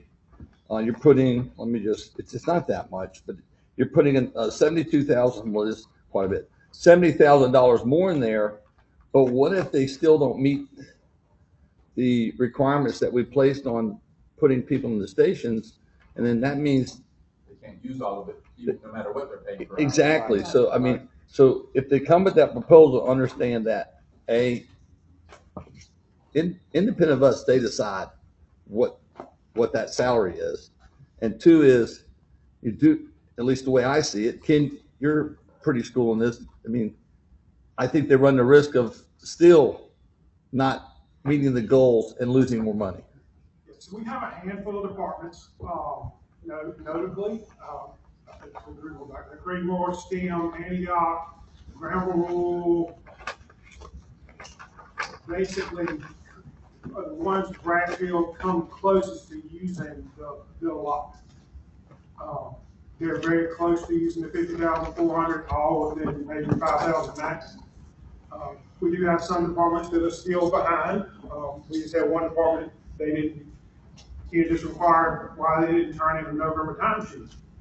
They didn't have anyone working. So no more than like a couple hours, if they won't work doing the timesheet, you reimburse that money. So it still varies across the board on what's done, but we do have some that are like, in my mind, I call it the super departments that are really doing very good getting someone in there 5 days a week, Monday through Friday. But we do still have some that are still struggling to find part-time workers to go in and work.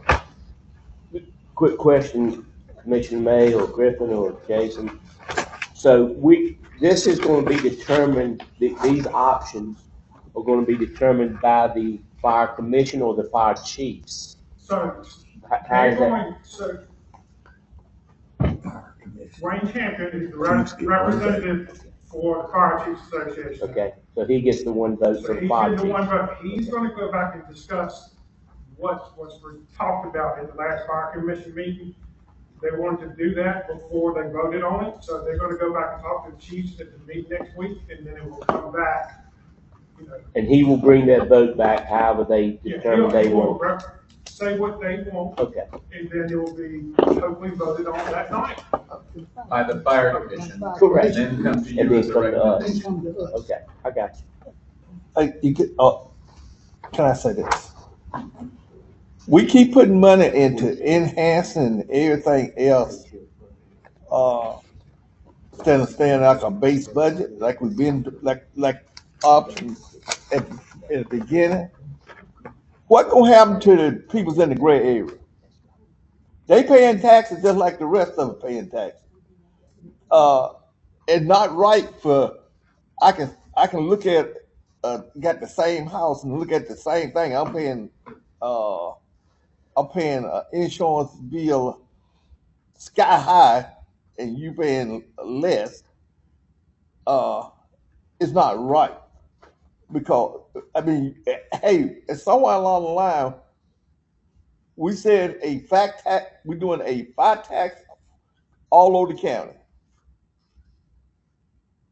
those folks need the same treatment So what as you, I get. Don't say it's your choice. So what you can do is you can make a proposal, a recommendation to this board that you'd like to build some fire stations, and how you'd like to do that is pay through the fire tax, and how you'd like to do that, and then start working on that with the emergency service committee that you're on, and then bring back a recommendation to that board and see where we go with it. Because that's how we're going to get those people the additional coverage. Am I correct? Yeah, so I've already looked and we talked about it at the next emergency service committee, and we talked about it briefly at the last one, to have like a subcommittee started to look at funding substations. Commissioner Jay, my understanding when we voted on the fire tax, it was to help the fire stations, the volunteer fire departments throughout the county, to help them with equipment and to bring everything up to date and to help them with funding. My understanding, the goal was to build a strong balance fund where we could go back and help each fire department fill in those gray areas that you're talking about where there wasn't coverage, to help them build an auxiliary station near the edge of their territory that would fill those blanks in. And that was, to me, that was what I understood as the overall goal behind the fire tax. So we would eventually, through the volunteer fire departments, cover at least 95% of the county. We were hoping for 100%. And you're getting some mutual aid right now from some of those Yeah, locations. so we've got part of the western part covered with Bahama. We're still trying to get Wake Forest covered, but it's been a long process, and I really don't know if we've had any movement anywhere.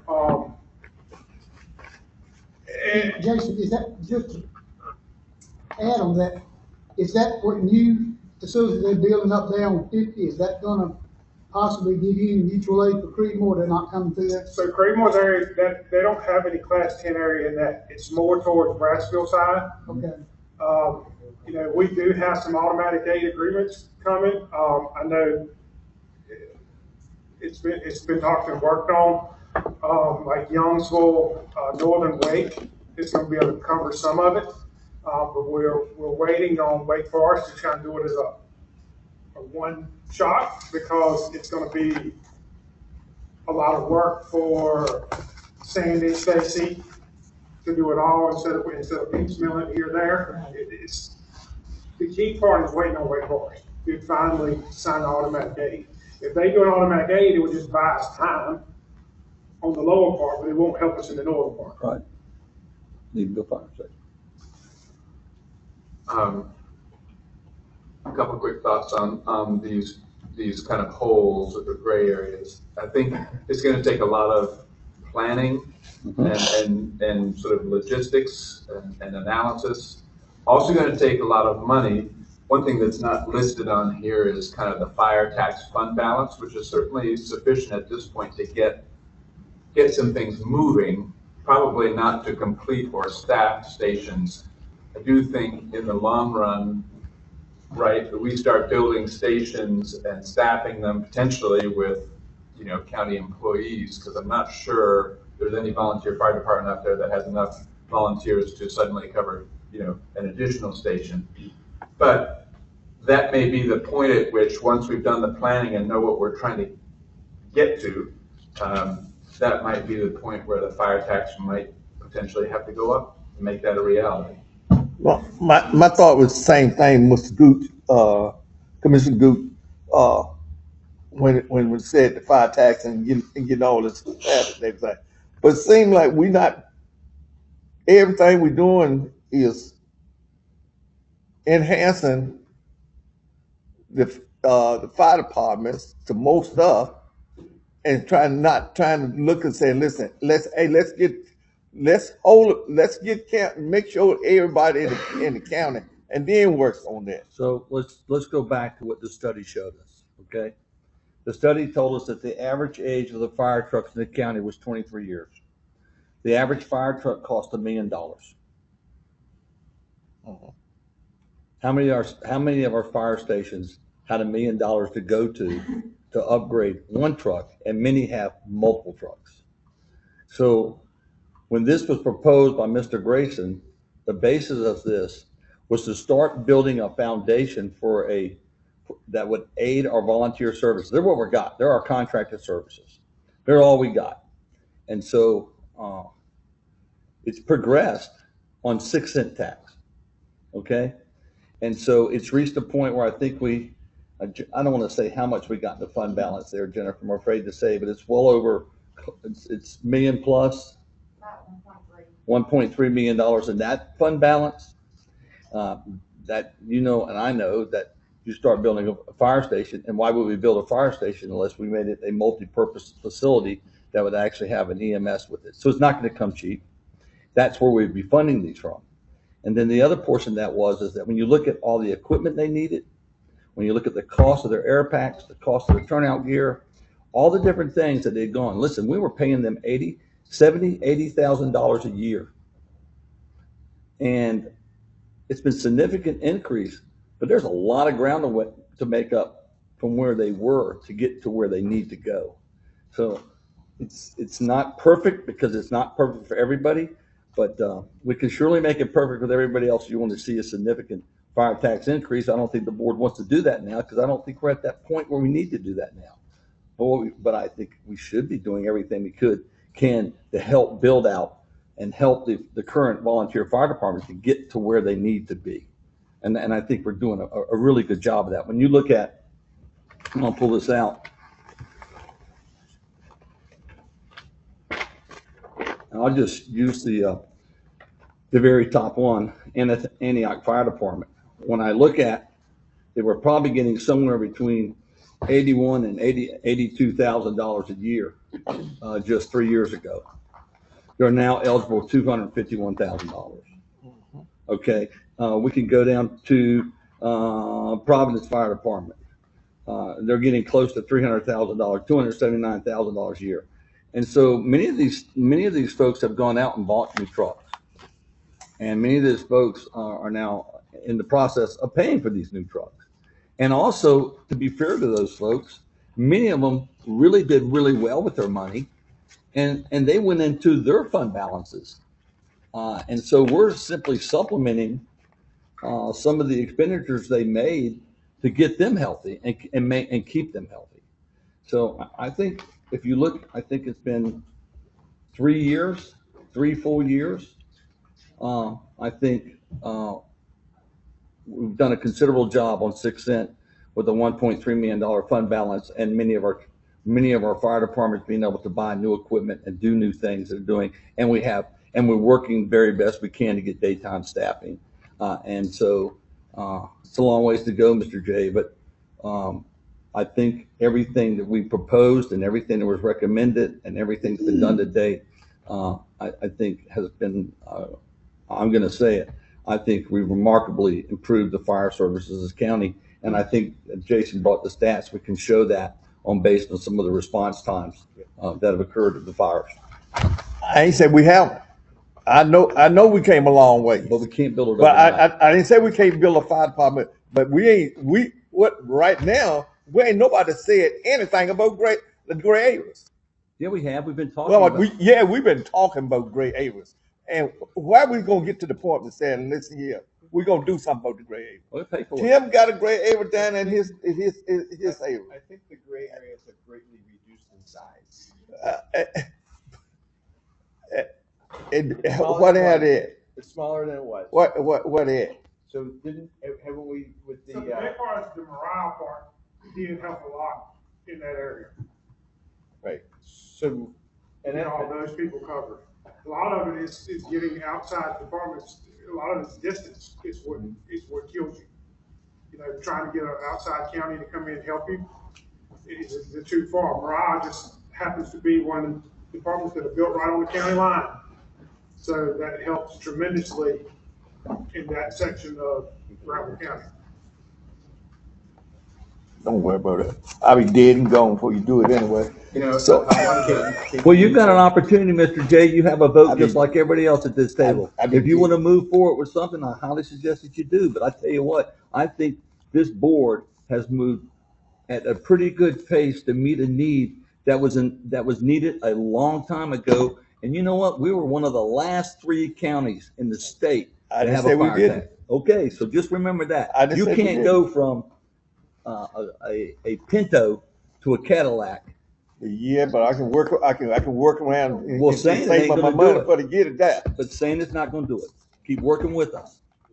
One additional thing that the board has done that I think should speed that process up is this fire commission administrator position. One of the problems that we've had, in addition to just starting up this whole fire commission process, is we don't have enough bandwidth to do all of the planning and the analysis necessary to move that forward. We know we need to move it forward, but we haven't had the bandwidth sort of at a staff level to really help with that. So I think this new position should really help move that process forward.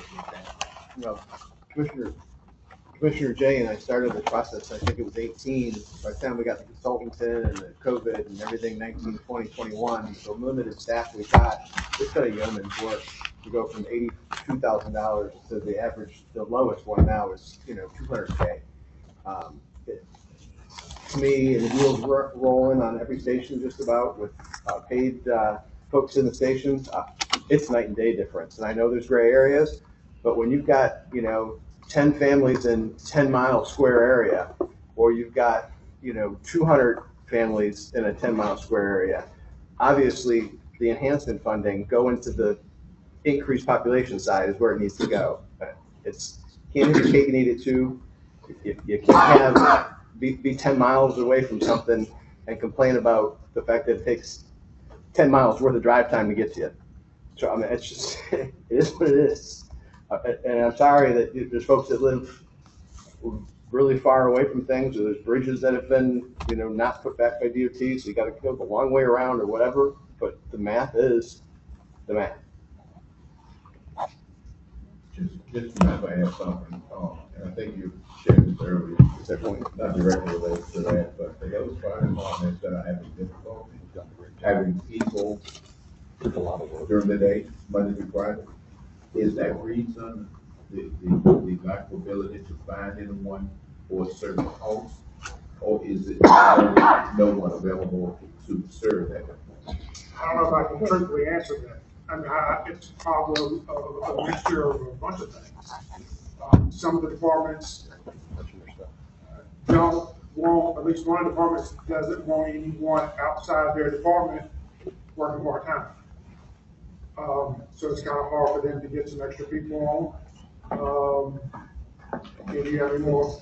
It's kind of hard to, if you bought $1 million truck, you're just not gonna hire somebody in. That's right. So they're having trouble getting people in that they trust operating those trucks. I mean, that $1 million truck, just for example, Butner just purchased a ladder truck 3 years ago, still ain't here. Creedmoor took y'all, 3 years to get y'all a ladder truck?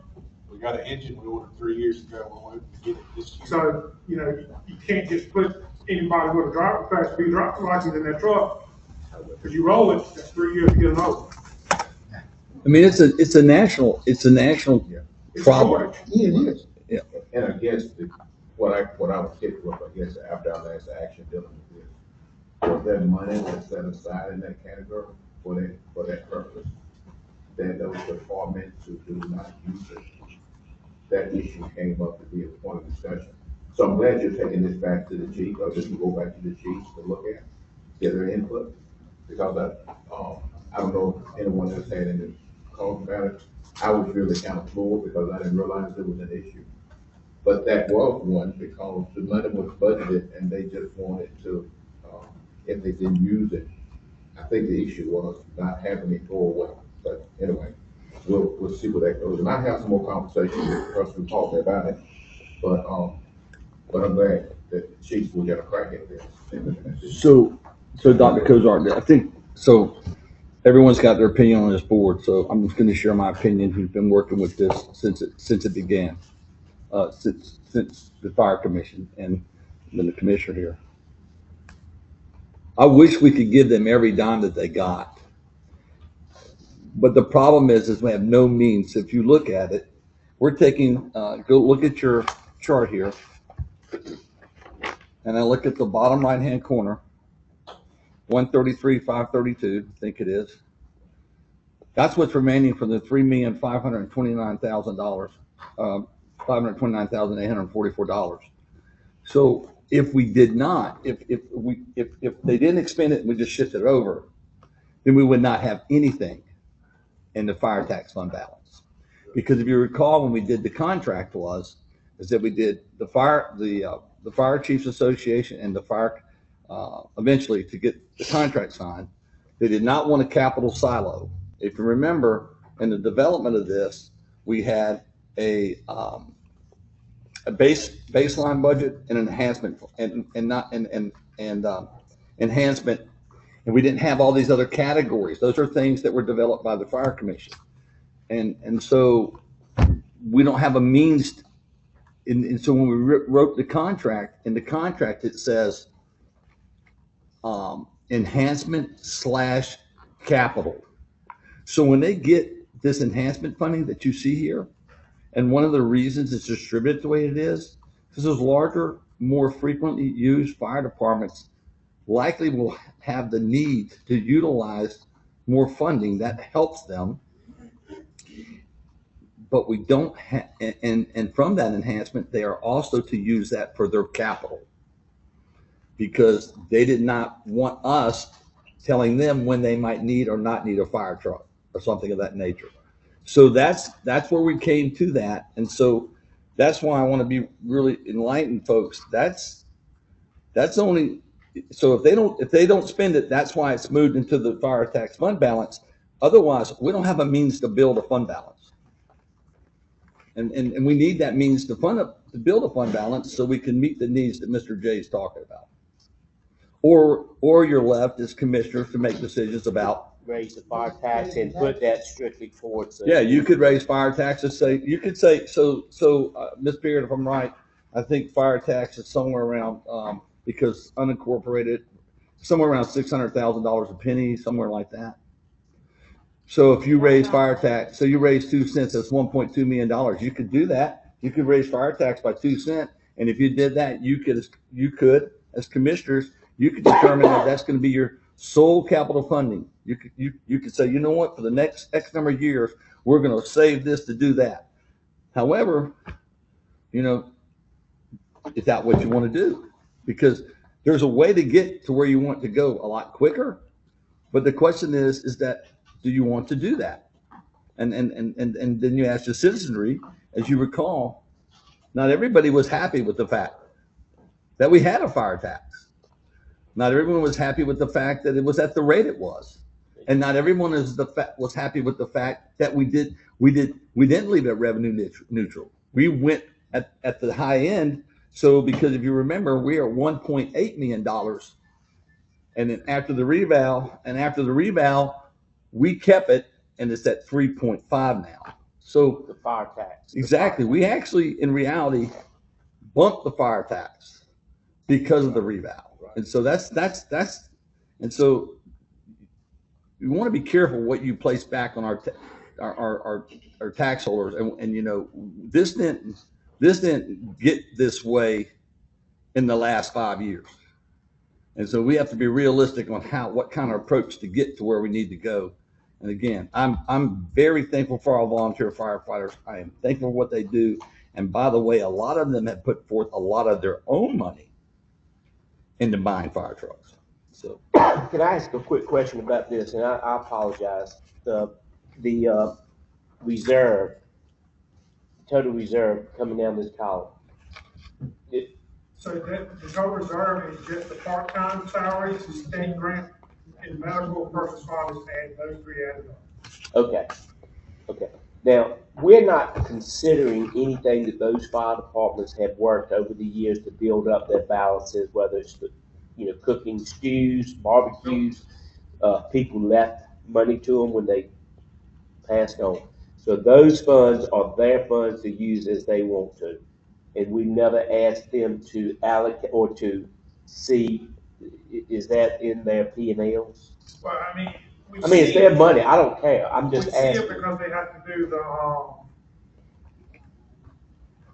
it's the It's not all, it's the financial review. Okay, but those are their funds, and it rightfully should stay within them to do what they want to with, because I they mean, did. most of them have plans for it. Right, and they earned those before the fire tax ever existed. They're a private entity. Right. So we can request the audit that we do, receipt audit based to be able to make sure that the current funding they're getting is being appropriately, and they submit yearly budgets to make sure that everyone's taking care of what they are and doing the right thing. And they can use those But to that help pay for previous, that fire any truck. previous fund or their funds, I mean, that's. Yeah, I get it, and it should be that way. Some of them have a pretty healthy amount of money in the bank, but they're buying a fire truck. Yeah, and it should, it's their fund balance, so to speak. That's right. And they should be able to do what they want to with it.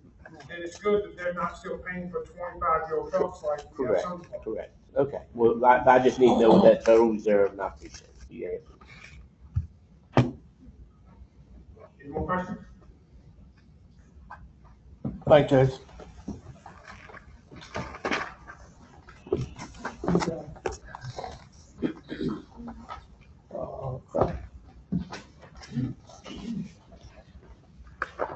Page 7. Oh. Okay. This is gonna be fairly quick. We had expected to have a little more of the preliminary results back than we actually have. But I want to remind you of the process that we approved a pain class study with Piedmont Triangle Council of Governments. And they kicked off that process here at the Expo in September, I believe it was. We had a meeting where we invited all county employees to attend. That meeting was intended to give them an overview of what was happening and what they should expect. We had about, I want to say 100 employees that attended that meeting. So they got a good idea of what we were doing, and then we sent out several things to employees to explain, created a separate webpage that they can go on to kind of see what's going on, and we recorded that meeting so they can watch the recording if they weren't able to attend. So then in October, PTRC sent out position description questionnaires or PDQs to all employees to complete. The employee was to complete it with all of the job duties that they do. It had a lot of variable questions regarding their relationship to supervision, what skills they were required by their job, and what skills they had, what education level they had, what education level was required for the job that they were holding. And the employee completed that and then turned it over to the supervisor. And the supervisor in turn was required to review it and sign off on it and indicated anywhere that they disagreed or that clarification was needed. It was quite a process. And I think we had, so those didn't go out to every single employee. They went out to employees, at least one employee in each class. And I think we had 100% returned in the end. There may have been a couple that they were still trying to track down, but I think almost all of them got returned. So since then, they've been working through the comparisons with the jurisdictions. If you remember when they were here to present to you at your work session, he had a list of the counties and the municipalities in our geographic area that they were going to use as comparisons. So they were waiting on that information to come back, and then to compare what we had with those, review those PDQs. And so they've been putting all of this into what will be their final product. What we do know right now, because he was in touch with me yesterday, which we do know this, even though he said it, we already knew it, the pay plan needs to be updated. That was why we hired them in the first place, right? But what he told us yesterday was our minimum salaries are off by 7% on average. So they looked at 68 core benchmarks and are telling us that they're off by 7% on average. Actual pay is a little better. They said our pay actually is some of our pay closer to market average. But they're reviewing further to consider where more targeted approaches can be looked at. And one of those targeted areas is reviewing implementation strategies that will include a recommendation to how we can appropriately value years of service that employees have. We certainly don't want to bring a new pay grade in and say this is the minimum, and if you're below it, you get raised to the minimum. But if you have been here a while and you're at the minimum and someone who's brand new is at the minimum, that is not equity. And so that's what they're working on now. They're going to bring back some targeted approaches and implementation plans. I mean, I think there will be several different options for you all to choose from in the end as to how we look at implementing this across the organization. I am happy to answer questions. Like I said, there's not a whole lot to report. News we kind of already knew was coming, but that number was important to you. And also knowing that some of our salaries are a little closer to market because of all the work we've been doing. I think we've been telling you that some of the salaries we've been setting are to get us prepared for this pay study so that we would be a step ahead. And that appears to have been working and paying off for us. Thank you. And it sounds like good news that we're not as far off as we thought we were. Originally thought maybe 10%, I think was what we were thinking, but I think the bigger challenge is going to come in and making sure we're compensating our tenured employees. Okay. So that's where, but yeah, I think originally we thought we might be up like as much as 10%. So 7% wasn't bad, but it's going to be that process of analyzing and figuring how we appropriately compensate them and yet in a way that the organization can afford to do. I just want to say I was happy to hear you say that in this process, and before you would write out maybe the major task, and then the supervisor would actually make sure that it represents what they did. Don't know how many points of contention you had when you went through that process, but I do believe when this was done before, there was some talk out in the street that maybe some of those descriptions were maybe balloon aspirational, right? And so that led to some kind of problem. So I'm happy to hear that that was a major focus of this. So, good. And I'm hoping that the work that we did with social services and sheriff's department, hopefully that'll put us in a better place overall. More to come on that. So just ballpark it, what does 7% look like from across the organization with math wise? How much money is that? Well, before they answer, I would remind you too that I think that part of the feedback that we got means that our ranges on average are 7% off. Yes. What she also said was the actual salaries are closer to market. Okay, but misunderstood that then. Okay. Yeah. So we still don't have quite enough information Yeah, to don't start have enough. ballparking. Yeah, okay. You said it. You know, I know we've been throwing numbers out that were pretty high, and I don't think those numbers were too far off, but we're hesitant to even guess at this point, but we're holding our breath, and hopefully, I mean, he's working on it, hopefully within the next week, we'll start getting a little more solid information. So how often is it recommended that we do these studies, pay and classification studies? That's a great question. I know they used to say between 5 and 7 years, Okay. but with the way the market has been and the way the employment environment has been, now I'm hearing 3 to 5. Okay. Because I came on board in 2020, and I think they were just finishing up. They were I think finishing up with pay classification study then, and this is 26. Right, the county hadn't done a pay and class in 20 years. Yeah. And so the one they did, they actually started in 2019, and then COVID hit, and it did not get finished until after I came to the county, I think in late 2020, and by January of 21, we were ready to implement. And that was next comment I was gonna make is you do the study, it may take Club of Rock. 12 to 14 months to implement it or. You're going to have options. I've seen anywhere where implemented half a year and then the following year. I've seen phases, I've seen percentages. So hopefully that, and this is a new organization I've not worked with before. Hopefully they'll kind of approach it the same way and we'll be able to give you those options. As part of the study, you know, pay bands, if they've been boogered with and people have been dancing around in them, does this give us any tools to help marginalize how that's going to impact the final outcome? I'm not certain. It will help with compression. I mean, if we are recognizing years of service and we analyze an employee's salary and realize they're right where they need to be, and the next employee is not quite where they need to be, and we are adjusting the other employees' pay, that's going to address the compression issues. But it's not going to address if someone's way beyond where they should be paid, because we wouldn't reduce their pay in any way. Is that what you're asking? Yeah, I just know that I'm always concerned when you do pay studies, because some people sometimes are brought on at one level and then they get bumped up real quick, and then you've got some person's been here a while and they didn't get bumped, and then all of a sudden now you come out with a pay study that says you're supposed to make this and it's way off. Because that's going to occur, trust me.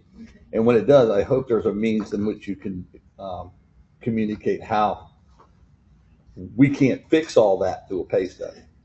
No, we can't. That's right. And it has to be articulated to employees that you can't fix that. You know, the methodology and where they arrive at their recommended salaries will be one conversation. And the other conversation, you're right, if someone was bumped up and they perhaps shouldn't have been, or for whatever reason, that's a whole different conversation. Yeah, at the end of the day, you can have one of these things and end with more around probably than that fixed off. But anyway, we'll hold it there. It's all about communication, and we'll have to be very careful about how we roll this out and being sure that our department heads, our supervisors, and the administration ourselves are communicating with employees. Thank you. Thank you.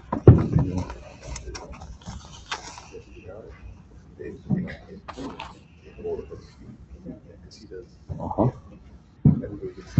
It sort of reminds one of the fire commission and the increased fire funding. It seems there are more dissatisfied people these days, even with a lot more money going into the system than there were before. Sometimes you can't win for losing. So this portion of the conversation is kind of a preliminary conversation about expansion requests. We have a preliminary list. It's not totally complete of what kind of expansionary items we think there may be on the table for next year.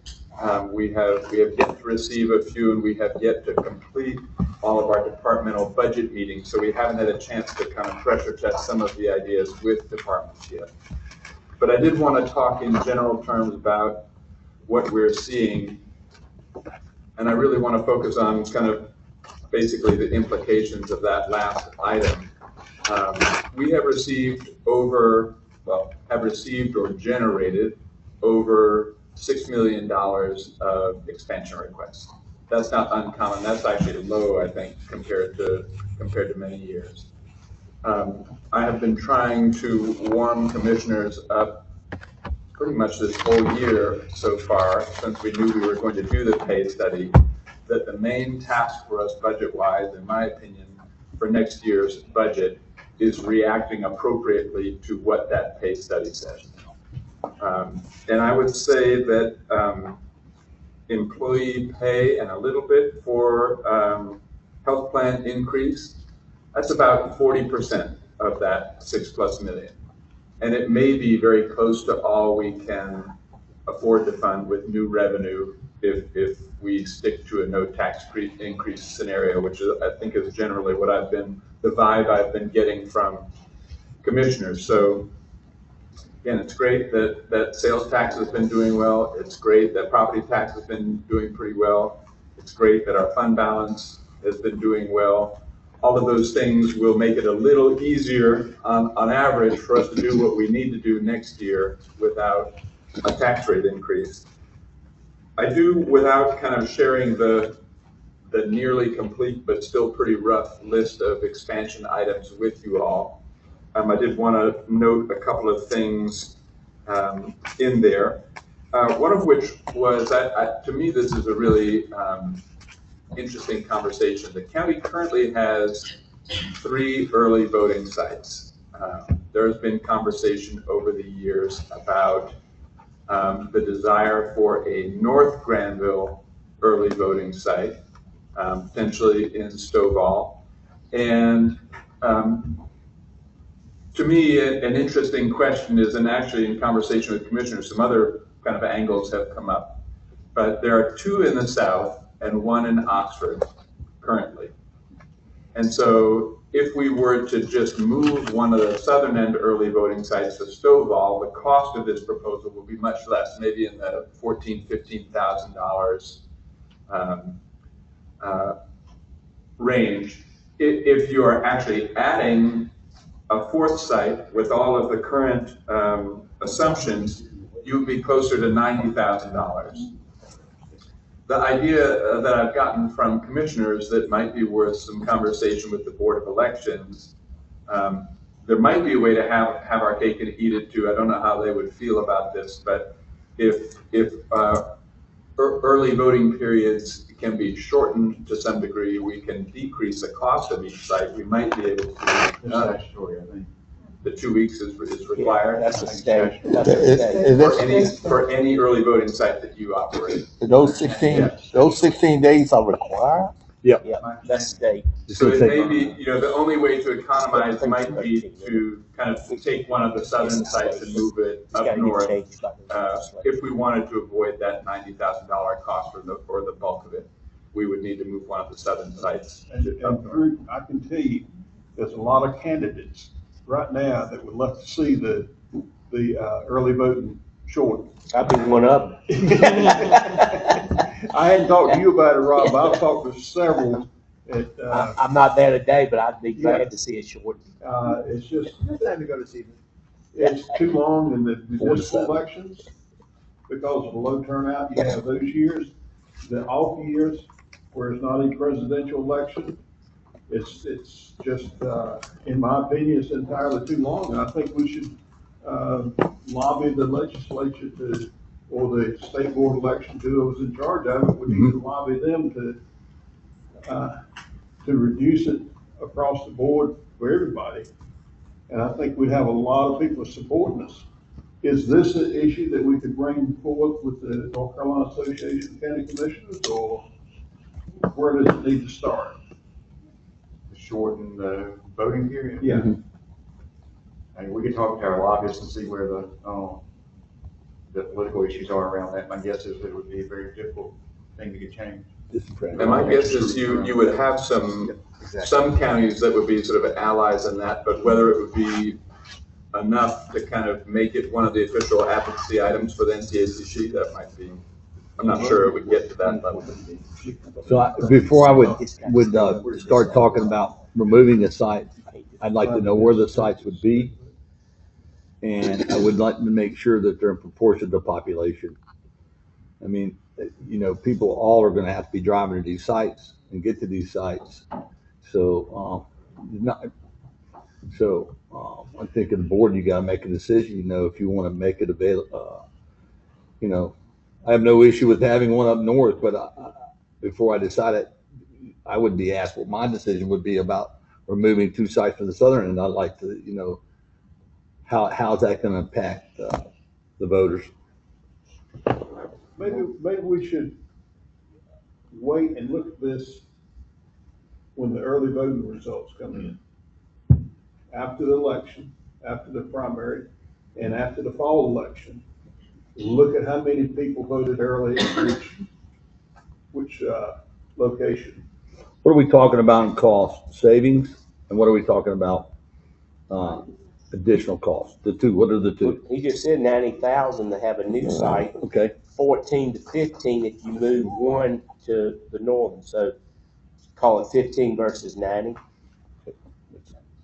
Now another thought, and again, we don't need to get in the weeds, I guess, as deep as you want to go.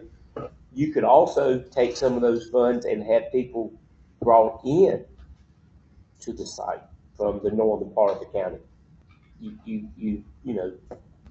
I'm just throwing out. I mean, exactly a card. So you bring them in and you bring them to the poll. I need to stop. No. Stop. You set up a site and people get there. That's the way voting's always been. Anyway, You're right. You're right. It ain't no carpooling nobody to no drinks on the site. bus? Stop. Never mind. Forget it. I didn't want to. I didn't expect us to answer this question today. Thank you. I just wanted to raise it as an interesting one that I know has generated a fair bit of conversation over the years. But it's still out there percolating. I can just say one thing. If you're going to go down that route, I think it would probably be good to have a meeting with the Board of Elections, because they have a very difficult time getting staff to work with. Yeah. What they have. Yeah, I agree. Which could be actually an issue for, it would certainly be one for a fourth early voting site, but it might even be an issue for relocation. Yeah, I mean. So, there are a small number of expansion items that will cost us nothing. I see Stacy Hicks is in the room. There are some upgrades to our backup PSAT, 911 center that will be 100% funded with 911 fund revenues. And in general, she has been doing a really good job accessing much more of those 911 funds to fund upgrades in our offices than we have seen before. So I appreciate that, right? It's rare that you can get something for nothing, but that's about what is happening there. Another important item, we had been hoping for a while maybe to get some charitable donations to help redo the Gap playground. And I think that that'll probably be a fairly high priority in next year's budget to go ahead and do that. We didn't get that donation that we thought might help defray that cost. But that is also something that it's one of the projects that some of the recouped municipal and mini grant funds can help support too. So, you know, we took some of that back and we can apply it elsewhere in our budget. Let's see, what else? From the sheriff's office, I think they all did come in a little late. That's what, when things were locked, they were locked because it was beyond the due date and we need things to stop moving.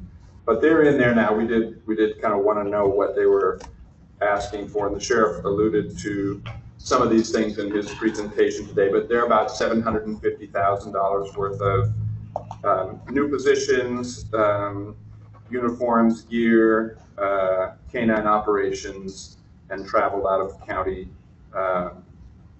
were some of the items listed in their request.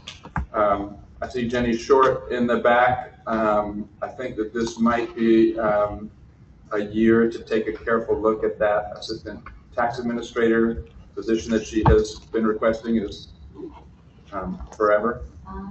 I will continue to have kind of offline conversations with commissioners about that, but I think perhaps the time has come for that position. Granville County Schools, you heard a little bit the other day about their request for next year. I want to just put kind of a bug in your ear. When the student population drops, and it's important to remember, even as you're thinking about that 460 number, that actually our per pupil allocations go to charter school students as well. If you take that total school age population together, the drop was more like high 200s. So it's not quite as dramatic as it seemed like, because the charters did pick up a small portion of the sort of the kids or the numbers that left Granville County Public Schools. But even so, they're all included, there is a drop of several hundred students in enrollment in the traditional public and the public charters. What that does, and I've been religious about showing you the per pupil local allocation, because I think that's important. A drop in enrollment will drive that number up, right?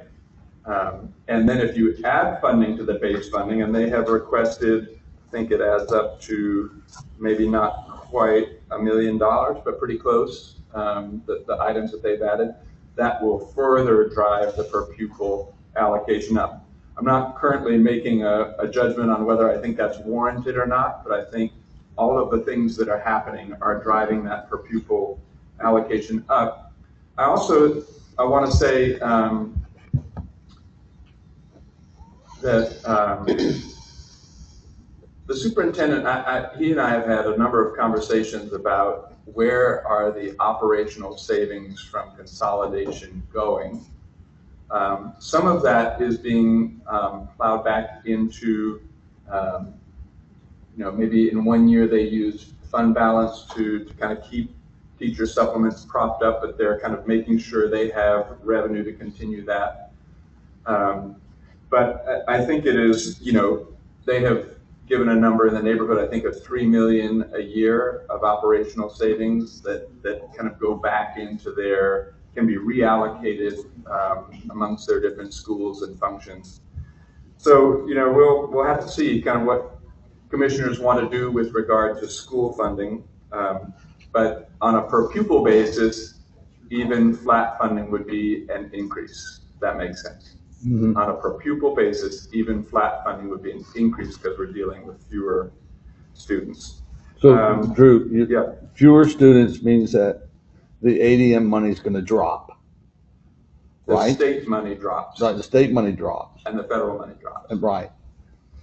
Yeah. And then. But the local money, if it stays flat, it means more local money per student. Got it. Makes a difference.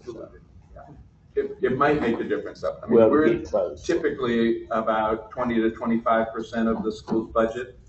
90%, maybe 85, 90% is state, and a smaller chunk is federal. So. We haven't gotten detailed requests from Vance Granville yet. They often will have smaller requests on the operational side. As you recall, we have kind of on the capital side, we've baked in a $400,000 a year allocation to meet our part of their capital needs. So I would expect kind of any expansionary item there to be fairly minimal. Same thing for Granville Vance Public Health. We've had a few small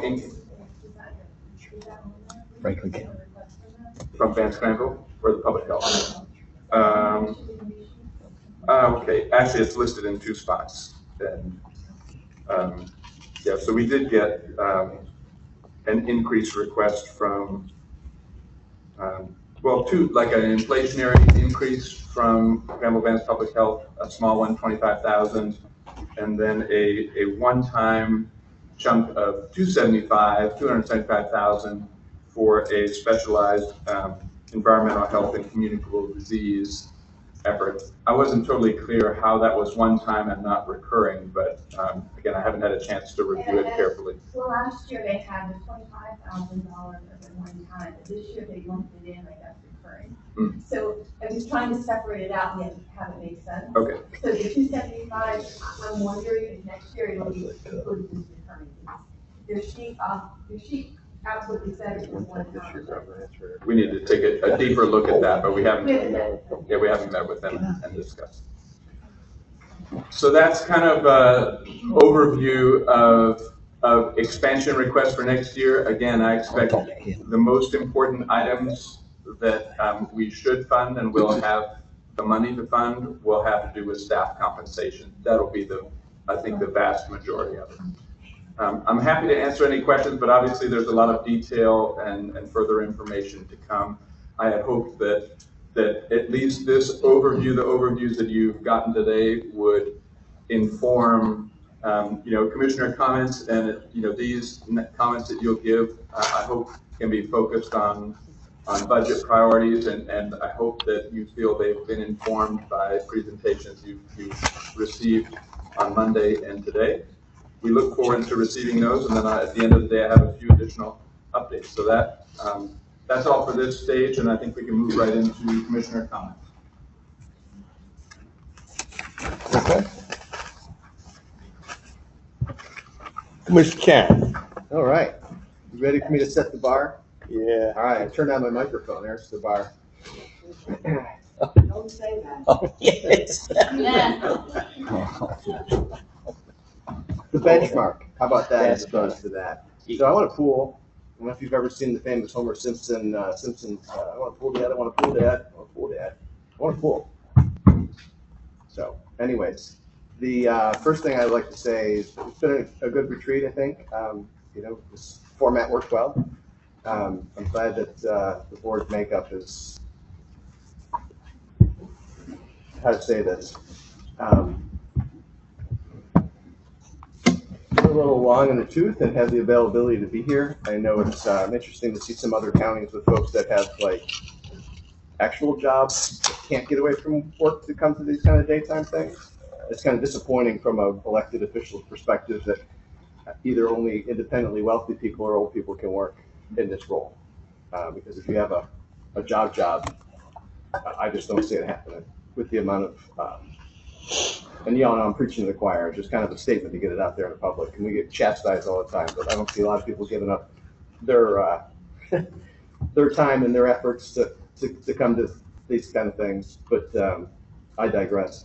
So a little bit of bad news on the Holly Recreation site. The family that I had approached about some additional space has just hobbled that farm back together. And I say that through inheritance. The farm had been split because of divorce, and the two siblings have now been able to restructure that and get it all back together under one. And since it just happened within the last year, the ink's not even dry on a portion of it, and they would like to have an opportunity to enjoy that farm as is and not slough up any parts of it. One of the principals in that has teenage children, and I said that we've got additional phases down the road, and we can talk to your teenage children in 15 or 20 years and see if they want to move on it. But just to let you know, I had my hopes up. I know I might have gotten other people's hopes up on that additional property, but it's not, and doesn't end anything. We're still moving forward, and I think the site for the Holly recreational piece is going to be something to behold for sure once we get to it. I think the news we received today from our space needs analysis, and we were kind of talking on this side, and I'm glad to see that is the primary focus right now as far as consolidation. You know, serving only unincorporated folks, the problem comes in if you want to get a building permit to build a house. I think it's 3 stops, maybe 4, depending. And they're not close together, finding out where you got to go. And even the fact that you don't get to have like inter-office mail, where a piece of paper has to physically go from the health department to planning and zoning and back and forth and that kind of thing. I think from a citizenry perspective, it would be nice if you could go to one location to take care of all your county business as opposed to having to bounce around. Interesting to see that some of our buildings are 180 on one, 100 on another.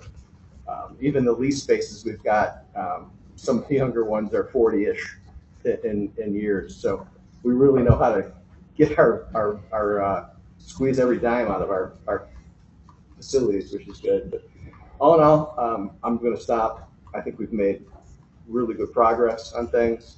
The one thing that I think, you know, this is the second year we're going into a no tax increase. I think we got a little behind the 8 ball last time we strived to have, was it 5 years in a row? Close like 7. So life is an inclined plane, a little bit uphill, kind of like taxes. You can go slow and steady, or you can hit that wall and go up and then go again. So I think that though it's looks good to say no tax increase, no tax increase, no tax increase, every time you put it off, it's just that much more you're going to have to get over. And I think we saw that with the reval, the perfect storm, with the changing market, and it just, I think, caught us a little off. And I just want to caution that this is my last retreat as a commissioner. I'll be here in other capacities, hopefully for the next 4 or 5 years. But that was the one thing I want to caution as we move forward this budget year. Not advocating for a tax increase. However, we've already heard there's a lot of needs already. There's wants, but we've got some serious needs. And if we, again, don't take it as it comes a little at a time, you're gonna have that's your cliff, so to speak. So thank you very much. I appreciate each and every one of you. Jimmy, you're next. Yes. And Tim had on a lot of good points. And, you know, one of the points is we went for 7 years without tax increase. And I'm not advocating one now, even though this is my last year here. If y'all increase them next year, I'm gonna be here talking down to you now. Taking you to task on it, but as a citizen. But I do understand the need for tax increases. I do understand the need for incremental. You just can't go 7 years without one and then have a reevaluation and increase, what was it, 6 cents at the same time. If we had been increasing a penny a year or a penny every other year all along, it wouldn't have hit nearly as hard. It would have been much, much better. But that's hindsight. And, Tim hit on the space needs assessment, and I was shocked to see how old our buildings are that we have. As all of you know, because I've bet your ear on it, kind of my vision was to have on this site a one-stop shop, three-story building if you needed it, with room to expand on, plenty of parking, room to expand, where you had as many county services you could possibly have on this one site. Well, we don't really have the infrastructure here in water and sewer to have that kind of building. So I'm glad they brought up alternate sites, and we've got several to look at, and this is a project that's not going to happen while I'm here, but I'm certainly excited about it and excited to see it get started. And I hope you guys will continue forward with it and move on and make it convenient for our citizens and give them easy access. And look, guys, it's been a long day. We've had a lot of information here. And I want to say thank you to all the presenters that's been here today, everybody that's spoken. Thank you to my colleagues here. Thank you to the ones in the audience that stuck by us all day. Thank you to our attorney. And I want to give a special thank you, a big thank you to our internal auditor, Monique Higgy. She does a fantastic job, and she's somebody that in the beginning, she faced a lot of pushback, but we've got every department on board cooperating with her except for one. And she's not afraid to stand up and speak the truth and call you out. And she did today, and I appreciate what she did. I appreciate her courage, and I appreciate her candor. And thank you so much, Monique. And with that, that concludes my comments. Thank you. Rob. All right, I've got just a few things. I want to first thank the staff, Jessica, Audrey, for both days, lunch, putting everything together. It takes a lot of work. We thank both of y'all. Is Audrey still here? She's not, but I will pass along. Please let her know. All the department heads for taking time out of their schedule to be here. Their presentations to the municipalities for their presentations Monday evening. Drew, Karina, everyone, thank you, appreciate it.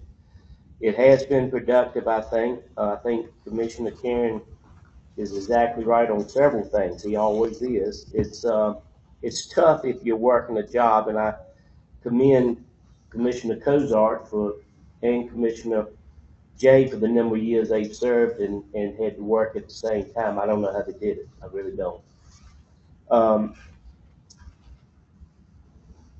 Also, I think they both hit the nail on the head, and I've said this to my predecessor, David Smith. you can't go 7 years and not raise taxes. And I was in business and we had to raise a little bit all along. And I think at some point, we're gonna have to look at that. Now, this year, I'd like to see us hold our tax to zero. But I think in order to continue to do what we're doing, we're gonna have to look at a penny or two every couple of years. The other thing is, in order to grow, you've either got to cut expenses or increase revenues. Now, where I'm going with this is economic development is the way you increase revenues. That and ad valorem taxes, which is raising taxes, or sales tax. We have an opportunity in front of us, and I'm gonna briefly just say about it, and this will come up later, but we have an opportunity. We have received $1.1 million for the extension of the water line to the airport. 500 of that came from the state. A couple of years back, we've used 65 to 75 of that for the engineering part. There's approximately 430 left, and we just received 600,000 from Golden Leaf Foundation, along with some more for the Graham Vance Training Center. That's a $1.1 million, and it leaves us about 350,000 or so short. I hate to use that word, short, last year. So what I'd like, we need to consider, now Charlotte and her team have done a phenomenal job in everything, but this sends a message, and I don't know if she's behind me anymore or not, but this sends a message that this is economic development.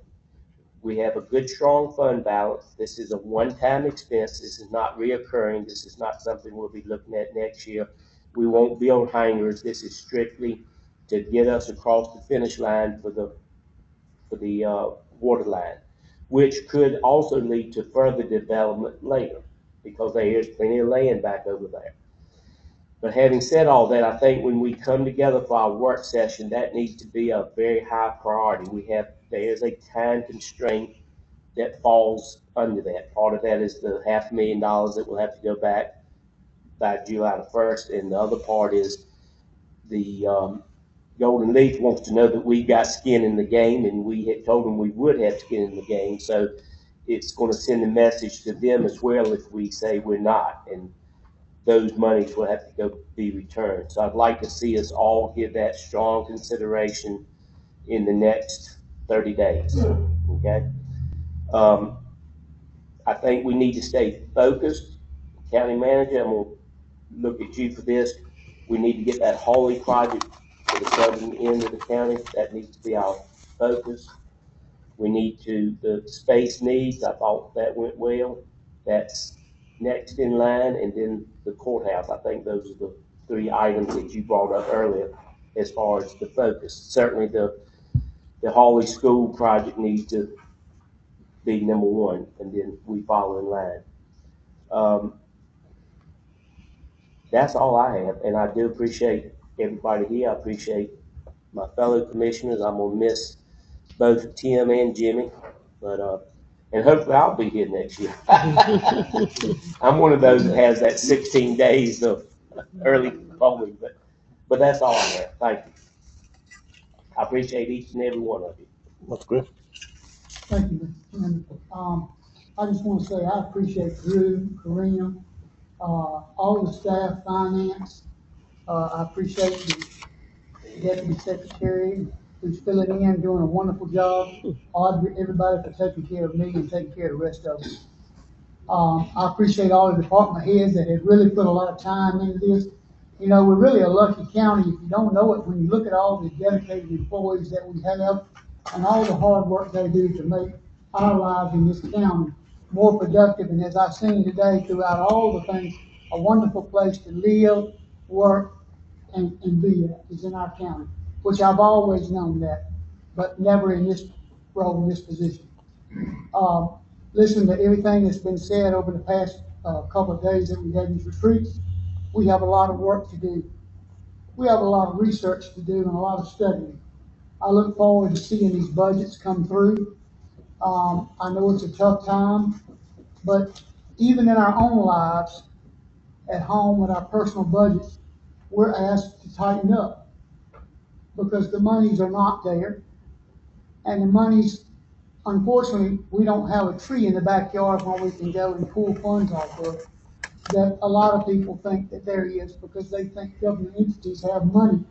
And they don't realize that there's no government entity that has money. It's the money of the people. And we're elected to be good stewards of that money. Sometimes it makes some people upset that we have to make the decisions we do, but at the same time, we have to make them. It's like being a parent. Sometimes you have to do things you're not necessarily happy with, but you have to do those things in order for the best of everybody. I look forward to us continuing in this budget session and doing the right thing for the people of our county. I'm going to miss Tim and Jimmy.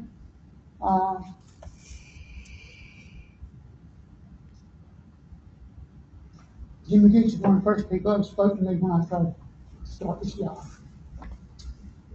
And he has been a real mentor to me. And I appreciate him, and I'm going to miss him. And I'm going to miss his friendship because I won't see him as often. But I really do, and I thank you.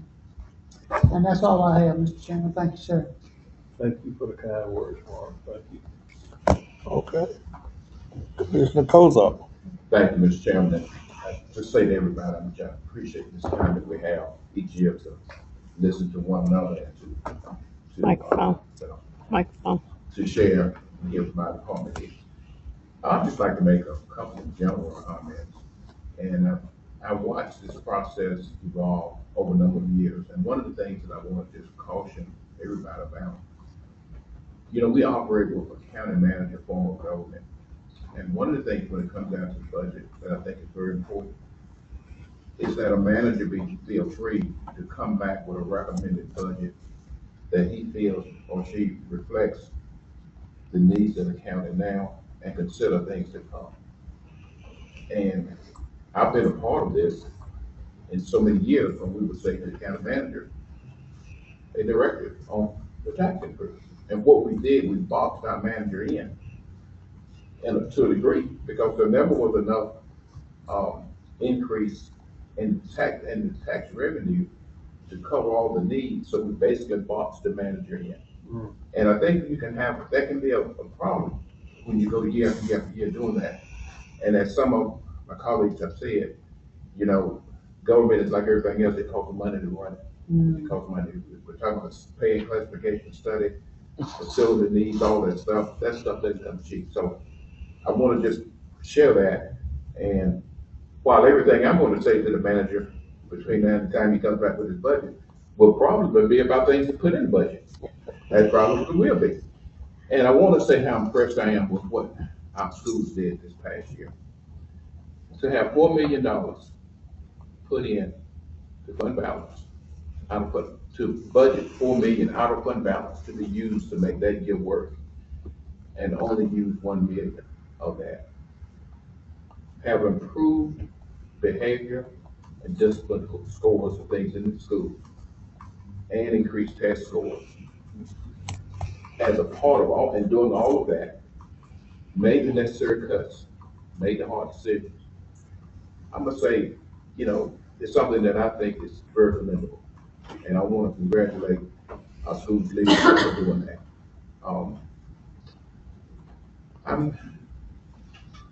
I don't have anything else I want to say about the budget itself, but I do want to thank all of you for our ability to feel free to say what we want to say to each other, to express ourselves.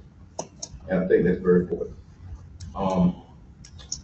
The Merrick Carter site has been on my mind quite a bit since it was discontinued for use. And I haven't seen anything in writing. I want to see what is on there. That property at that school, if I'm not mistaken, going back towards City Hall, all that property out there in that quote field is a part of that property, I believe. So I want to look at that. We're talking about some pretty serious big figures on things that we need to do from a facility standpoint. And none of that is going to be cheap. And, the courthouse thing is is one that we've talked about, and we know we need to do something with that. But anyway, we'll work together through it all. And I'm confident that with all of our efforts, great staff we have, we'll get there, continue to work together, and just, you know, respect and support each other. We'll get there. But thank you, Mr. Chairman. Okay. Commissioner May. Hey, Mr. J. The virus that didn't get. No, you don't need that. Thank you. I thank staff always for being present and providing input, and actually at times pushing back. That's important for commissioners. I welcome you to do it more often. You know, it's okay that we, you know, when you get up there and we ask you questions that, you know, it's your opportunity, from my perspective as elected official, to say, no, I don't agree with that. It's okay. Maybe we want to make the right decisions. I know the county manager and I think Karina, county manager, Drew, and Jennifer, Jessica, thank you for what you've done this week, and Andre, and all the department heads and employees here today. Thank you so much. You make it work. I'd like to recognize Commissioner Way and Commissioner Krasinski from Creedmoor, who spent the whole day here today. Thank you for being here. Thank you for listening in. I hope from this you've gained a better perspective about how the county operates and some things we need to do, and some things we are doing well. You know, I really love this county, and I wasn't from here. And you don't have to be. And it's been my home for nearly 15 years now. It's the first place I've settled and stayed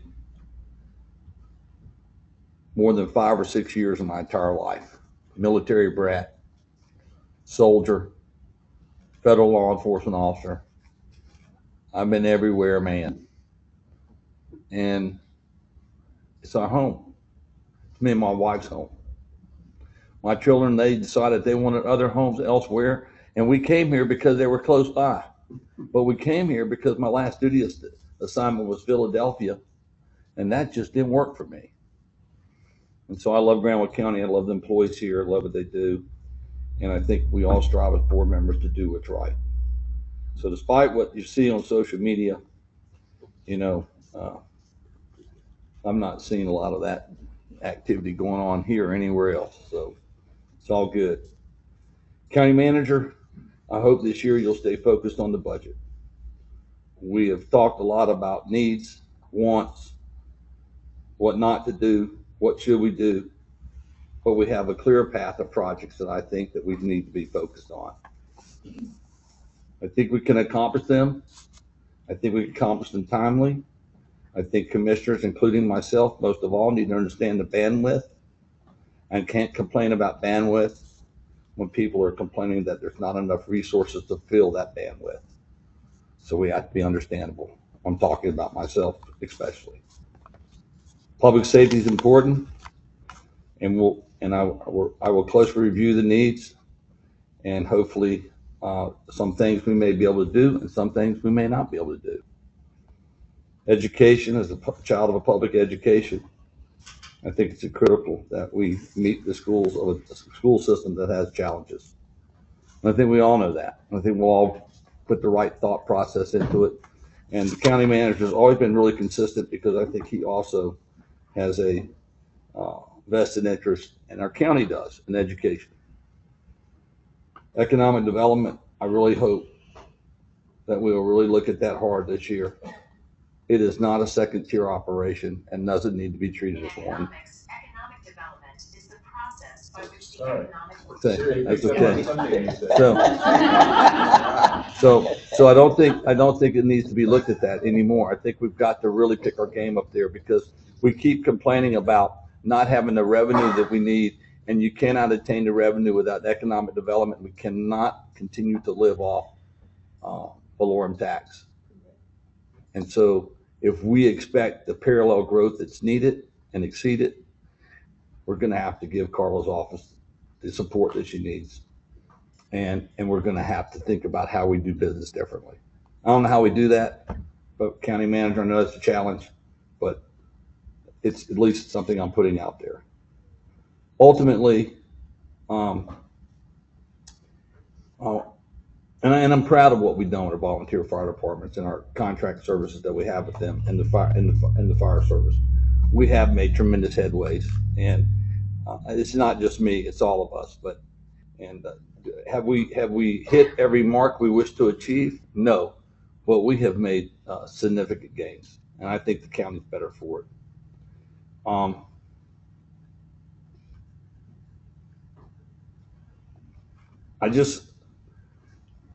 We're going to face challenges in transportation. We are really doing a lot more in that area than I've seen us do here since I've been a commissioner. Mr. Baker, thank you for your efforts on the RPO. Thank you, efforts for Campo. I think those will reap huge benefits for us for the future that we likely may never see, but I actually believe that the study is going to prove us and validate things that we already know, and I think will improve our county, including some hard work that probably will come by your office in the future on how we might be better planning our county, our neighborhoods, and our communities to ensure that we grow in a manner that is managed and efficiently for those areas and not overburden the infrastructure. So with that said, county manager, budget, employees, and projects. And those I think is what I heard this week as clear priorities. And I think we ought to come together that on the board and not drive, send our staff out all different directions, and that could be the world's worst. So I take full responsibility for that. Finally, I want to make this comment. Our hospital. I was not an advocate of our hospital when I became a commissioner. Not. And in fact, I could have figured out a way we could have potentially made a profit and sold the hospital. If I had the mental capacity to be able to think through something like that, I'm just being honest with you. Probably would have thought through that. Fact of the matter is, statistically, it's one of our major employers of the county. It's providing services throughout the county now at what it had not done for many years. It is truly a vital resource of our county. And so the other thing about that too that's lost is our EMS service. I talk to people often and they think, well, that's just paid for by the county. It's not. The hospital defers a significant amount of that cost that if they weren't doing, we would be paying out of our tax dollars. And so when I look at the hospital and I look at things like that we do in Grandma Unique, so that's the other thing I'm concerned about with some of the changing processes that's going on is that. So as commissioners, I think we really need to be really wise at how we advocate going forward, especially at the state level. We need to be working with our county manager, our county attorney, and those that lobby on our behalf to make sure that the matters, things that are impacting us, that's going to ultimately impact our bottom line budget, we need to make sure we have advocacy at the right places. And that is an area that I hope that we'll work with them on too. So with that, sorry for being so lengthy, but I thought it was a very good and very informed meeting. And thank you for the opportunity to be here, and it's a privilege to serve.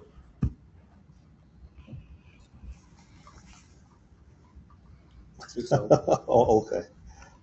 First, just like to say, this has been a great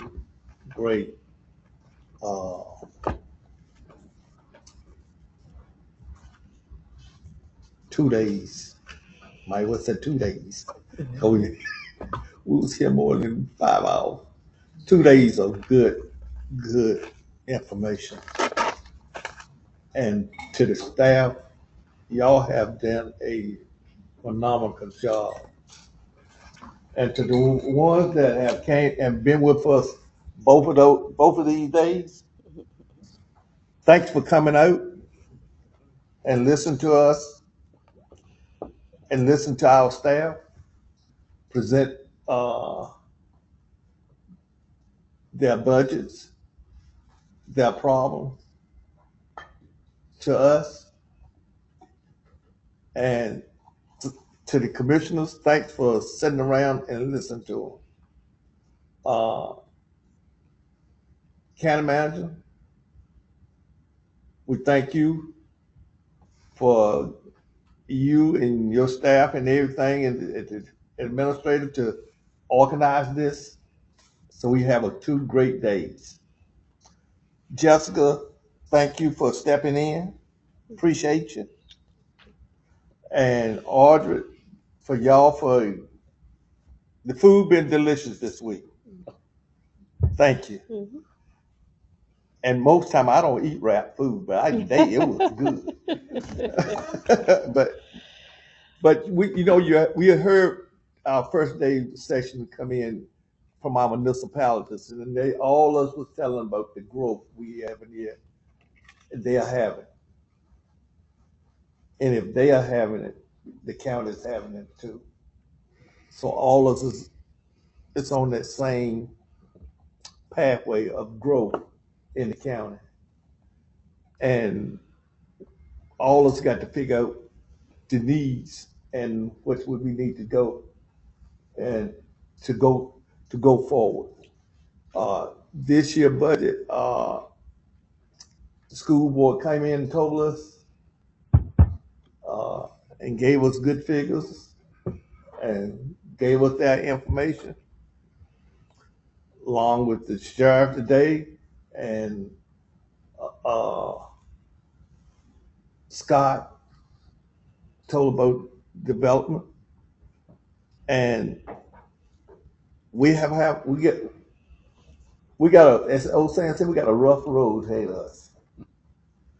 Try to figure out the needs and how to do the best that I can out of our budget this year. And that's our decision. And Tim, I enjoy work. Tim is my buddy. We used to go to Washington every year. Mm-hmm. And this time we generally be going to Washington, won't we, Tim? This weekend we generally be going to Washington, and we have had great time together. And I appreciate our time together. We spent together talking. May not grieved with each other, but we grieved at the end. Amen. And I appreciate all the many years that you have served here on this board. And I don't take it lightly. And Ms. Gooch, that's my buddy. I never thought a person would come on board that Edgar Smoke. I thought Edgar Smoke was the main when you can listen to it. But Mr. Gooch, I don't know, there's something about him every time since he's been on the board. Either we just click every time he says it. And I appreciate your service all these many years with us on this board. Thank you. I appreciate your kind words. Thank you so much. And let's not let them off the hook too soon. Oh, we ain't gonna let them off the hook. We ain't gonna let neither one of them off the hook yet. But anyway, I would just like to say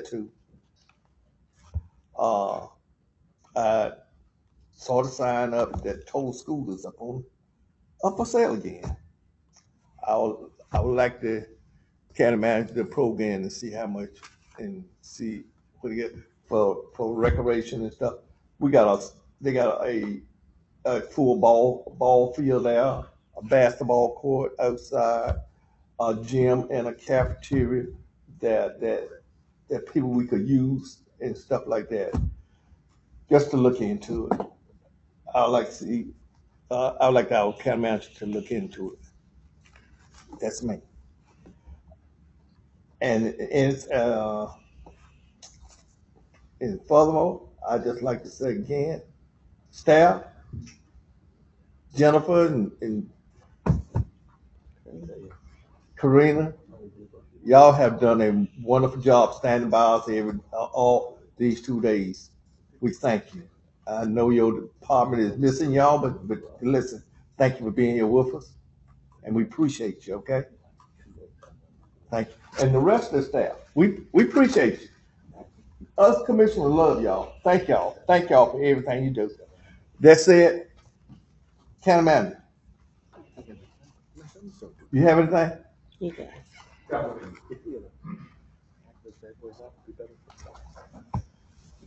But I will try to make it brief and get us out of here on time. I'm actually going to start with the last thing you said, which is Karina's department might be missing her. I actually think she's missing her department.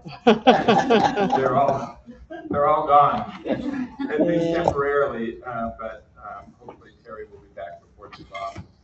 And actually one of the, so the first thing I'm going to do is just kind of run through a couple of key updates in the monthly managers update. Part of what this meeting is doing is replacing, in some respects, our monthly work session.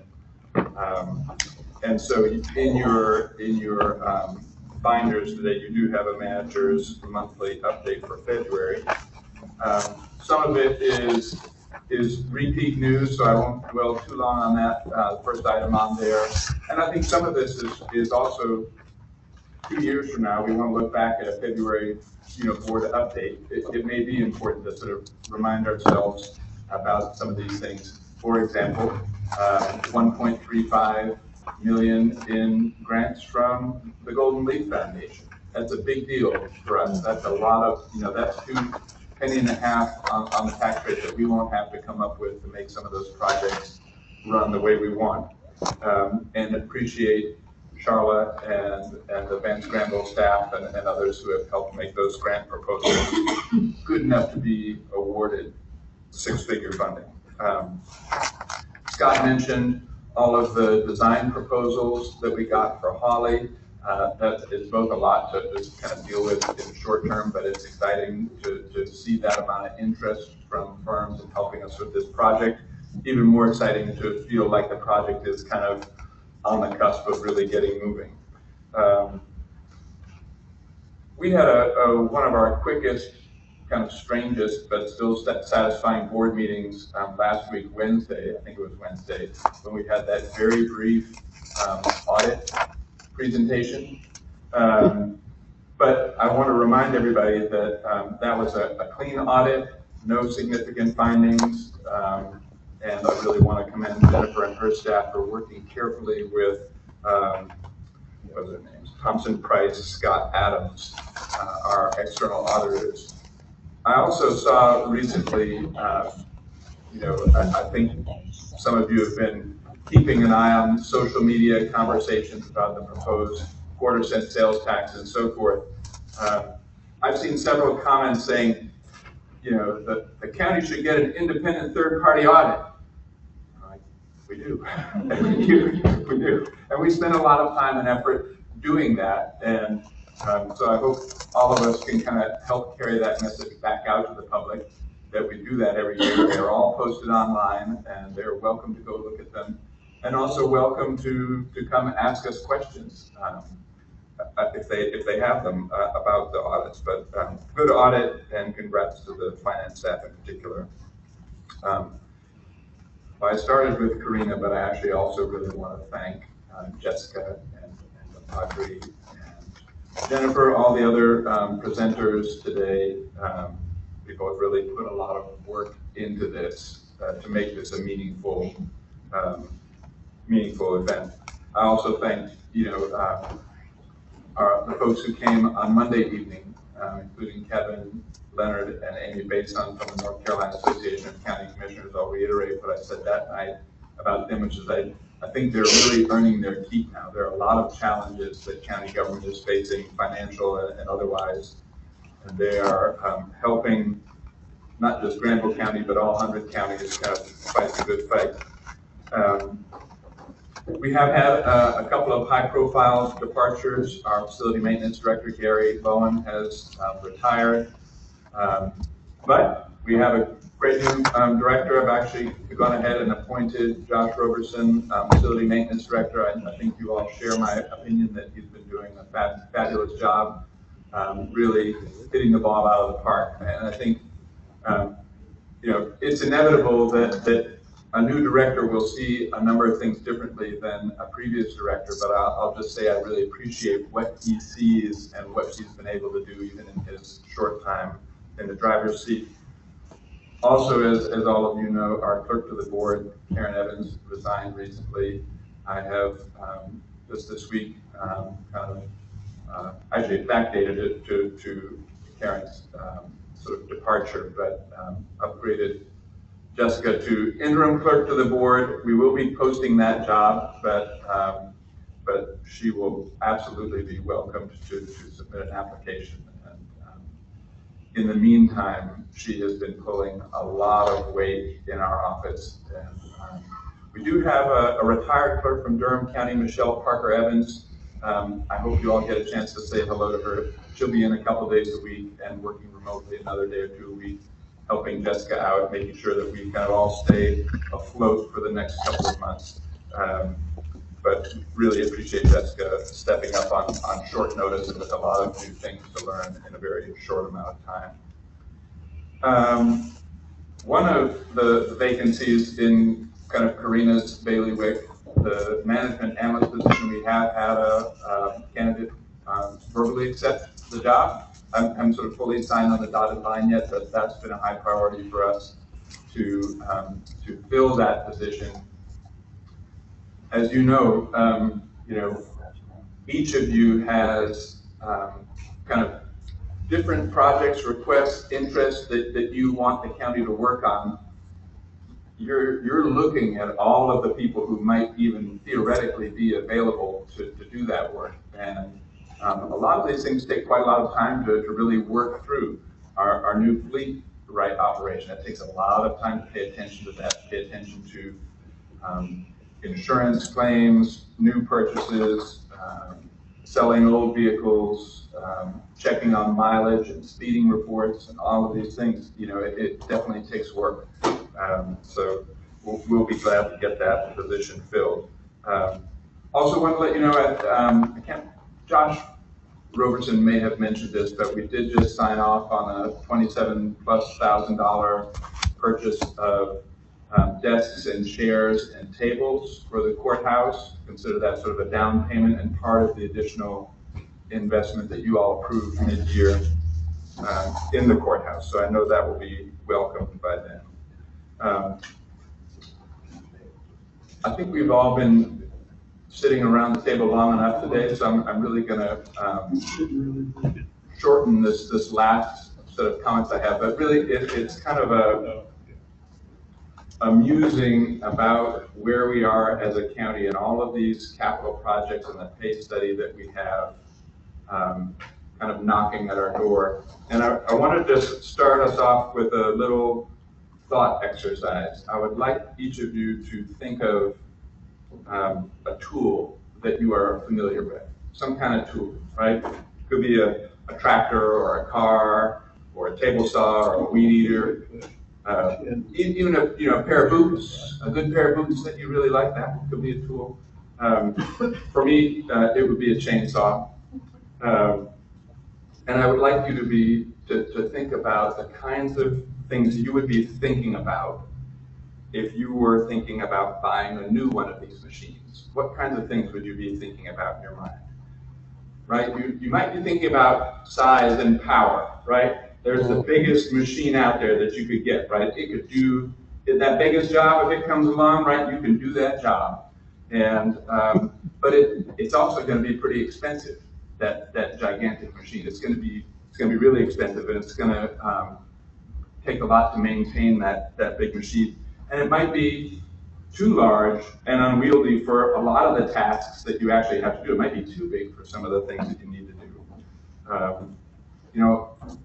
when it comes to chainsaws, I don't want the smallest tool out there, because I have a kind of a wide range of work that I need to do. And, there might be something cool about a big chainsaw with a 50-inch bar, but that would be massively oversized for 95% of the work that I need to do, and I can't carry it around all day long. I just can't. I'm not strong enough to work with that thing all day long, right? So maybe that wouldn't be the best choice for me. But you might think about cost. I think most people in this room have enough experience with the kinds of tools that they work with to know that you get what you pay for with tools, right?